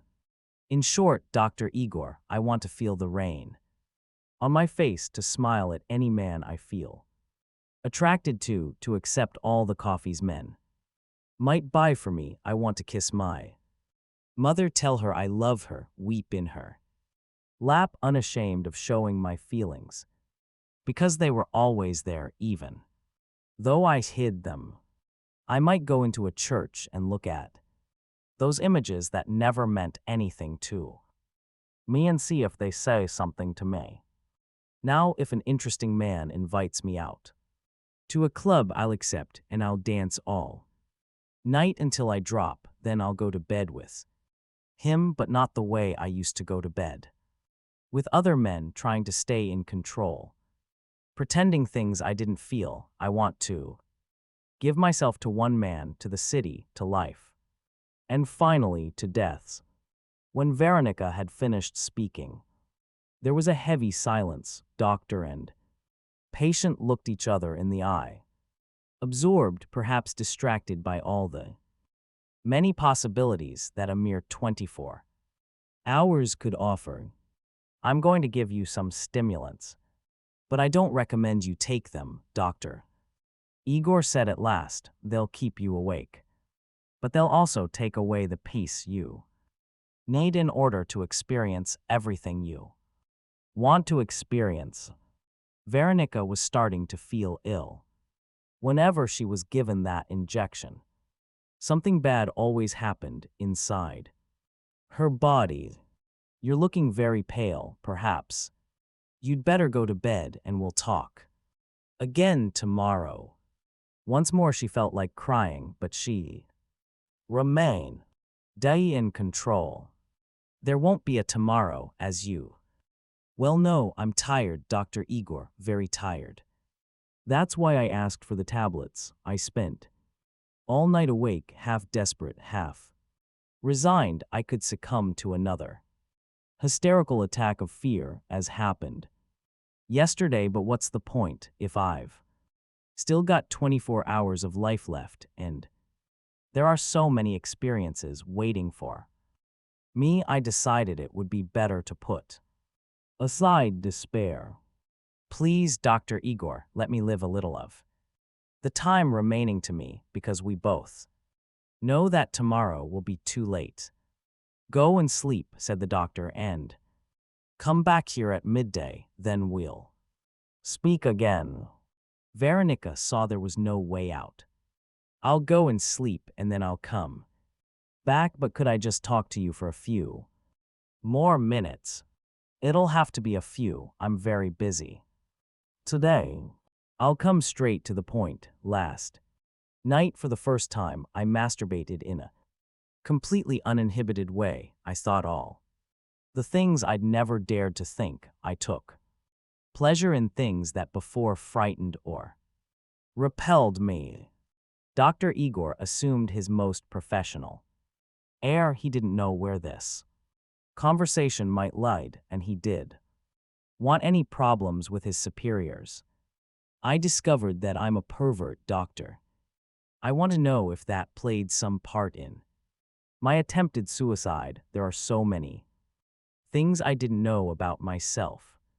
I just have to give her an answer. He thought there's no need to call in the nurse to witness the conversation, to avoid any future lawsuits for sexual abuse. We all want different things, he replied, and our partners do too. What's wrong with that? You tell me. There's everything wrong with it. Because when everyone dreams, but only a few realize their dreams, that makes cowards of us all. Even if those few are right, the person who's right is just the person who's strongest. In this case, paradoxically, it's the cowards who are the brave ones, and they manage to impose their ideas on everyone else. Dr. Igor didn't want to go any further.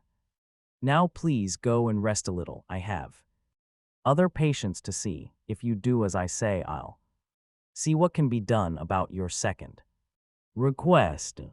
Veronica left the room. The doctor's next patient was Zedka, who was due to be discharged, but Dr. Igor asked her to wait a little. He needed to take a few notes on the conversation he had just had.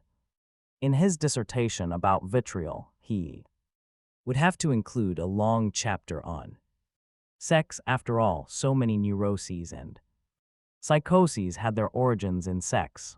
He believed that fantasies were electrical impulses from the brain which, if not realized, released their energy into other areas. During his medical studies, Dr. Igor had read an interesting treatise on sexual deviance, sadism, masochism, homosexuality, coprophagy, coprolalia, voyeurism. The list was endless. At first, he considered these things examples of deviant behavior in a few maladjusted people incapable of having a healthy relationship with their partners.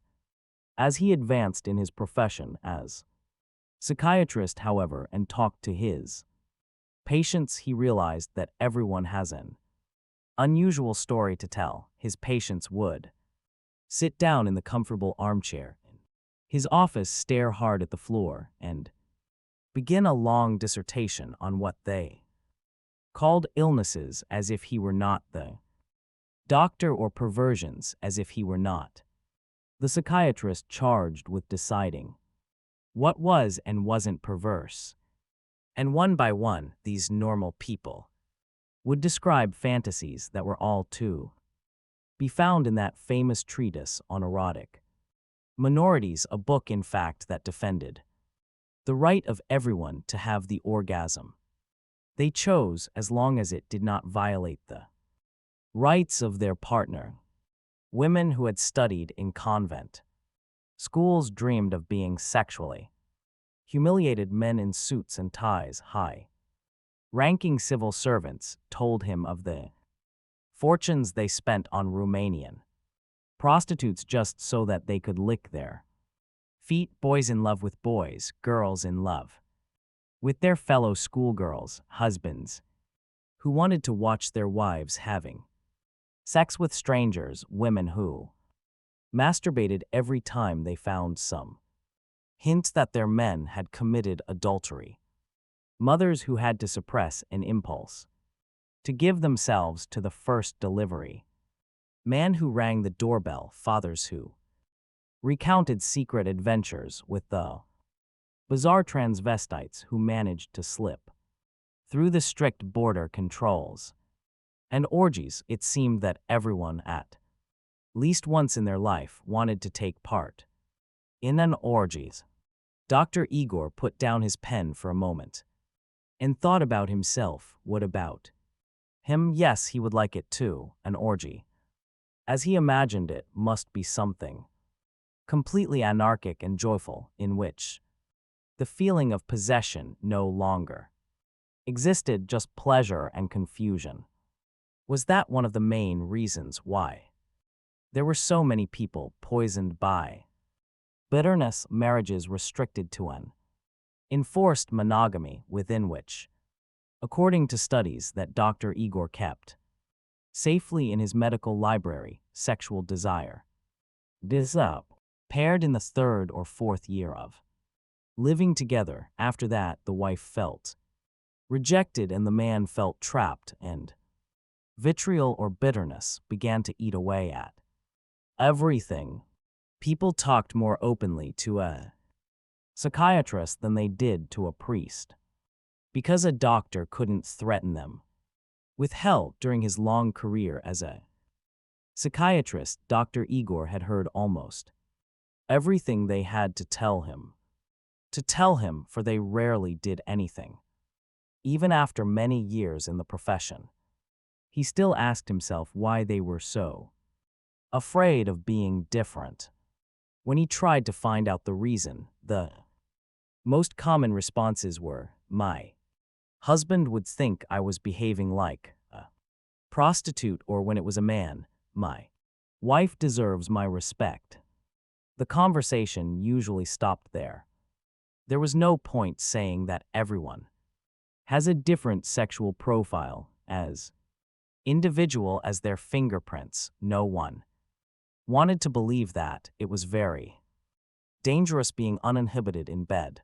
There was always the fear that the other person might still be a slave to their preconceived ideas. "I'm not going to change the world, Dr. Igor thought resignedly, asking the nurse to send in the extrapressive Zedka, "but at least I can say what I think in my thesis." Eduard saw Veronica leaving Dr. Igor's consulting room and making her way to the ward. He felt like telling her his secrets, opening his heart to her with the same honesty and freedom with which, the previous night, she had opened her body to him. It had been one of the severest tests he had been through since he was admitted to Vilit as a schizophrenic, but he had managed to resist, and he was pleased. although his desire to return to the world was beginning to unsettle him. Everyone knows this young girl is going to last until the end of the week. There'd be no point. Or perhaps precisely because of that, it would be good to share his story with her. For 3 years he had spoken only to Mari, and even then he wasn't sure she had entirely understood him as a mother. She was bound to think his parents were right, that they had just wanted the best for him, that his visions of paradise were the foolish dreams of an adolescent, completely out of touch with the real world. Visions of paradise, that was exactly what had led him down into hell, into endless arguments with his family, into such a powerful feeling of guilt that he had felt incapable of doing anything and had finally sought refuge in another world. If it hadn't been for Mari, he would still be living in that separate reality. Then Mari had appeared. She had taken care of him and made him feel loved. Again, thanks to her, Eduard was still capable of knowing what was going on around him. A few days ago, a young woman the same age as him had sat down at the piano to play the Moonlight Sonata. Eduard had once more felt troubled by his visions of paradise, and he couldn't have said if it was the fault of the music or the young woman or the moon or the long time he had spent in Villette. He followed her as far as the women's ward to find his way barred by a nurse. "You can't come in here, Eduard. Go into the garden. It's nearly dawn and it's going to be a lovely day." Veronica looked back. "I'm going to sleep for a bit," she said. "Gently, we'll talk when I wake up."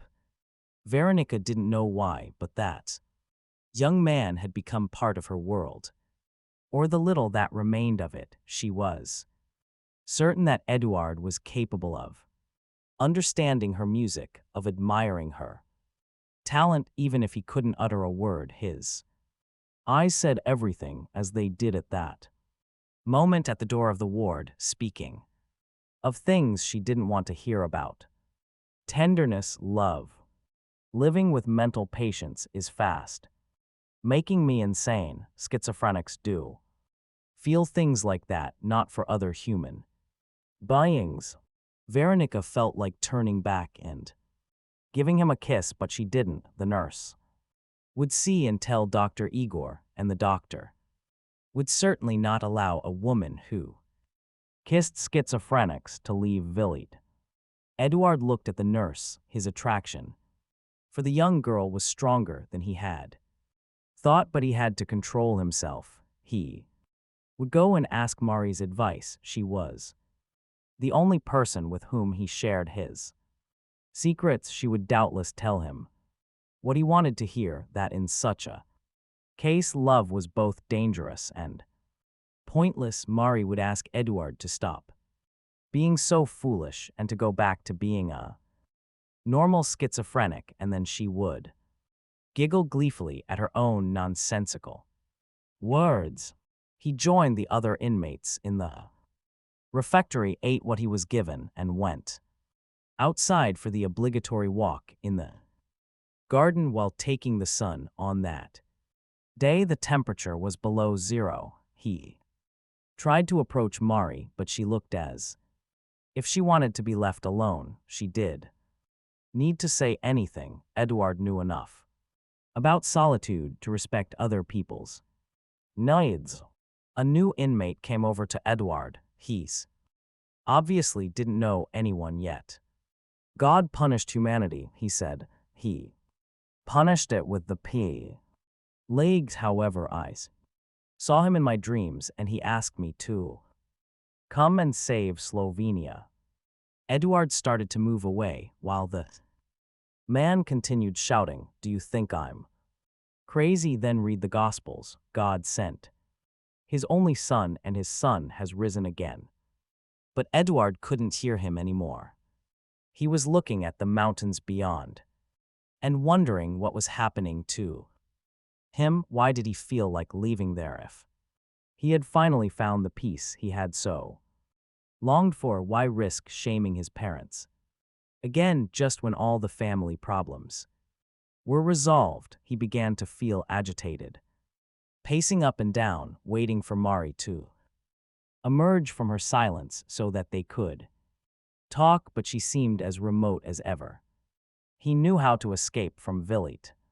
However strict the security might seem, it was actually full of holes, simply because once people entered Vilit, they felt little desire to leave. On the west side there was a wall that could quite easily be scaled since it was full of footholds. Anyone who wanted to climb it would soon find himself out in the countryside, and 5 minutes later on a road heading north to Croatia. The war was over.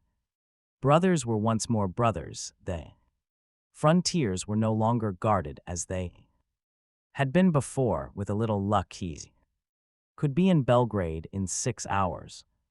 Eduard had already been on that road several times, but he had always decided to go back because he had still not received the signal to go forward. Now, things were different. The signal had finally come in the form of a young woman with green eyes, brown hair, and the startled look of someone who thinks she knows what she wants.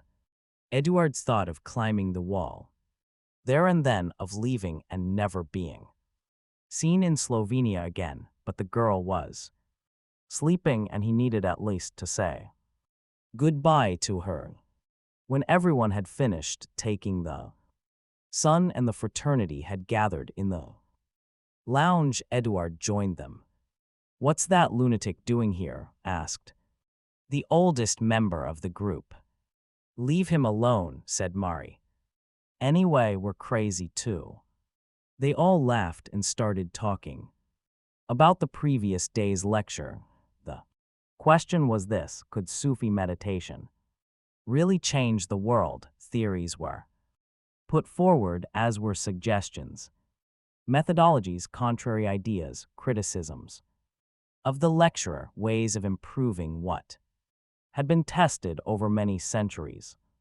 Eduard was sick of this kind of discussion. These people locked themselves up in a mental hospital and set about saving the world without actually taking any risks because they knew that outside they would be thought ridiculous, even if some of their ideas were very practical. Everyone had their own theory about everything, and they believed that their truth was the only one that mattered.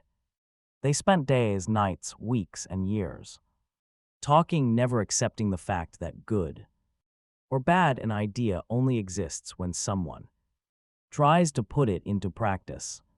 What was Sufi meditation? What was God? What was salvation? If, that is, the world needed saving? Nothing. If everyone there and outside Vilit too just lived their lives and let others do the same, God would be in every moment, in every grain of mustard, in the fragment of cloud that is there one moment and gone the next. God was there, and yet people believed they still had to go on looking because it seemed too simple to accept that life was an act of faith. He remembered the exercise he had heard the Sufi master teaching while he was waiting for Veronica to come back to the piano. Simply look at a rose. What more was necessary? Yet even after the experience of that deep meditation, even after having been brought so close to a vision of paradise, there they were, discussing, arguing, criticizing, and constructing theories. His eyes met Mari's. She looked away. But Eduard was determined to put an end to that situation once and for all. He went over to her and took her by the arm. "Stop it, Eduard." He could say, "Come with me," but he didn't want to do so in front of all those people who would be surprised at his Forthright tone, that's why he preferred to kneel down and look beseechingly up at Thorn. The men and women laughed. You've become a saint for him, Mari. Someone said it must have been yesterday's meditation. But Eduard's years of silence had taught him to speak with his eyes. He was able to pour all his energies into them, just as he was absolutely sure that Veronica had understood his tenderness and love. He knew that Mari would understand his despair because he really needed her. She resisted a little longer, then she got up and took him by the hand. Let's go for a walk, she said. You're upset. They went out into the garden again, as soon as they were at a safe distance, certain that no one could hear them. Eduard broke the silence. I've been in Villette for years, he said. I've stopped being an embarrassment too. My parents, I've set aside all my ambitions, but still the visions of paradise remains. I know, said Mari, we've often talked to Abu at it, and I know what you're leading up to as well. It's time to leave. Eduard glanced up at the sky. Did Mari feel the same? And it's because of the girl, said Mari. We've seen a lot of people die here, always when they least expected it, and usually after they'd entirely given up on life, but this is the first time we've seen it happening to a young, pretty, healthy person with so much to live for. Veronica is the only one who doesn't want to stay in Villette forever, and that makes us ask ourselves, what about us? What are we doing here? He nodded. Then last night I too asked myself what I was doing in this hospital, and I thought how very interesting to be down in the square at the Three Bridges, in the marketplace opposite the theater, buying apples and talking about the weather. Obviously, I'd be struggling with a lot of other long-forgotten things like unpaid bills, problems with neighbors, the ironic looks of people who don't understand me, solitude, my children's complaining, but all that is just part of life, I think, and the price you pay for having to deal with those minor problems is far less than the price you pay for not recognizing their yours. I'm thinking of going over to my ex-husband's tonight just to say thank you. What do you think? I don't know. Do you think I should go to my parents' house too and say the same thing? Possibly. Basically everything that happens in our life is our fault and ours alone. A lot of people go through the same difficulties we went through, and they react completely differently. We looked for the easiest way out, a separate reality. Eduard knew that Mari was right. I feel like starting to live again. Eduard, I feel like making the mistakes I always wanted to make but never had the courage to, facing up to the feelings of panic that might well come back but whose presence will merely weary me, since I know I'm not going to die or faint.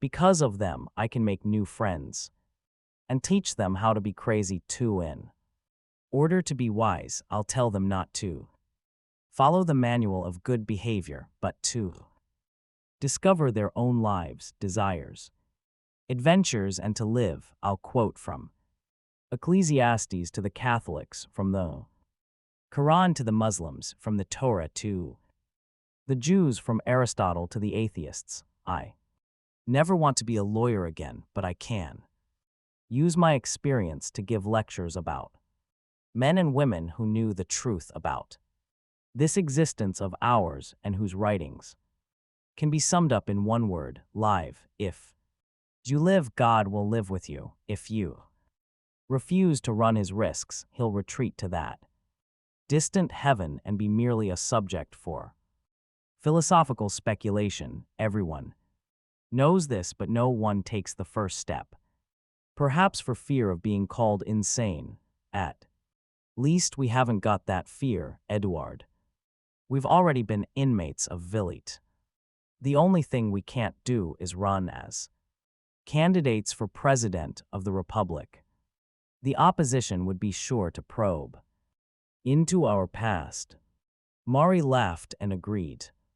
I'm tired of the life here. I don't know if I'll manage to overcome my fear, but I've had enough of the fraternity of this garden of Villit of pretending to be crazy. If I do it, will you?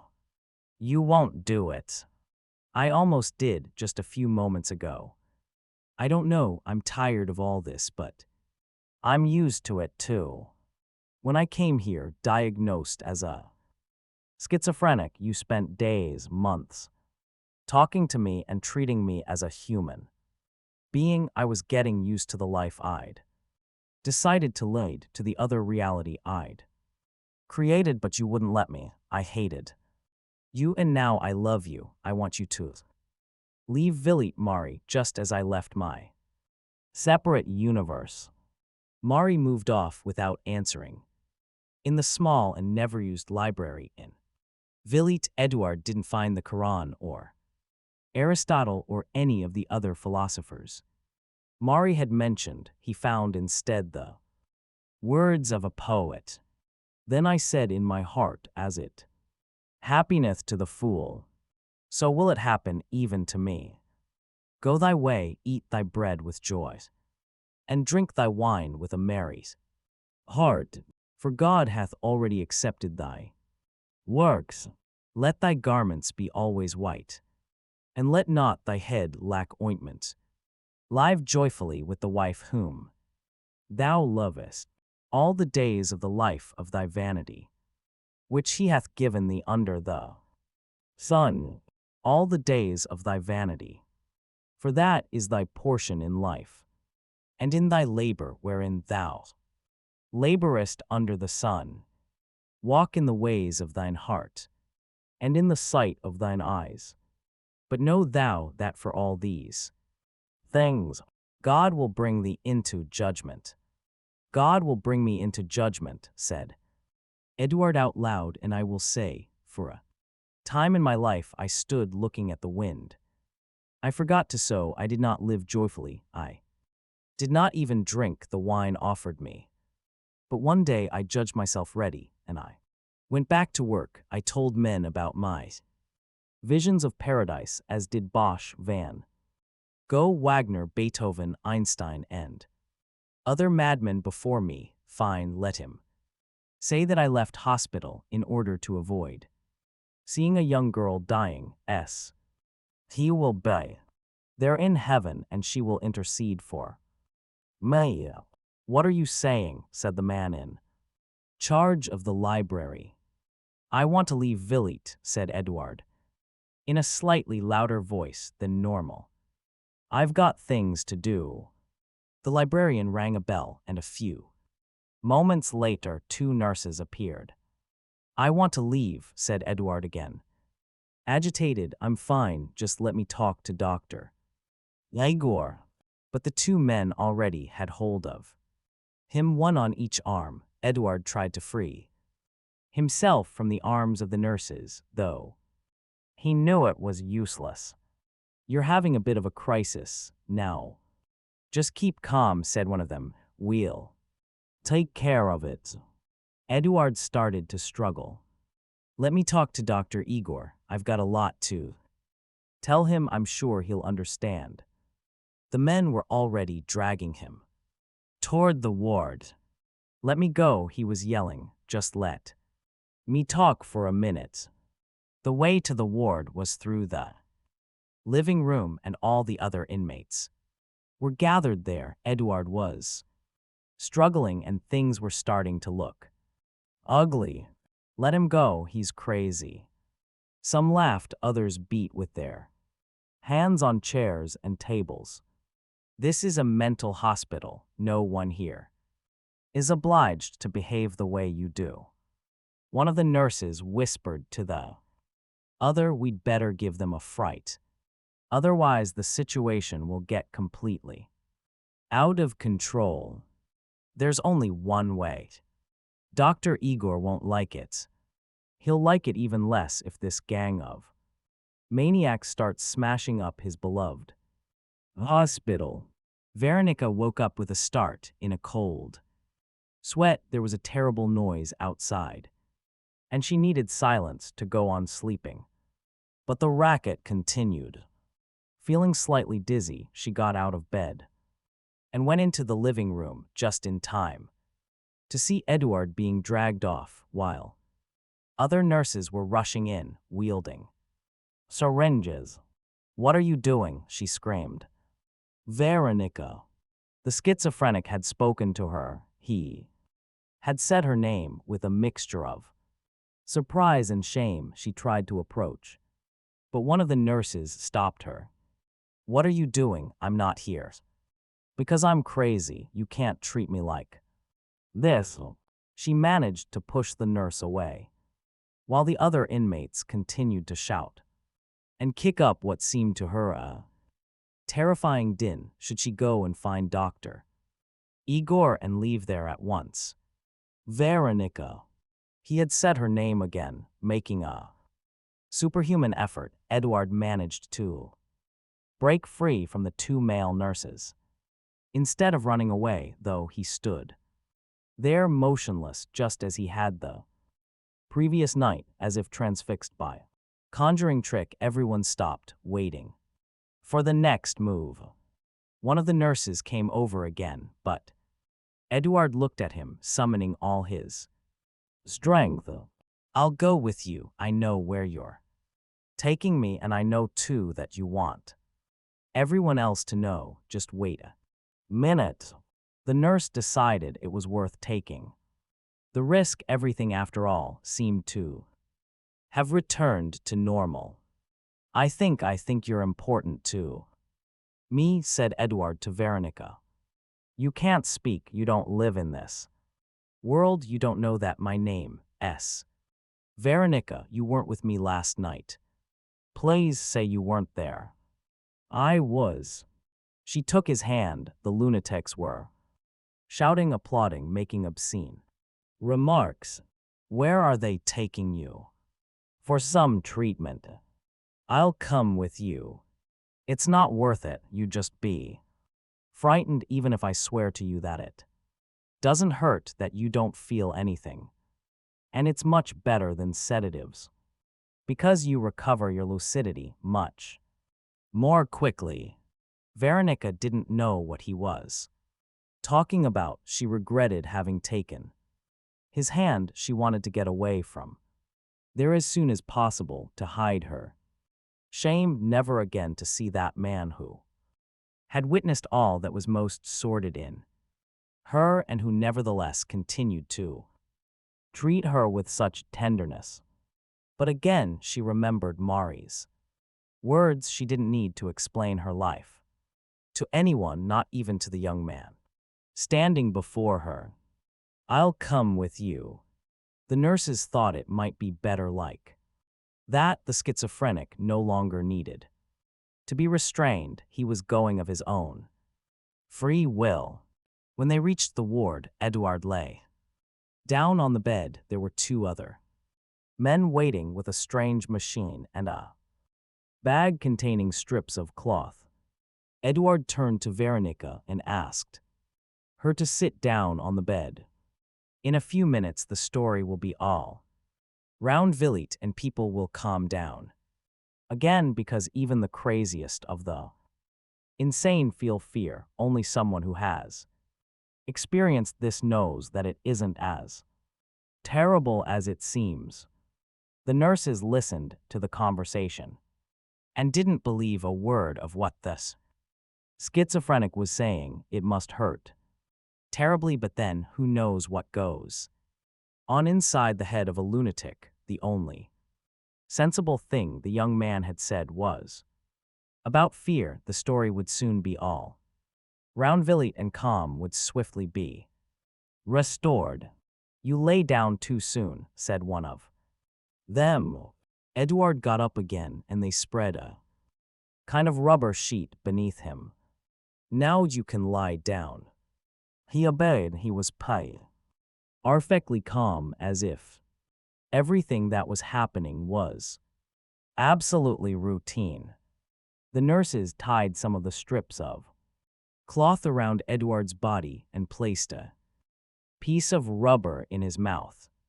It's so that he doesn't accidentally bite his tongue, said one of the men to Veronica, pleased to be able to give some technical information as well as a warning.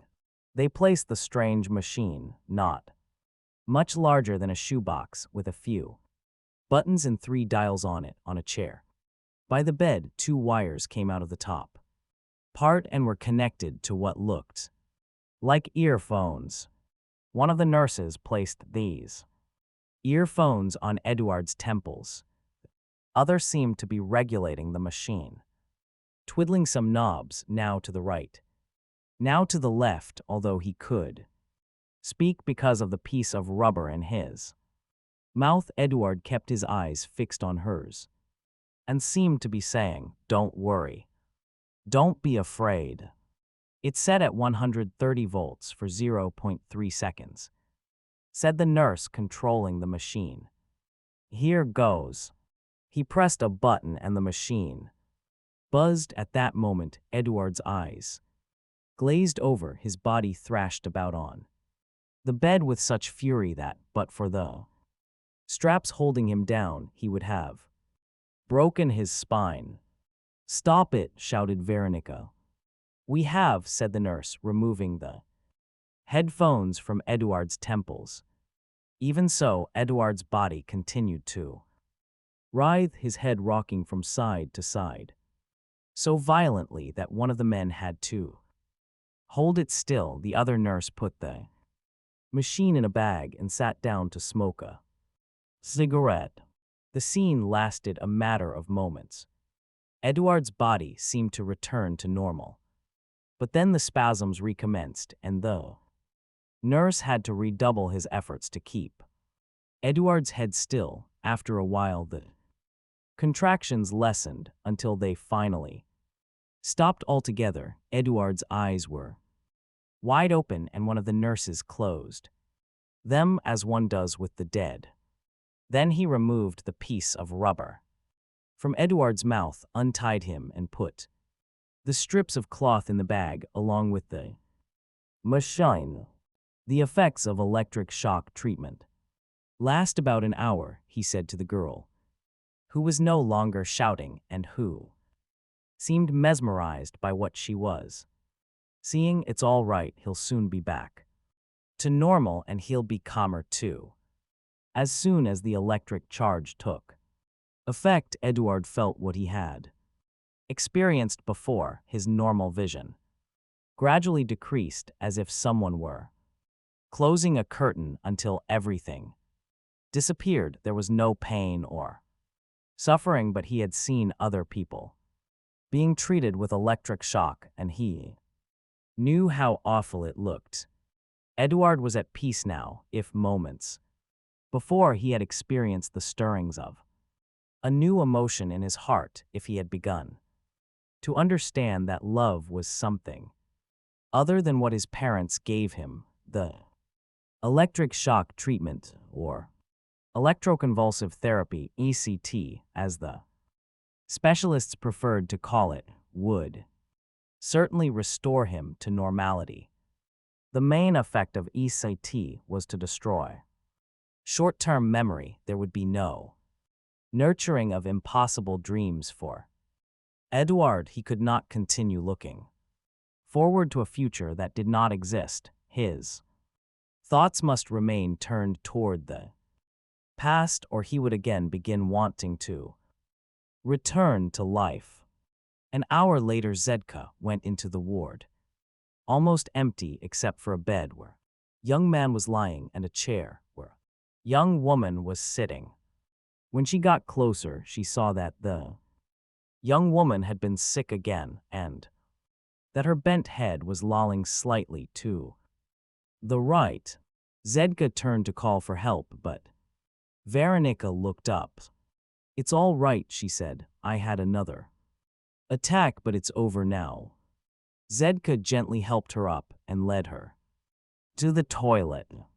It's a men's toilet, Veronica said. Don't worry, there's no one here. She removed Veronica's filthy sweater, washed it and placed it on the radiator. Then she removed her own wool top and gave it to Veronica. Keep it, I only came to say goodbye. The girl seemed distant, as if she had lost all interest in life. Zedka led her back to the chair where she had been sitting. Edward will wake up soon. He may have difficulty remembering what happened, but his memory will soon come back. Don't be frightened if he does recognize you at first. I won't be, said Veronica, because I don't even recognize myself.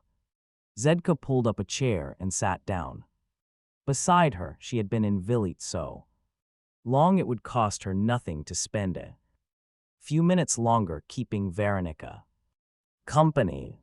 Do you remember when we first met? I told you a story to try to explain that the world is exactly as we see it. Everyone thought the king was mad because he wanted to impose an order that no longer existed in the minds of his subjects. There are things in life, though, which, however we look at them, are valid for everyone, like love, for example. Zedka noticed a change in Veronica's eyes. She decided to go on. I would say that if someone only has a short time to live and decides to spend that time sitting beside a bed, watching a man sleeping, then that must be love. I'd go even further. If during that time that person has a heart attack but sits on in silence just so as to remain close to the man, I would say that such love had a lot of potential for growth. It might also be despair, said Veronica, an attempt to prove that, after all, there are no reasons to continue battling away beneath the sun. I can't be in love with a man who lives in another world. We all live in our own world, but if you look up at the starry sky, you'll see that all the different worlds up there combine to form constellations, solar systems, galaxies. Veronica got up and went over to Edward. Tenderly, she smoothed his hair. She was glad to have someone to talk to. A long time ago, when I was just a child and my mother was forcing me to learn the piano, I said to myself that I would only be able to play it well when I was in love. Last night, for the first time in my life, I felt the notes leaving my fingers, as if I had no control over what I was doing. A force was guiding me, constructing melodies and chords that I never even knew I could play. I gave myself to the piano because I had just given myself to this man without him even touching a hair. Oh, my head, I was not myself yesterday. Not when I gave myself over to sex or when I played the piano, and yet I think I was myself. Veronica shook her head. Nothing I'm saying makes any sense. Zedka remembered her encounters in space with all those beings floating in different dimensions. She wanted to tell Veronica about it, but was afraid she might just confuse her even more. Before you say again that you're going to die, I want to tell you something. There are people who spend their entire lives searching for a moment like the one you had last night, but they never achieve it. That's why, if you were to die now, you would die with your heart full of love. Zedka got up. You've got nothing to lose. Many people don't allow themselves to love precisely because of that, because there are a lot of things at risk, a lot of future, and a lot of past. In your case, there is only the present. She went over and gave Veronica a kiss. If I stay here any longer, I won't leave at all. I'm cured of my depression, but in Vilit, I've learned that there are other kinds of insanity. I want to carry those with me and begin to see life with my own eyes. When I came here, I was deeply depressed. Now I'm proud to say I'm insane. Outside, I'll behave exactly like everyone else. I'll go shopping at the supermarket. I'll exchange trivialities with my friends. I'll waste precious time watching television, but I know that my soul is free and that I can dream and talk with other worlds that, before I came here, I didn't even imagine existed. I'm going to allow myself to do a few foolish things just so that people can say, she's just been released from Vilit. But I know that my soul is complete. Because my life has meaning, I'll be able to look at a sunset and believe that God is behind it. When someone irritates me, I'll tell them what I think of them, and I won't worry what they think of me, because everyone will say she's just been released from Vilit.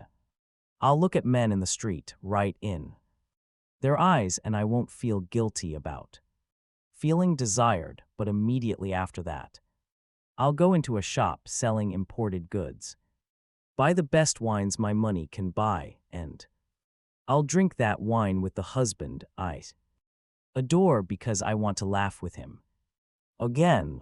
And laughing, he'll say, "You're crazy," and I'll say, "Of course I am. I was in Vilit, remember, and madness freed me. Now, my dear husband, you must have a vacation every year and make me climb some dangerous mountains, because I need to run the risk of being alive."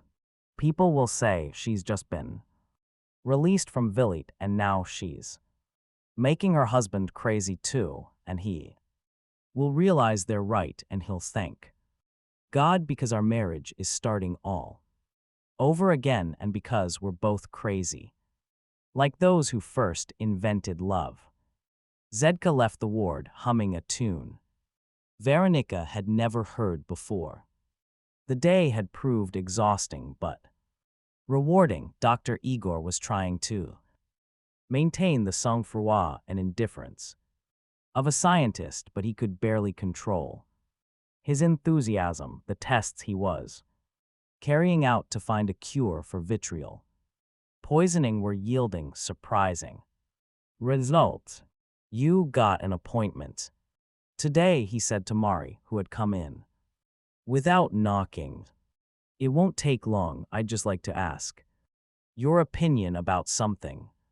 Today everyone just wants to ask my opinion," thought Dr. Igor, remembering the young girl's question about sex. "Eduard has just been given electric shock treatment. Electroconvulsive therapy. Please use the correct name, otherwise it will look as if we're a mere band of barbarians." Dr. Igor tried to hide his surprise, but later he would go and find out who had made that decision. "And if you want my opinion on the subject, I must make it clear that ECT is not used today as it used to be. But it's dangerous.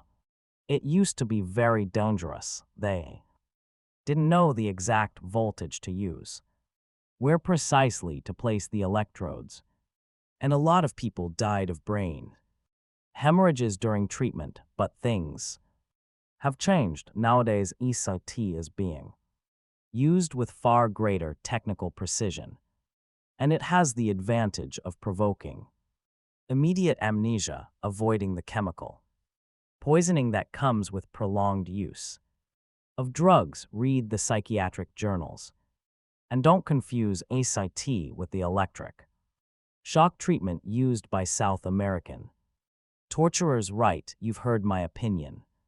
Now I must get back to my work." Mari didn't move.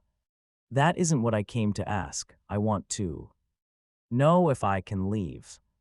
"You can leave whenever you want and come back whenever you want, because your husband has enough money to keep you in an expensive place like this. Perhaps you should ask me, am I cured And my reply will be another question. Cured of what? You'll say, cured of my fear of my panic attacks, and I'll say, well, Mari, you haven't actually suffered from that for the last 3 years. So I'm cured.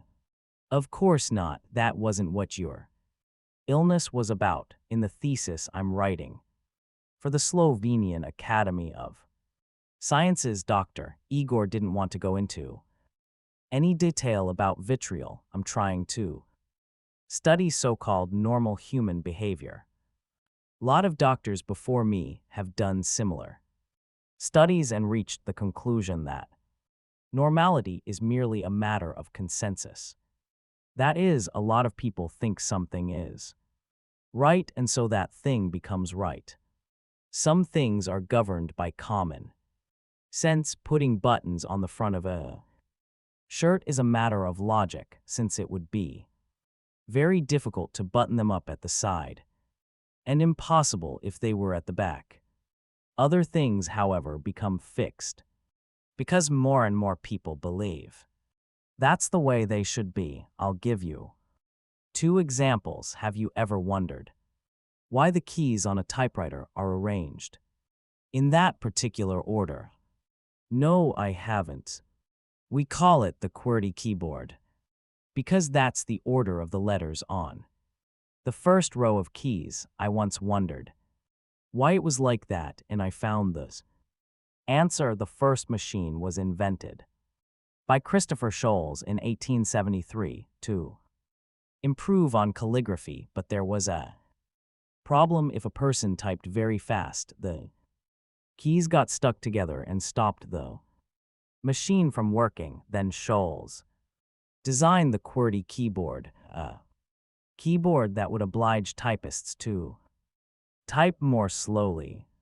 I don't believe it, but it's true. It so happened that Remington, which made sewing machines as well as guns at the time, used the QWERTY keyboard for its first typewriters. That meant that more people were forced to learn that particular system, and more companies started to make those keyboards until it became the only available model. To repeat, the keyboard on typewriters and computers was designed so that people would type more slowly, not more quickly. Do you understand? If you changed the letters around, you wouldn't find anyone to buy your product. When she saw a keyboard for the first time, Mari had wondered why the letters weren't in alphabetical order, but she had then promptly forgotten about it. She assumed it was simply the best layout for people to type quickly. Have you ever been to Florence? Asked Dr. Igor. No. You should go there. It's not far, for that is where you will find my second example. In the cathedral in Florence, there's a beautiful clock designed by Paulo Coelho in 1443. Now, the curious thing about this clock is that, although it keeps time like all other clocks, its hands go in the opposite direction to that of normal clocks. What's that got to do with my illness? I'm just coming to that. When he made this clock, Paulo Coelho was not trying to be original. The fact is that, at the time, there were clocks like his as well as others with hands that went in the direction we're familiar with now, for some unknown reason, perhaps because the Duke had a clock with hands that went in the direction we now think of as the right direction. That became the only direction, and Coelho's clock then seemed an aberration, a madness. Dr. Igor paused, but he knew that Mari was following his reasoning. So let's turn to your illness. Each human being is unique, each with their own qualities, instincts, forms of pleasure, and desire for adventure. However, society always imposes on us a collective way of behaving, and people never stop to wonder why they should behave like that. They just accept it the way typists accepted the fact that the QWERTY keyboard was the best possible one. Have you ever met anyone in your entire life who asked why the hands of a clock should go in one particular direction and not in the others? No. If someone were to ask, the response they'd get would probably be, "You're crazy." If they persisted, people would try to come up with a reason, but they'd soon change the subject because there isn't a reason apart from the one I've just given you. So to go back to your question, what was it again? Am I cured? No, you're someone who is different, but who wants to be the same as everyone else, and that, in my view, is a serious illness. Is wanting to be different a serious illness?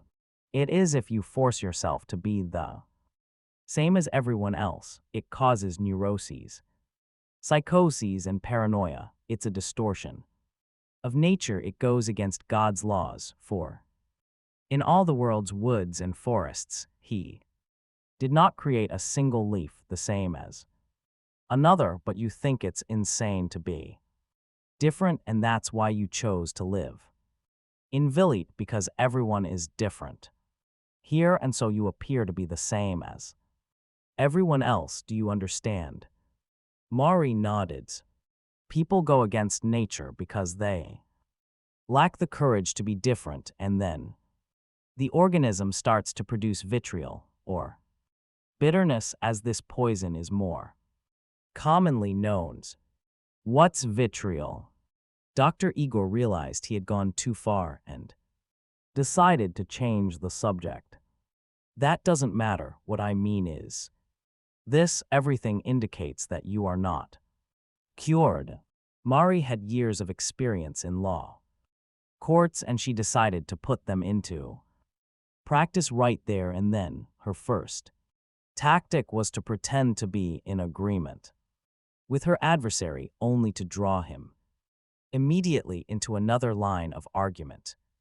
I agree. My reason for coming here was very concrete. I was getting panic attacks. My reason for staying was very abstract. I couldn't face the idea of a different way of life with no job and no husband. I agree with you that I had lost the will to start a new life, a life I would have to get used to all over again. Further, I agree that in a mental hospital, even with its electric shocks, sorry, ECT as you prefer to call it, rigid timetables, and occasional hysterical outbursts on the part of some inmates, the rules are easier to accept than the rules of a world that, as you say, does everything it can to conform.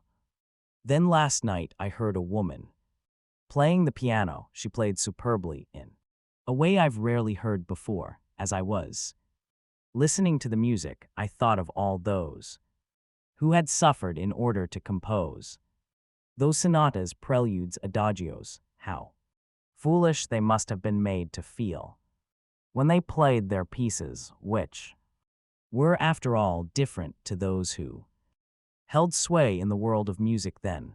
I thought about the difficulties and humiliations involved in getting someone to fund an orchestra. I thought of the booing public who was not yet used to such harmonies. Worse than the composer's suffering, though, was the fact that the girl was playing the music with such soul because she knew she was going to die. And am I not going to die? Where is my soul that I might play the music of my own life with such enthusiasm? Dr. Igor was listening in silence. It seemed that all his ideas were beginning to bear fruit, but it was still too early to be sure. Where is my soul? Mari asked again. In my past, in what I wanted my life to be. I left my soul captive in that moment, when I still had a house, a husband, a job. I wanted to leave, but never had the courage to. My soul was in my past, but today it's Here I can feel it again in my body. Vibrant with enthusiasm, I don't know what to do, I only know that it's taken me 3 years to understand that life was pushing me in a direction I didn't want to go in. I think I can see some signs of improvement, said Dr. Igor. I don't need to ask if I can leave. Vili, I can just walk through the door and never come back, but I needed to say all this to someone, and I'm saying it to you. The death of that young girl made me understand my own life. I think these signs of improvement are turning into something of a miraculous chain of healing, Dr. Igor said with a laugh. What do you think you'll do? I'll go to El Salvador and work with children there. There's no need to go so far away. Sarajevo is only about 200 kilometers from here. The war may be over, but the problems continue. Then I'll go to Sarajevo. Dr. Igor took a form from a drawer and carefully filled it in. Then he got up and accompanied Mari to the door. Good luck, he said, then immediately went back to his office and closed the door. He tried hard not to grow fond of his patients, but he never succeeded. Mari would be much missed in Vilit. When Eduard opened his eyes, the girl was still there. After his first electric shock sessions, he had had to struggle for a long time to remember what had happened, but then the therapeutic effect of the treatment lay precisely in that artificially induced partial amnesia, which allowed the patient to forget the problems troubling him and to regain his calm. The more frequently electric shock treatment was given, however, the less enduring its effects. He recognized the girl at once. While you were sleeping, you said something about visions of paradise, she said, stroking his hair. Visions of paradise, yes. Visions of paradise. Eduard looked at her. He wanted to tell her everything. But at that moment, however, the nurse came in with a syringe. You've got to have this now, she said. To Veronica, Dr. Igor's orders.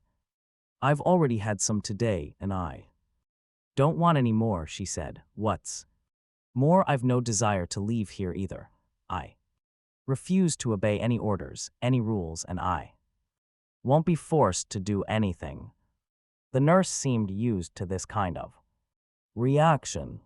Then I'm afraid we'll have to sedate you. I need to talk to you, said Eduard. Have the injection. Veronica rolled up the sleeve of her sweater and the nurse injected her with the drug.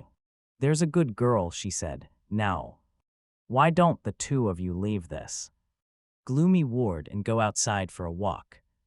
You're ashamed of what happened last night, said Eduard while they were walking in the gardens. I was, but now I'm proud. I want to know about these visions of paradise, because I came very close to having one myself. I need to look further beyond the buildings of Vilit, he said. Go on, then. Eduard looked behind him, not at the walls of the wards or at the garden where the inmates were walking in silence, but at a street in another continent, in a land where it either rained in torrents or not at all. Eduard could smell that land. It was the dry season. He could feel the dust in his nostrils, and the feeling gave him pleasure, because to smell the earth is to feel alive. He was riding an imported bicycle. He was 17 and had just left the American college in Brasilia, where all the other diplomats' children studied. He hated Brasilia, but he loved the Brazilians. His father had been appointed Yugoslavian ambassador 2 years before, at a time when no one even dreamed of the violent division of their country. Milosevic was still in power. Men and women lived with their differences and tried to find a harmony beyond regional conflicts. His father's first posting was to Brazil. Eduard dreamed of beaches, carnival, soccer matches, and music, but they ended up in the Brazilian capital, far from the coast, a city created to provide shelter only to politicians, bureaucrats, diplomats, and to their children who didn't quite know what to do, stuck in the middle of all that. Eduard hated living there. He spent the day immersed in his studies, trying, but failing to relate to his classmates, trying, but failing to work up some interest in cars, the latest sneakers, and designer clothes, the only possible topics of conversation with the other young people. Now and then there would be a parties where the boys would get drunk on one side of the room and the girls would feign indifference on the other. There were always drugs around, and Eduard had already experimented with almost all the possible varieties, not that he could get very excited about any of them. He either got too agitated or too sleepy and immediately lost interest in what was going on around him.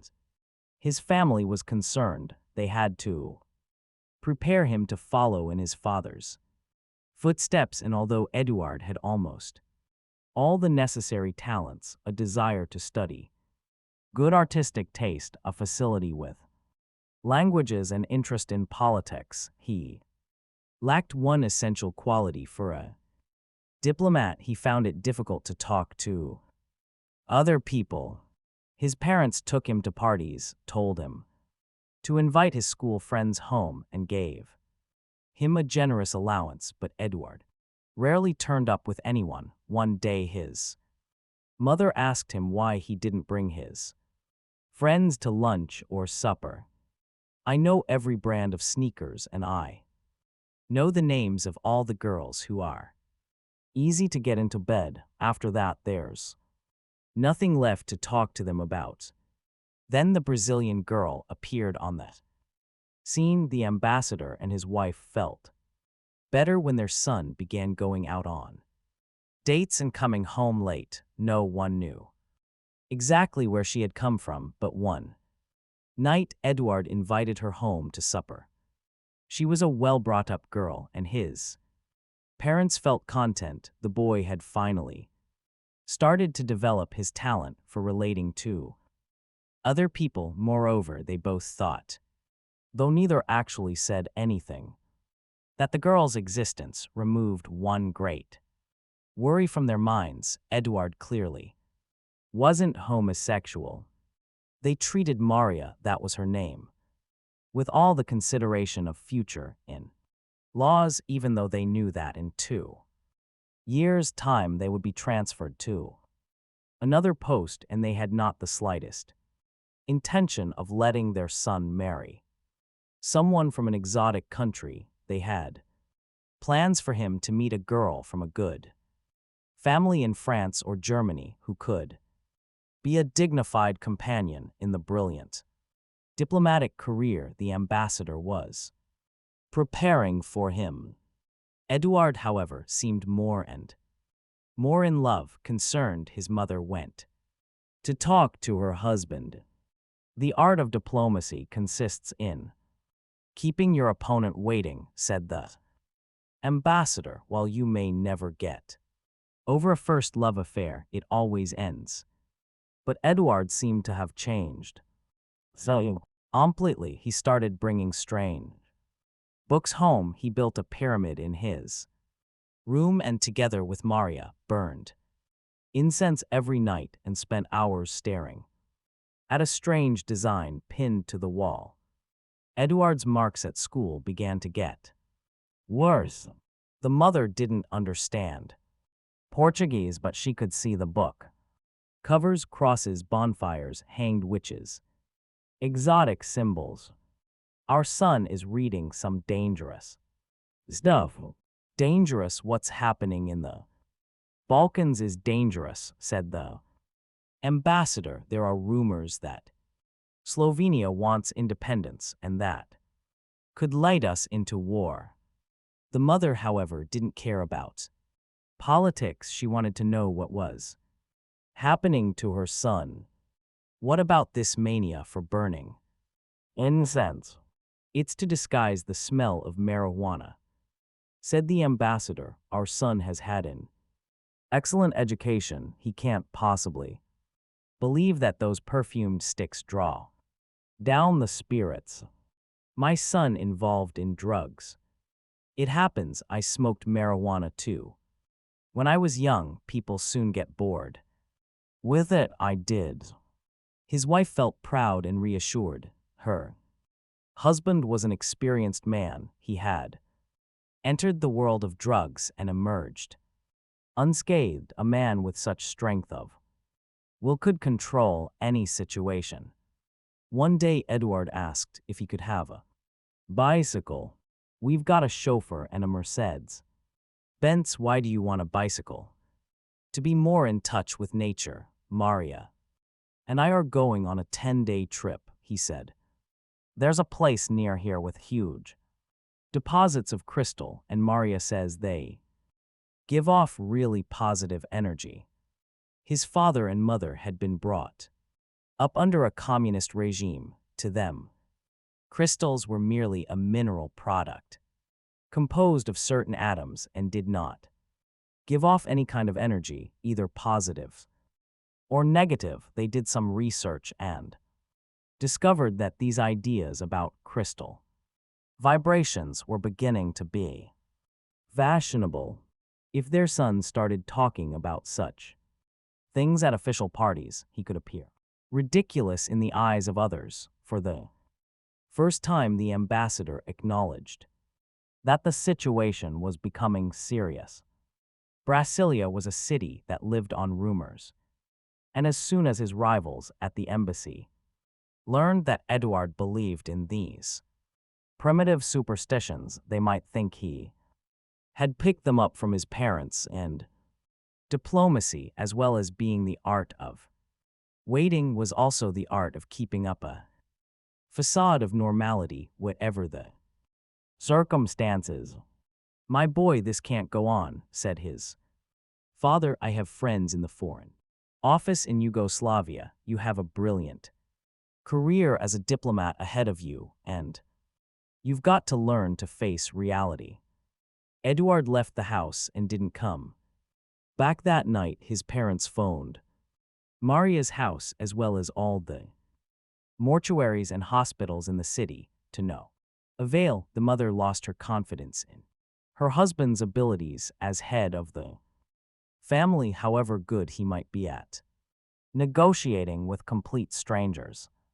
The following day, Eduard turned up, hungry and sleepy. He ate and went to his room, lit his incense sticks, said his mantras, and slept for the rest of that evening and night. When he woke up, a brand new bicycle was waiting for him. Go and see your crystals, said his mother. I'll explain to your father.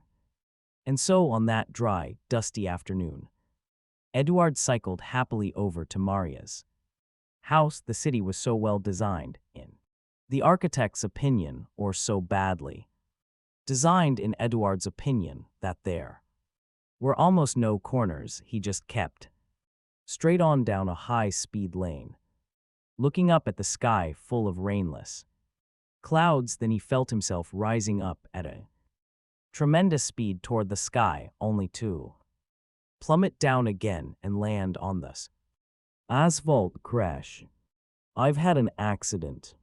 He tried to turn over because his face was pressed against the asphalt and realized he had no control over his own body. He heard the noise of cars braking, people talking in alarmed voices, someone approaching and trying to touch him. Then a shout, "Don't move him. If anyone moves him, he could be crippled for life." The seconds passed slowly, and Eduard began to feel afraid. Unlike his parents, he believed in God and in the afterlife, but Even so, it seemed grossly unfair to die at 17, staring at the asphalt in a land not his own. "Are you all right?" he heard someone say. No, he wasn't all right. He could move, but he couldn't say anything either. The worst thing was that he didn't lose consciousness. He knew exactly what was happening and what his situation was. Why didn't he faint at precisely the moment when he was looking for God with such intensity, despite everything and everyone? God had no pity on him. "The doctors are on their way," someone whispered to him, clutching his hand. "I don't know if you can hear me, but keep calm, it's nothing serious." Yes, he could hear. He would have liked that person, a man, to keep on talking, to promise him that it was nothing serious, even though he was old enough to know that people only say that when the situation is very serious. Inda he thought about Maria, about the place where there were mountains of crystals, full of positive energy, unlike Brasilia, which had the highest concentration of negativity he had ever encountered in his meditations. The seconds became minutes. People continued trying to comfort him, and for the first time since it all happened, he began to feel pain, a sharp pain that came from the center of his head and seemed to spread throughout his entire body. "They're here," said the man who was holding his hand. "Tomorrow you'll be riding your bike again." But the following day, Eduard was in the hospital with both his legs and one arm in casts, unable to leave for at least a month, and having to listen to his mother's nonstop sobbing, his father's anxious phone calls, and the doctor's reassurances reiterated every 5 minutes that the crucial 24-hour period had passed and there was no injury to the brain. The family phoned the American embassy, which never believed the diagnoses of the state hospitals and had its own sophisticated emergency service, along with a list of Brazilian doctors it considered capable of attending its own diplomats now and then. As part of a good neighbor policy, it allowed these services to be used by other diplomats. The Americans brought along their state-of-the-art machines, carried out a further barrage of tests and examinations, and reached the conclusion they always reach: the doctors in the state hospital had correctly evaluated the injuries and had taken the right decisions.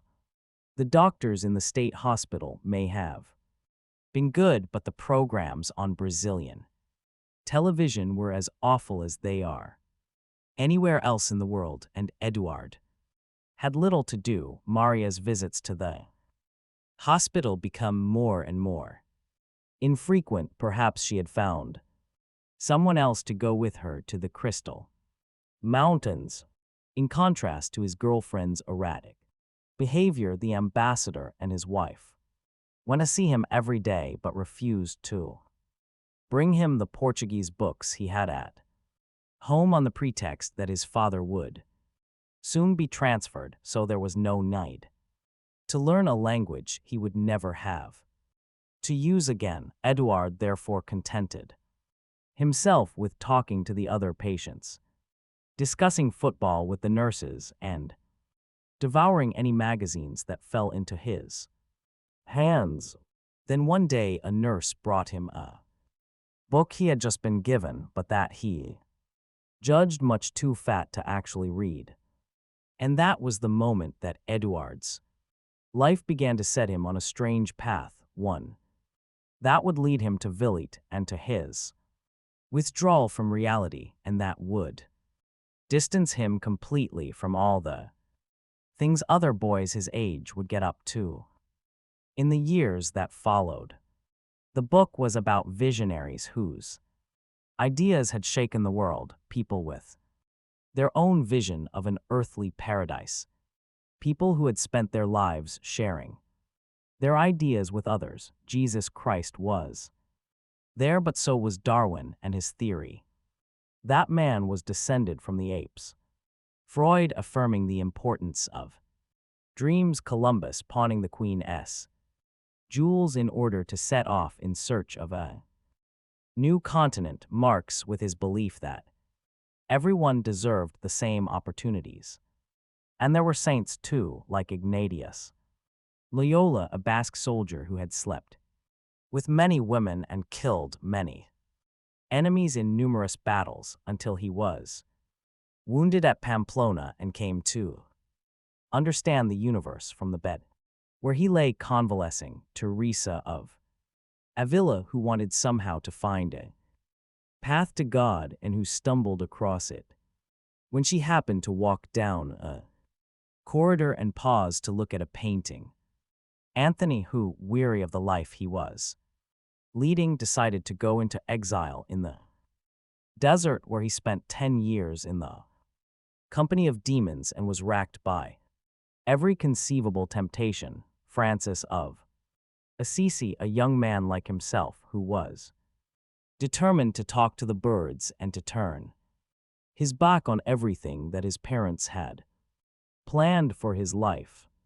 Having nothing better to do, he began to read the fat book. That very afternoon, in the middle of the night, a nurse came in, asking if he needed help, since his was the only room with the light still on. Eduard waved her away without even looking up from the book. The men and women who shook the world were ordinary men and women, like him, like his father, like the girlfriend he knew he was losing. They were full of the same doubts and anxieties that all human beings experienced in their daily routine. They were people who had no special interest in religion or God, in expanding their minds or reaching a new level of consciousness, until one day they simply decided to change everything. The most interesting thing about the book was that it told how, in each of those lives, there was a single magical moment that made them set off in search of their own vision of paradise. They were people who had not allowed their lives to pass by unmarked, and who, to achieve what they wanted, had begged for alms or courted kings, used diplomacy, or flouted laws, or faced the wrath of the powers that be, but who had never given up and were always able to see the advantages in any difficulty that presented itself. The following day, Eduard handed over his gold watch to the nurse who had given him the book and asked him to sell it, and with the money to buy all the books he could find on the same subject. There weren't any more. He tried reading the biographies of some of those visionaries, but they were always described as if they were someone chosen, inspired, and not an ordinary person who, like everyone else, had to fight to be allowed to say what he thought. Eduard was so impressed by what he had read that he seriously considered becoming a saint and using the accident as an opportunity to change the direction of his life. But he had 2 broken legs. He had not had a single vision while in hospital. He hadn't stopped by a painting that shook him to his very soul. He had no friends who would build him a chapel in the middle of the Brazilian plateau, and the deserts were all far away and bristling with political problems. There was, however, something he could do. He could learn to paint and try to show the world the visions those men and women had experienced when they removed the casts, and he went back to the embassy, surrounded by all the care, kindness, and attention that the son of an ambassador could hope for from other diplomats. He asked his mother if he could enroll in a painting course.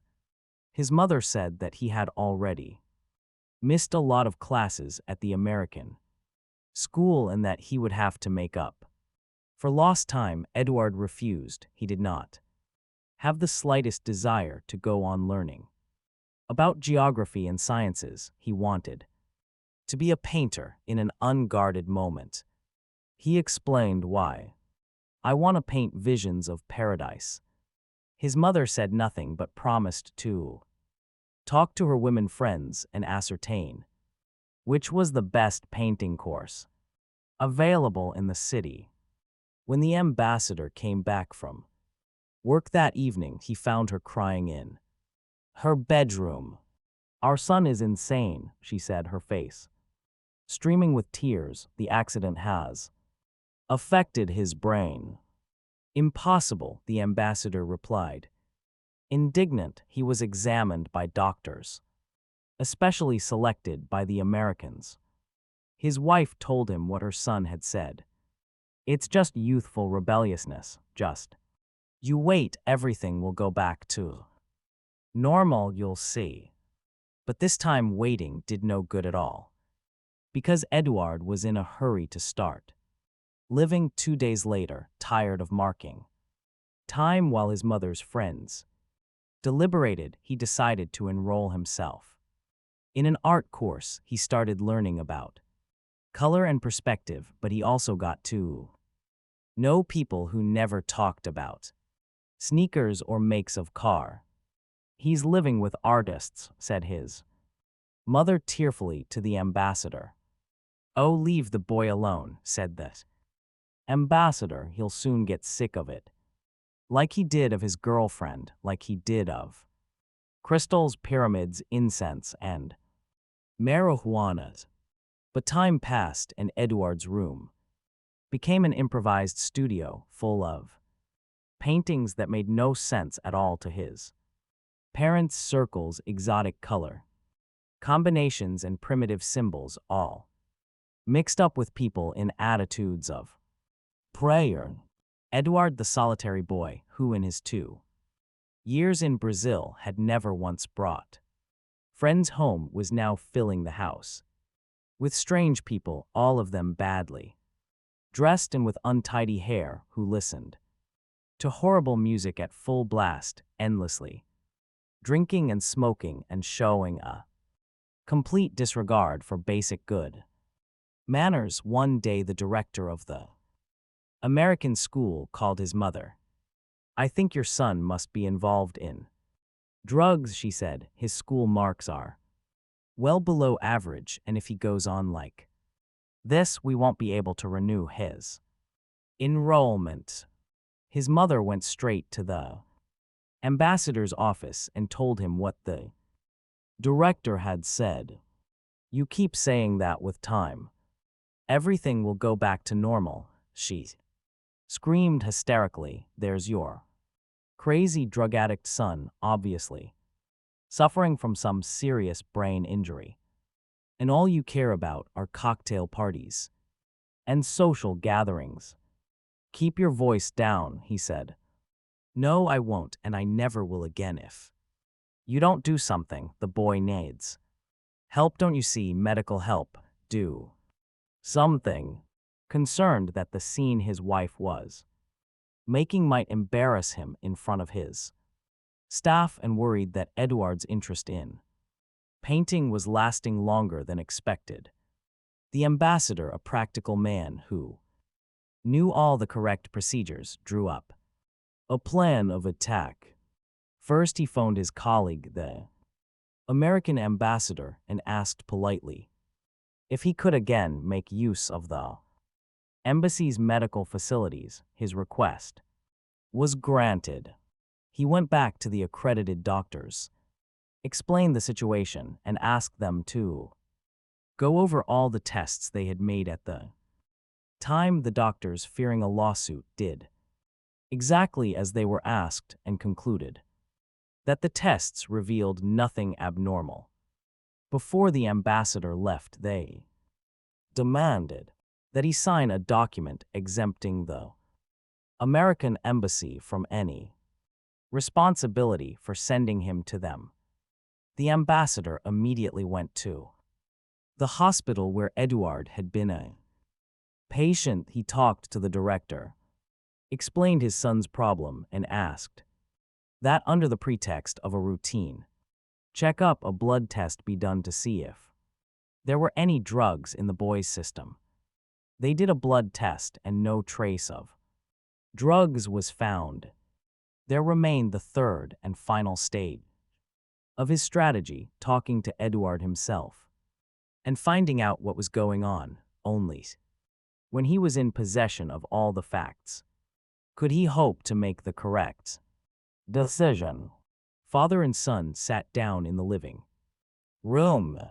Your mother's very worried about you, said the ambassador. Your marks have gotten worse and there's a danger that your place at the school won't be renewed. But my marks at art school have improved, Dad. I find your interest in art very pleasing, but you have your whole life ahead of you. To do that, at the moment, the main thing is to finish your secondary education so that I can set you on the path to a diplomatic career. Eduard thought long and hard before saying anything. He thought about the accident, about the book on visionaries, which had turned out to be only a pretext for finding his true vocation, and he thought about Maria, from whom he had never heard again. He hesitated for some time, but in the end said, Dad, I do want to be a diplomat. I want to be a painter. His father was prepared for that response and knew how to get round it. You will be a painter, but first finish your studies. Will arrange for exhibitions in Belgrade, Zagreb, Ljubljana, and Sarajevo. I've got influence. I can help you a lot, but you must complete your studies. If I do that, I'll be choosing the easy route. I'll enter some faculty or other, get a degree in a subject that doesn't interest me, but that will help me earn a living. Painting will just recede into the background and I'll end up forgetting my vocation. I'll just have to find a way of earning money through my painting. The ambassador was starting to get irritated. You've got everything, son, a family that loves you, a house, money, social position, but as you know, our country is going through a difficult time. There are rumors of civil war. Tomorrow I might not even be here to help you. I can help myself, trust me. One day I'll paint a series entitled Visions of Paradise. It'll be a visual history of what men and women have previously experienced only in their hearts.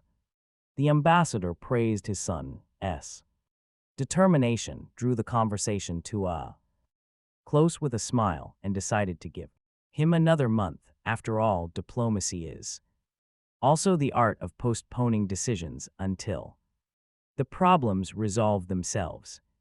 A month passed, and Eduard continued to devote all his time to painting, to his strange friends, and to that music, apparently expressly designed to induce some psychological disorder. To make matters worse, he had been expelled from the American school for arguing with a teacher about the existence of saints.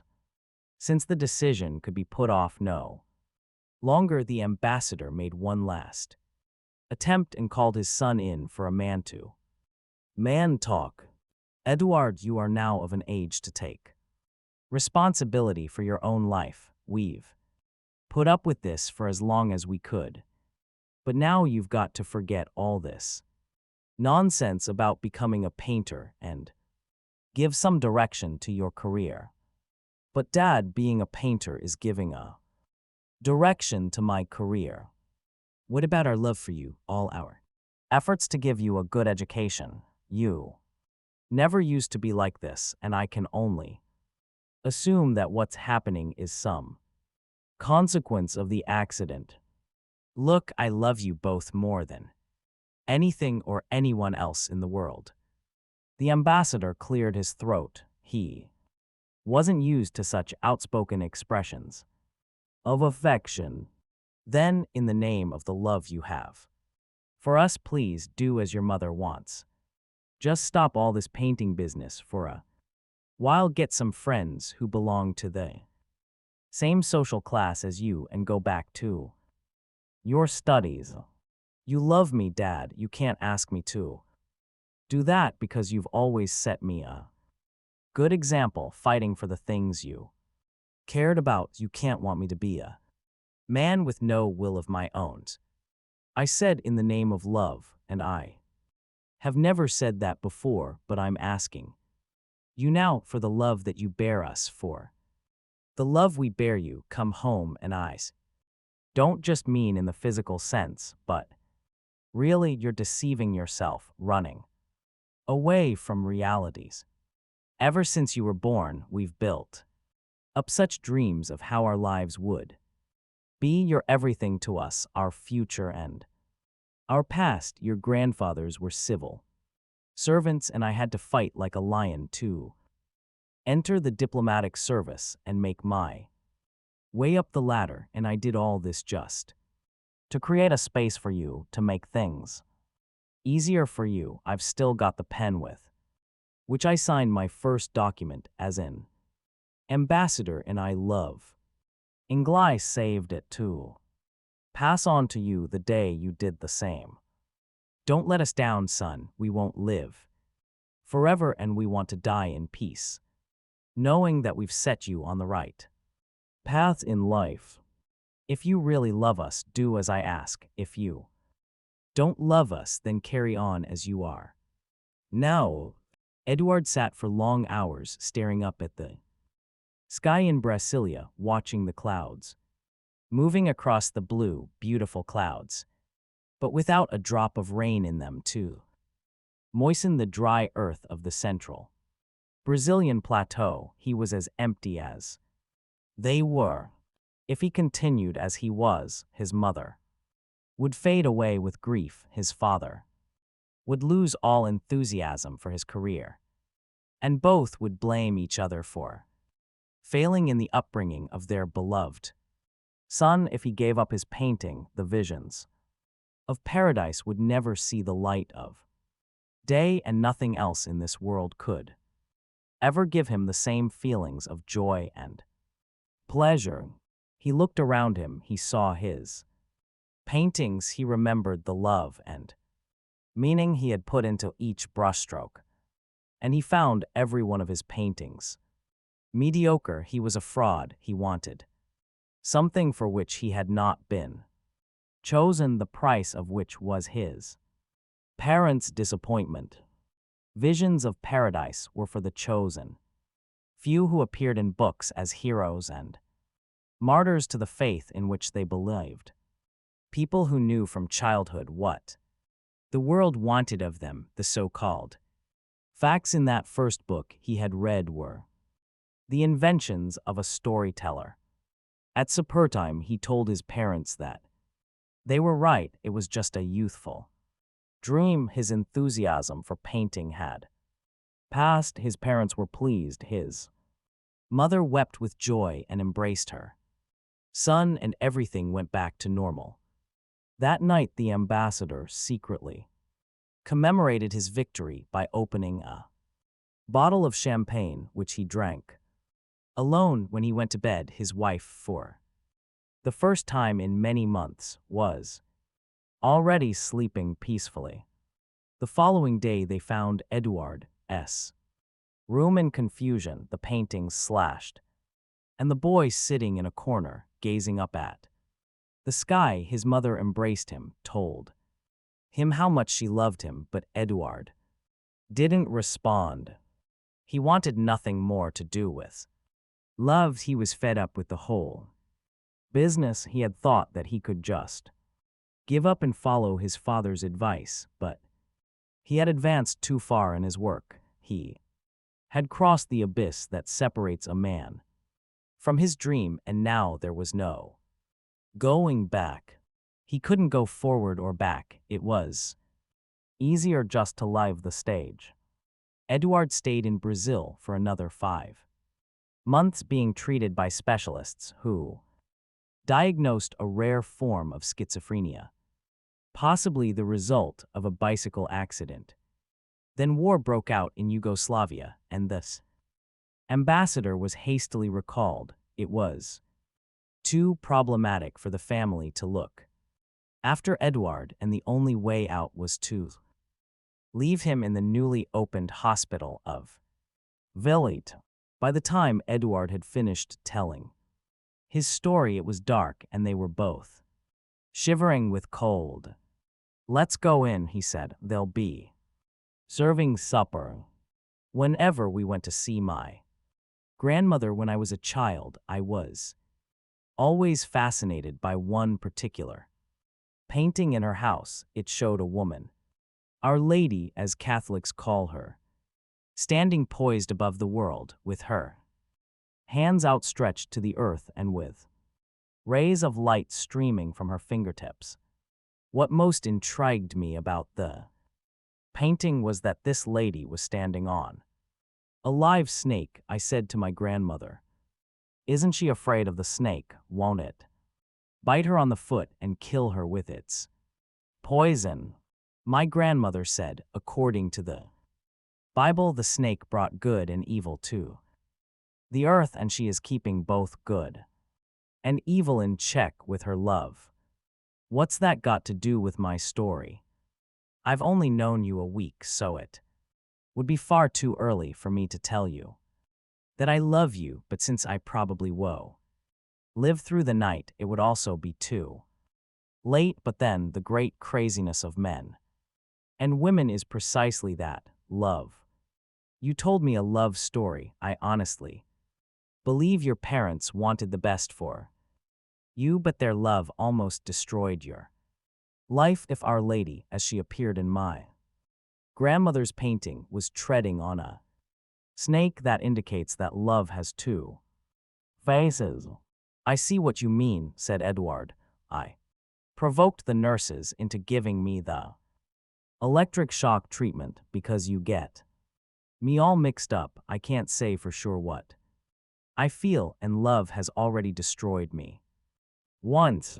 Don't be afraid. Today I asked Dr. Igor for permission to leave here and to choose a place where I can close my eyes forever. But when I saw you being held down by the nurses, I realized what it was I wanted to be looking at when I left this world, your face, and I decided not to leave while you were sleeping off the effects of the electric shock treatment. I had another heart attack, and I thought my time had come. I looked at your face and I tried to guess what your story was, and I prepared myself to die happy, but death didn't come. My Eert survived yet again.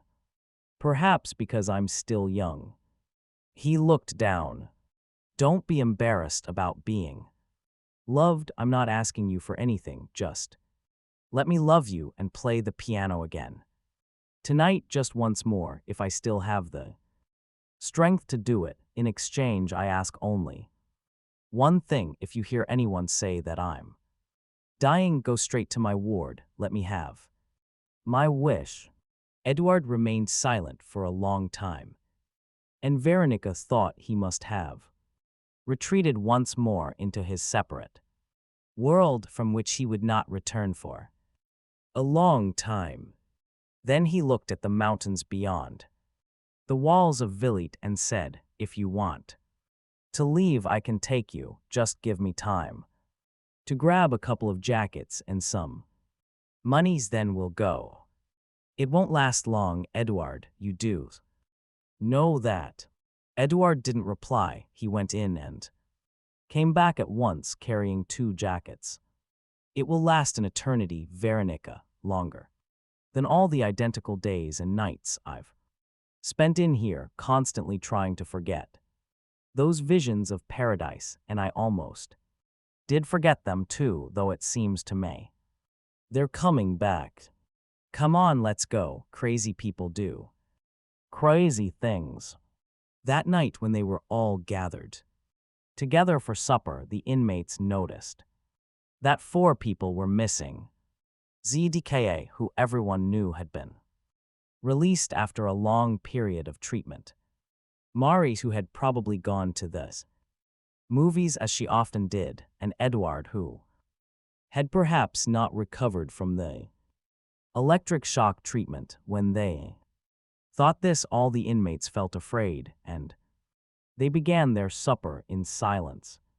Finally, the girl with green eyes and brown hair was missing, the one who they all knew would not see out the week. No one spoke openly of death in Vilit, but absences were noted, although everyone always tried to behave as if nothing had happened. A rumor started to go from table to table. Some wept because she had been so full of life, and now she would be lying in the small mortuary behind the hospital. Only the most daring ever went there. Even during daylight hours, it contained 3 marble tables, and there was generally a new body on one of them, covered with a sheet. Everyone knew that tonight Veronica would be there. Those who were truly insane soon forgot the presence during that week of another guest who sometimes disturbed everyone's sleep, playing the piano. A few, when they heard the news, felt rather sad, especially the nurses who had been with Veronica during her time in the intensive care unit, but the employees had been trained not to develop strong bonds with the patients. Because some left, others died, and the great majority got steadily worse. Their sadness lasted a little longer, and then that too passed. The vast majority of the inmates, however, heard the news, pretended to be shocked and sad, but actually felt relieved, because once more the exterminating angel had passed over Vilit and they had been spared. When the fraternity got together after supper, one member of the group gave them a message. Mari had not gone to the movies. She had left, never to return, and had given him a note. No one seemed to attach much importance to the matter. She had always seemed different, rather too crazy, incapable of adapting to the ideal situation in which they all lived in Vilit. Mari never understood how happy we are here, said one of them. We are friends with common interests. We have a routine. Sometimes we go out on trips together, invite lecturers here to talk about important matters, then we discuss their ideas. Our life has reached a perfect equilibrium, something that many people outside would love to achieve. Not to mention the fact that in Vilit, we are protected from unemployment, the consequences of the war in Bosnia, from economic problems and violence, said another. We have found harmony. Mari left me this note, said the one who had given them the news, holding up a sealed envelope. She asked me to read it out loud as if she were saying goodbye to us all. The oldest member of the group opened the envelope and did as Mari had asked. He was tempted to stop halfway, but by then it was too late, and so he read to the end. When I was still a young lawyer, I read some poems by an English poet, and something he said impressed me greatly. Be like the fountain that overflows, not like the cistern that merely contains. I always thought he was wrong. It was dangerous to overflow because we might end up flooding areas occupied by our loved ones and drowning them with our love and enthusiasm. All my life I did my best to be a cistern, never going beyond the limits of my inner walls. Then, for some reason I will never understand, I began suffering from panic attacks. I became the kind of person I had fought so hard to avoid becoming. I became a fountain that overflowed and flooded everything around me. The result was my internment in Vilit. After I was cured, I returned to the cistern and I met all of you. Thank you for your friendship, for your affection, and for many happy moments we lived together. Like fish in an aquarium, contented. Because someone threw us food when we needed it and we could, whenever we wanted to, see the world outside through the glass. But yesterday, because of a piano and a young woman who is probably dead by now, I learned something very important. Life inside is exactly the same as life outside. Both there and here, people gather together in groups, they build their walls and allow nothing strange to trouble their mediocre existences. They do things because they're used to doing them. They study useless subjects. They have fun because they're supposed to have fun, and the rest of the world can go hang. Let them sort themselves out. At the very most, they watch the news on television, as we often did, as confirmation of their happiness in a world full of problems and injustices. What I'm saying is that the life of the fraternity is exactly the same as the lives of almost everyone outside Vilit, carefully avoiding all knowledge of what lies beyond the glass walls of the aquarium. For a long time it was comforting and useful, but people change. And now I'm off in search of adventure. Even though I'm 65 and fully aware of all the limitations that age can bring, I'm going to Bosnia. There are people waiting for me there, although they do yet know me and I don't know them. But I'm sure I can be useful, and the danger of an adventure is worth 1,000 days of ease and comfort. When he had finished reading the note, the members of the fraternity all went to their rooms and wards, telling themselves that Mari had finally gone insane. Eduard and Veronica chose the most expensive restaurant in Ljubljana, ordered the finest dishes, and got drunk on 3 bottles of 1988 wine, one of the best vintages of the century. During supper, they did not once mention Vilit, or the past, or the future. I like that story about the snake, he said, filling her glass for the nth time, but your grandmother was too old to be able to interpret the story correctly. Have a little respect for my grandmother, please, roared Veronica, drunkenly making everyone in the restaurant turn around.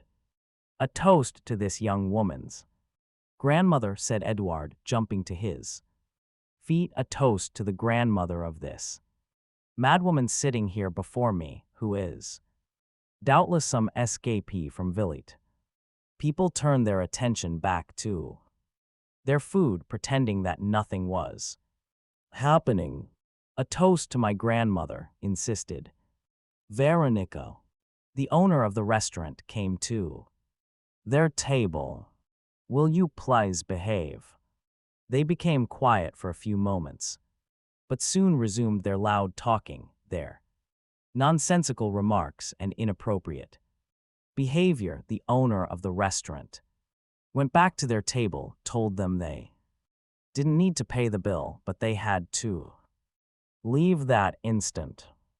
Think of the money we'll save on that exorbitantly expensive wine, said Eduard. Let's leave before this gentleman changes his mind.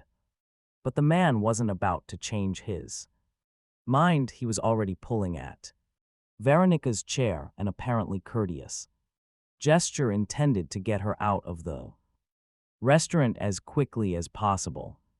They walked to the middle of the small square in the center of the city. Veronica looked up at her convent room and her drunkenness vanished. She remembered that soon she would die. Let's buy some more wine, said Eduard.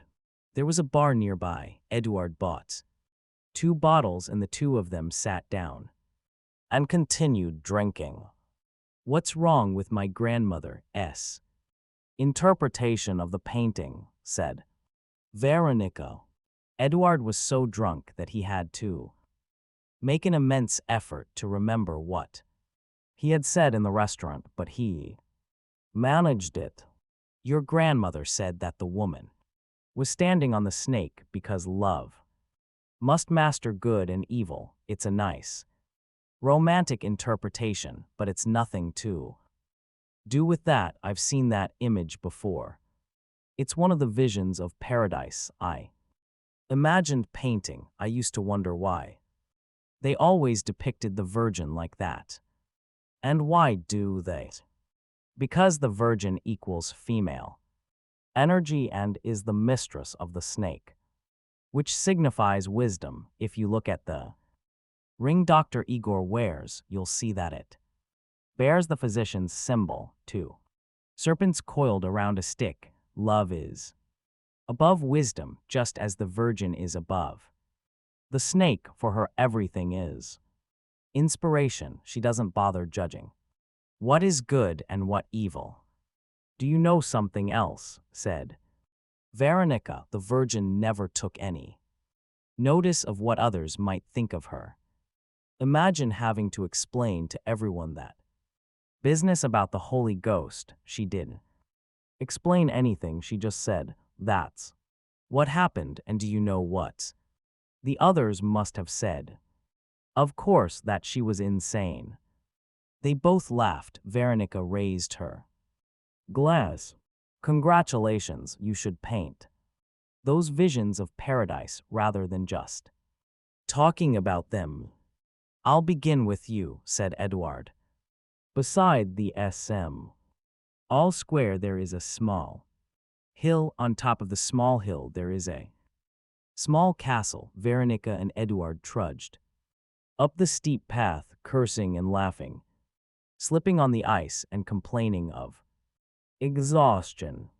Beside the castle there is a gigantic yellow crane. To anyone coming to Ljubljana for the first time, the crane gives the impression that the castle is being restored and that work will soon be completed. The inhabitants of Ljubljana, however, know that the crane has been there for many years, although no one knows why. Veronica told Edward that when children in kindergarten are asked to draw the castle of Ljubljana, they always include the crane in the drawing.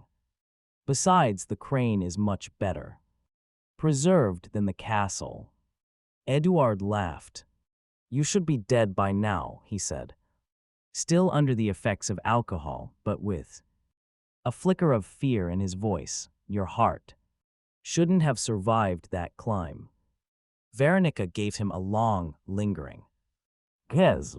Look at my face, she said. Remember it with the eyes of your soul, so that you can reproduce it one day. If you like, that can be your starting point, but you must go back to painting. That is my last request. Do you believe in God?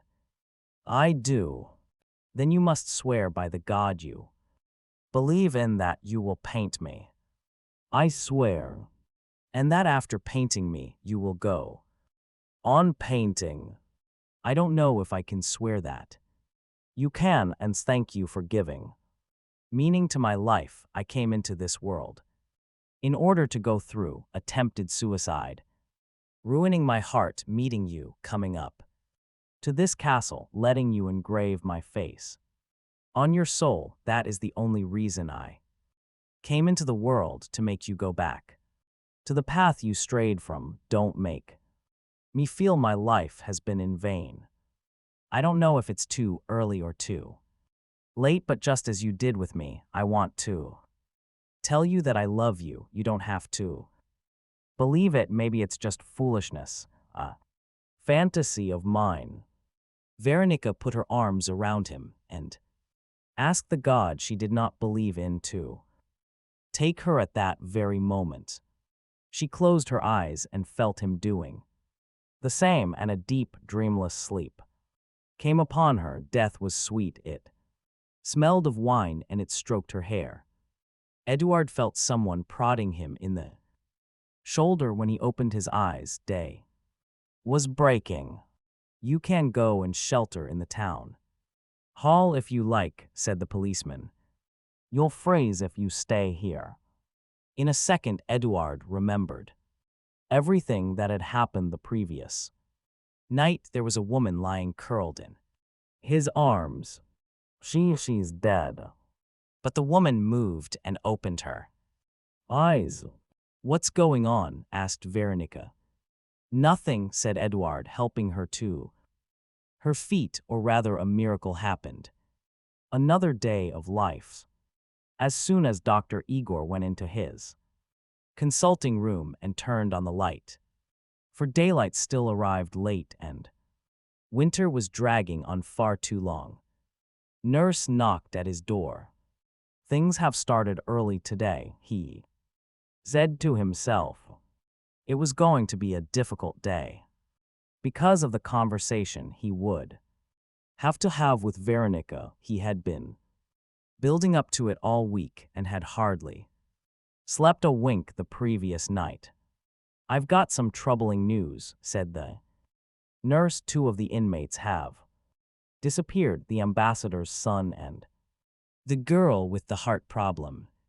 Honestly, you're a load of incompetence, you are. Not that the security in this hospital has ever been up to much. It's just that no one's ever tried to escape before, said the nurse, frightened. We didn't know it was possible. Get out of here now. I'll have to prepare a report for the owners, notify the police, take steps, tell everyone I'm not to be disturbed. These things take hours. The nurse left, looking pale, knowing that a large part of that major problem would land on his own shoulders, because that is how the powerful deal with the weak. He would doubtless be dismissed before the day was out. Dr. Igor picked up a pad, put it on this table, and began making notes. Then he changed his mind. He switched off the light and sat in the office, precariously lit by the incipient sunlight, and he smiled. It had worked. In a while he would make the necessary notes describing the only known cure for vitriol and awareness of life, and describing the medication he had used in his first major test on patients, and awareness of death. Perhaps other forms of medication existed, but Dr. Igor had decided to center his thesis around the one he had had the opportunity to experiment with scientifically, thanks to a young woman who had quite unwittingly become part of his fate. She had been in a terrible state when she arrived, suffering from a severe overdose, nearly in a coma. She had hovered between life and death for nearly a week, just the amount of time he needed to come up with a brilliant idea for his experiment. Everything depended on one thing: the girl's capacity to survive. And she had, with no serious consequences, no irreversible health problems. If she looked after herself, she could live as long as or longer than him. But Dr. Igor was the only one who knew this, just as he knew that failed suicides tend to repeat the attempt sooner or later. Why not use her as a guinea pig to see if he could eliminate the vitriol from her organism? And so Dr. Igor had conceived his plan. Using a drug known as phenytoin, he had managed to simulate the effects of heart attacks. For a week she had received injections of the drug, and she must have been very frightened, because she had time to think about death and to review her own life in that way. According to Dr. Igor's thesis, the final chapter of his work would be entitled "An Awareness of Death Encourages Us to Live More Intensely." The girl had gone on to eliminate vitriol completely from her organism and would quite possibly never repeat her attempt at suicide. He was supposed to see her today and tell her that, thanks to the injections, he had achieved a total reversal of her heart condition. Veronica's escape saved him the unpleasant experience of lying to her. Yet again, what Dr. Igor had not counted on was the infectious nature of his cure for vitriol poisoning. A lot of people in Vilit had been frightened by their awareness of that slow, irreparable death. They must all have been thinking about what they were missing, forced to reevaluate their own lives.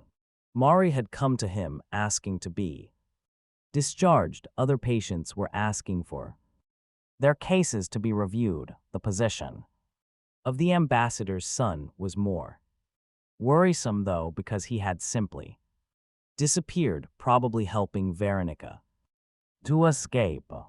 Perhaps they're still together, he thought. At any rate, the ambassador's son knew where Vilit was if he wanted to come back. Dr. Igor was too excited by the results to pay much attention to minor details. For a few moments he was assailed by another doubt. Sooner or later Veronica would realize that she wasn't going to die of a heart attack. She would probably go to a specialist who would tell her that her heart was perfectly normal. She would decide that the doctor who had taken care of her in Vilit was a complete incompetent. But then all those who dare to research into forbidden subjects require both a certain amount of courage and a good dose of incomprehension. But what about the many days that she would have to live with the fear of imminent deaths? Dr. Igor pondered the arguments long and hard and decided that it didn't really matter. She would consider each day a miracle, which indeed it is when you consider the number of unexpected things that could happen in each second of our fragile existences. He noticed that the sun's rays were growing stronger. At that hour the inmates would be having breakfast. Soon his waiting room would be full. The usual problems would arise, and it was best to start taking notes at once for his thesis. Meticulously he began to write up his experiment with Veronica. He would leave the reports on the building's lack of security until later. St. Bernadette's Day, 1998. P.S. Insights, interviews, and more. About the author. Meet Paulo Coelho. About the book. Paulo Coelho on the inspiration behind Veronica Decides to Die. About the author. Meet Paulo Coelho. Paulo Coelho was born in Rio de Janeiro in August 1947, the son of Pedro Queima Coelho de Souza, an engineer, and his wife Lydia, a homemaker. Early on, Coelho dreamed of an artistic career, something frowned upon in his middle-class household. In the austere surroundings of a strict Jesuit school, Coelho discovered his true vocation, to be a writer. Coelho's parents, however, had different plans for him. When their attempts to suppress his devotion to literature failed, they took it as a sign of mental illness. When Coelho was 17, his father twice had him committed to a mental institution where he endured sessions of electroconvulsive therapy. His parents brought him to the institution once more after he became involved with a theater group and started to work as a journalist. Coelho was always a nonconformist and a seeker of the new. In the excitement of 1968, the guerrilla and hippie movements took hold in a Brazil ruled by a repressive military regime. Coelho embraced progressive politics and joined the peace and love generation. He sought spiritual experiences by traveling all over Latin America in the footsteps of Carlos Castaneda. He worked in theater and dabbled in journalism, launching an alternative magazine called 2001.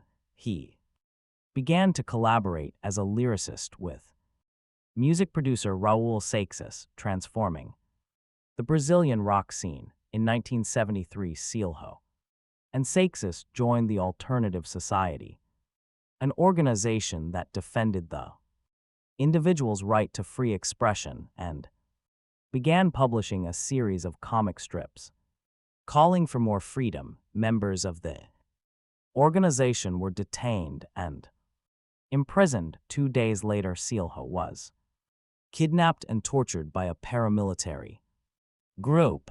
This experience affected him profoundly. At the age of 26, Silho decided that he had had enough of living on the edge and wanted to be normal. He worked as an executive in the music industry. He tried his hand at writing but didn't start seriously until after he had an encounter with a stranger.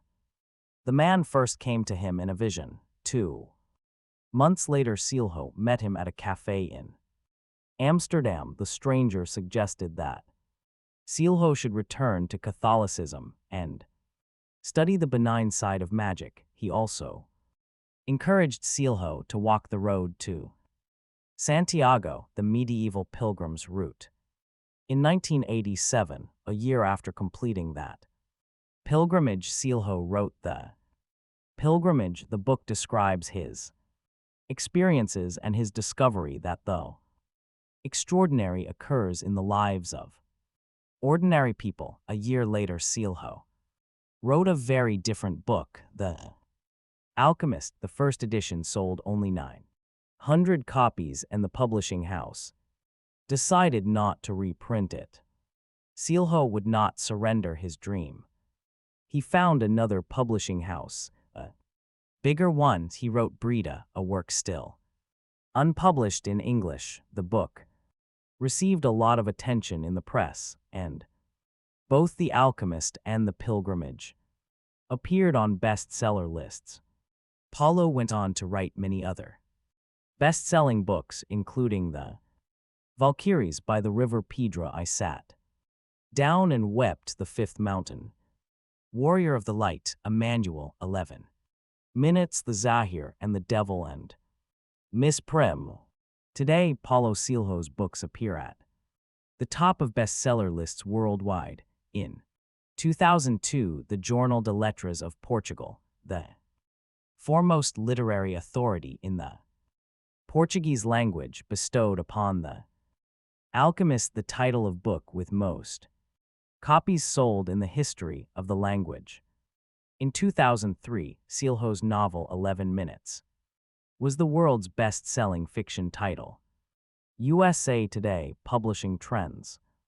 In addition to his novels, Silho writes a globally syndicated weekly newspaper column and occasionally publishes articles on current affairs. His newsletter, Warrior of the Light Online, has over 70,000 subscribers. Silho and his wife, Cristina Oiticica, are the founders of the Paulo Silho Institute, which provides support and opportunities for underprivileged members of Brazilian society. International acclaim for Veronica Decides to Die. Veronica Decides to Die is Silho's most artful work. To date, the different characters argue sanity and life from varying points of view, pulling the reader into discussion. Denver Post. Told with sincerity approaching urgency, Silho's novel is effective. Boston Globe. A touching fable about learning to live in the face of death. Kirkus Reviews. Silho does not so much address his readers as confides in them. His style is a kind of eavesdropping, full of lyrical whisperings and confessional asides. The Sunday Express, London. The global bestseller The Alchemist established Seelho's reputation, and Veronica decides to die is sure to reaffirm it. Time Out London. With Veronica decides to die, Seelho's legend keeps growing. La Prensa Argentina. Also by Paulo Coelho. The Alchemist. The Pilgrimage. The Valkyries. By the river Pedra I sat down and wept. The Fifth Mountain. Warrior of the Light, Emmanuel. 11 Minutes. The Zahir. The Devil and Miss Prim. Credits. Cover design by Dorian Louis. Cover photograph copyright 2000 by Gary Isaac/Photonica. Copyright. This book is a work of fiction. The characters, incidents, and dialogue are drawn from the author's imagination and are not to be construed as real. Any resemblance to actual events or persons, living or dead, is entirely coincidental. Veronica decides to die. Copyright 2006 by Paulo Coelho. All rights reserved. Under international and Pan-American copyright conventions, by payment of the required fees, you have been granted the non-exclusive, non-transferable right to access and read the text of this ebook on screen. No part of this text may be reproduced, transmitted, downloaded, decompiled, reverse engineered, or stored in or introduced into any information storage and retrieval system in any form or by any means, whether electronic or mechanical, now known or hereinafter invented, without the express written permission of HarperCollins eBooks. EPUB Copyright Edition, June 2006, ISBN 9780000618305,438. 1098765432. About the book.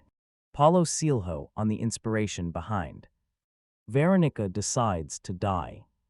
So you're going to give me electric shock treatment, I said to Dr. Benjamin Gaspar Gomes. I entered a tiled cubicle. There was a bed covered with a rubber sheet and, beside the bed, some sort of apparatus with a handle. So you're going to give me electric shock treatment, I said to Dr. Benjamin Gaspar Gomes. Don't worry, it's far more traumatic watching someone being treated than actually having the treatment yourself. It doesn't hurt at all. I lay down and the male nurse put a kind of tube in my mouth so that my tongue wouldn't roll back. Then on either temple he placed two electrodes, rather like the earpieces of a telephone. I was looking up at the peeling paint on the ceiling when I heard the handle being turned. The next moment a curtain seemed to fall over my eyes. My vision quickly narrowed to a single point, and then everything went dark. The doctor was right. It didn't hurt at all. The scene I have just described is not taken from my latest book. It comes from the diary I wrote during my second stay in a mental hospital. That was in 1966, the beginning of the blackest period of Brazil's military dictatorship, 1964. 1989, as if by some natural reflex of the social mechanism, that external repression was gradually becoming internalized, not unlike what is happening in the United States today, where a man doesn't even dare look at a woman without having a lawyer by his side, so much so that good middle-class families found it simply unacceptable that their children or grandchildren should want to be artists. In Brazil at that time, the word artist was synonymous with homosexual, communist, drug addict, and layabout. When I was 18, I believed that my world and that of my parents could coexist peacefully. I did my best to get good Marks at the Jesuit school where I was. Studying, I worked every afternoon, but at night I wanted to live out my dream of being an artist, not knowing quite where. To begin, I became involved in an amateur theater group, although I had no desire to act professionally. At least I was among people with whom I felt some affinity. Unfortunately, my parents did not share my belief in the peaceful coexistence of two such diametrically opposed worlds. One night I came home drunk, and this following morning I was woken by two burly male nurses. "You're coming with us," one of them said. My mother was crying, and my father was doing his best to hide any feelings he might have had. "It's for your own good," he said. "We're just going to have some tests done." And thus began my journey through various psychiatric hospitals. I was admitted, I was given all kinds of different treatments, and I ran away at the first opportunity, traveling around for as long as I could bear it. Then going back to my parents' house, we enjoyed a kind of honeymoon period, but after a while I again started to get into what my family called bad company, and the nurses reappeared. There are some battles in life that have only two possible outcomes. They either destroy us or they make us strong. The psychiatric hospital was one such battle. Talking to another patient one night, I said, "You know, I think nearly everyone at some point in his life has dreamed of being president of the republic, but neither you nor I can ever aspire to that because of our medical records." "Then we've got nothing to lose," said the other man. "We can just do whatever we want to do." It seemed to me he was right. The situation I found myself in was so strange, so extreme, that it brought with it something unprecedented: total freedom. All my family's efforts to make me the same as everyone else had exactly the opposite result. I was now completely different from all the other young men my age. That same night I considered my future.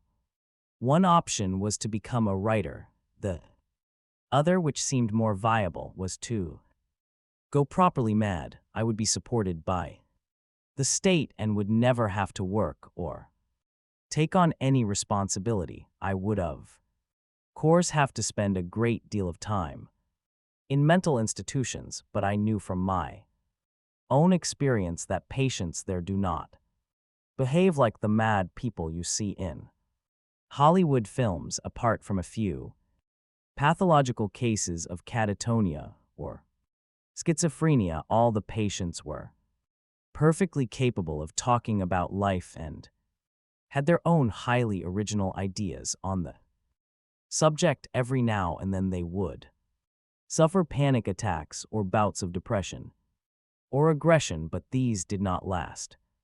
The greatest risk I ran in the hospital was not of losing all hope of ever becoming president of the republic, or of feeling marginalized and unfairly treated by my family, because in my heart I knew that having me admitted to the hospital was a desperate act of love and overprotectiveness on their part.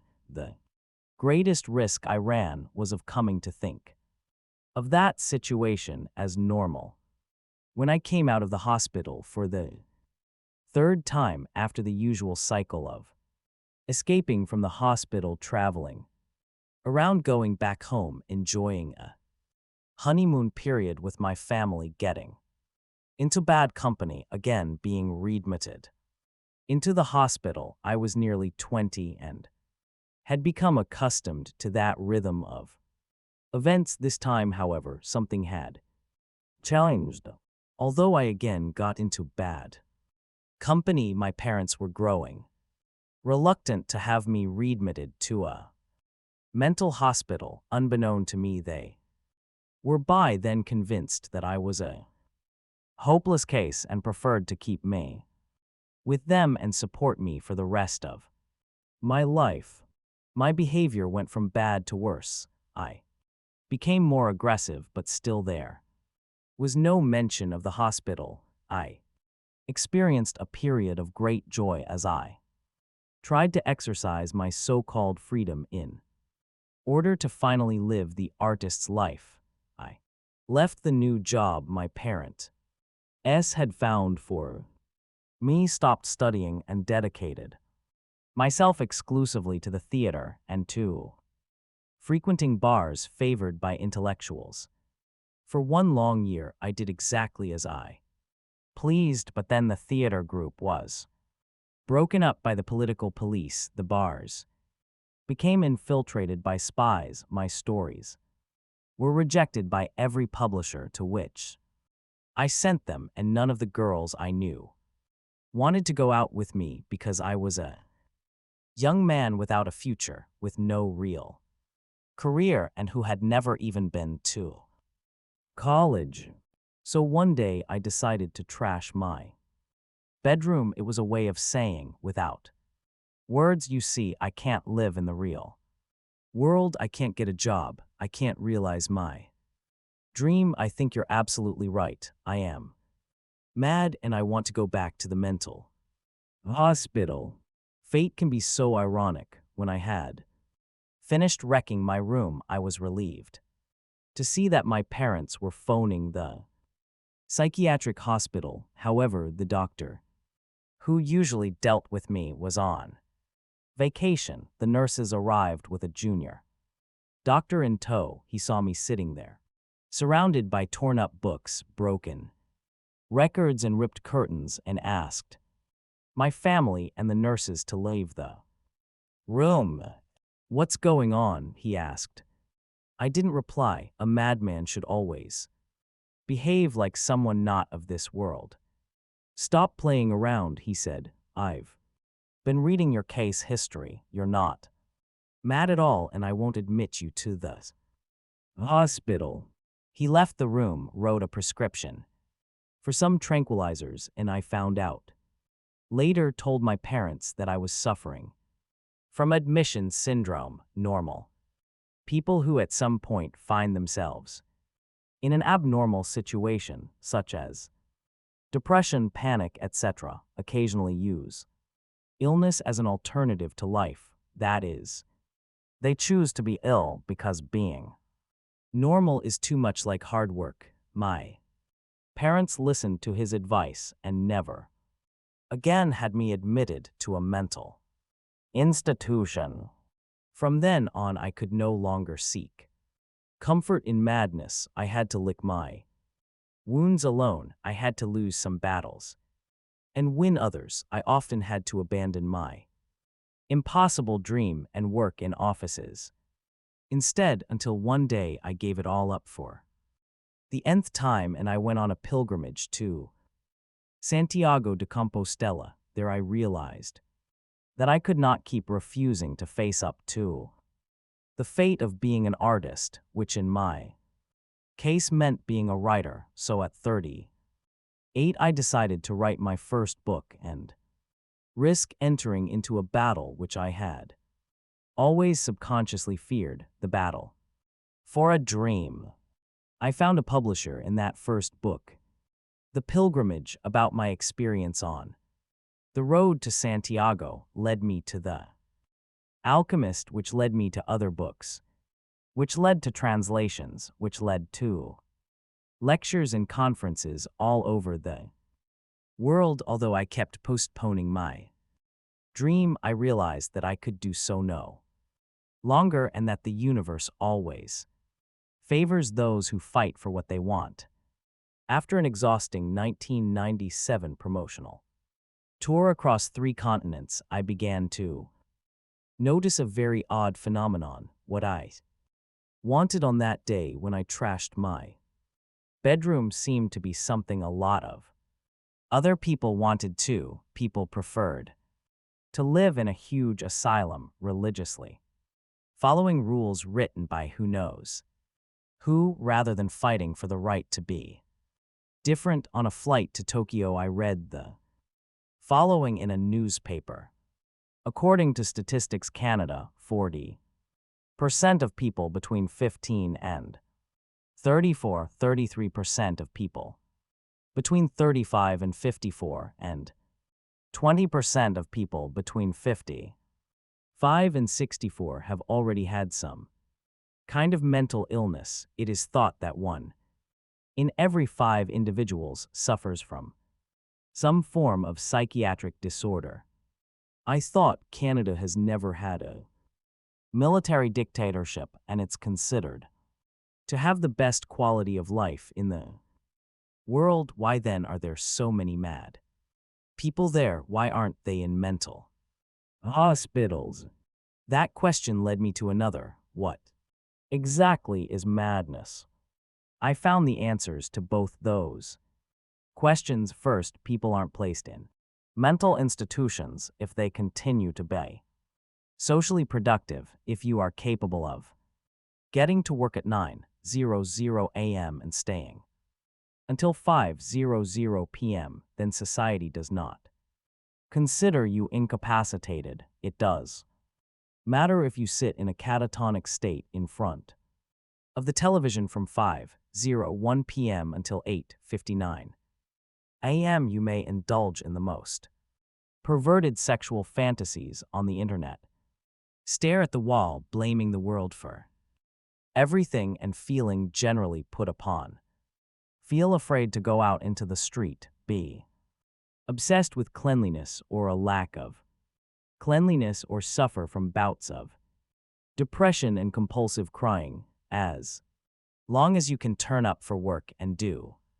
your bit for society, you don't represent a threat. You're only a threat when the cup finally overflows and you go out into the street with a machine gun in your hand, like a character in a child's cartoon, and kill 15 children in order to alert the world to the pernicious effects of Tom and Jerry. Until you do that, you are deemed normal.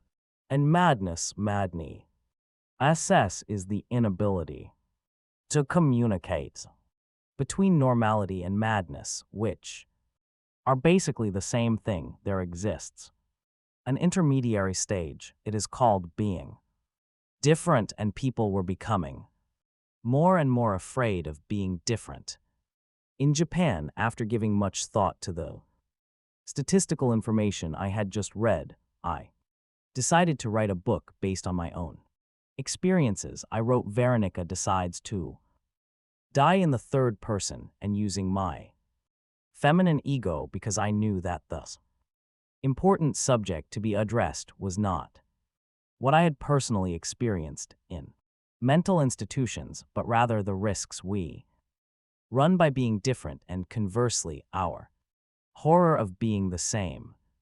When I finished, I went and talked to my father. Once the difficult time of my adolescence and early youth was over, my parents never forgave themselves for what they did to me. I always told them that it really hadn't been that bad in that prison, for I was imprisoned 3 times for political reasons, had left far deeper scars, but my parents refused to believe me and spent the rest of their lives blaming themselves. I've written a book about a mental institution, I said to my 85-year-old father. It's a fictional work, but there are a couple of pages where I speak as myself. It means going public about the time I spent in mental hospitals. My father looked me in the eye and said, "Are you sure it won't harm you in any way?" "Yes, I'm sure." "Then go ahead, I'm tired of secrets."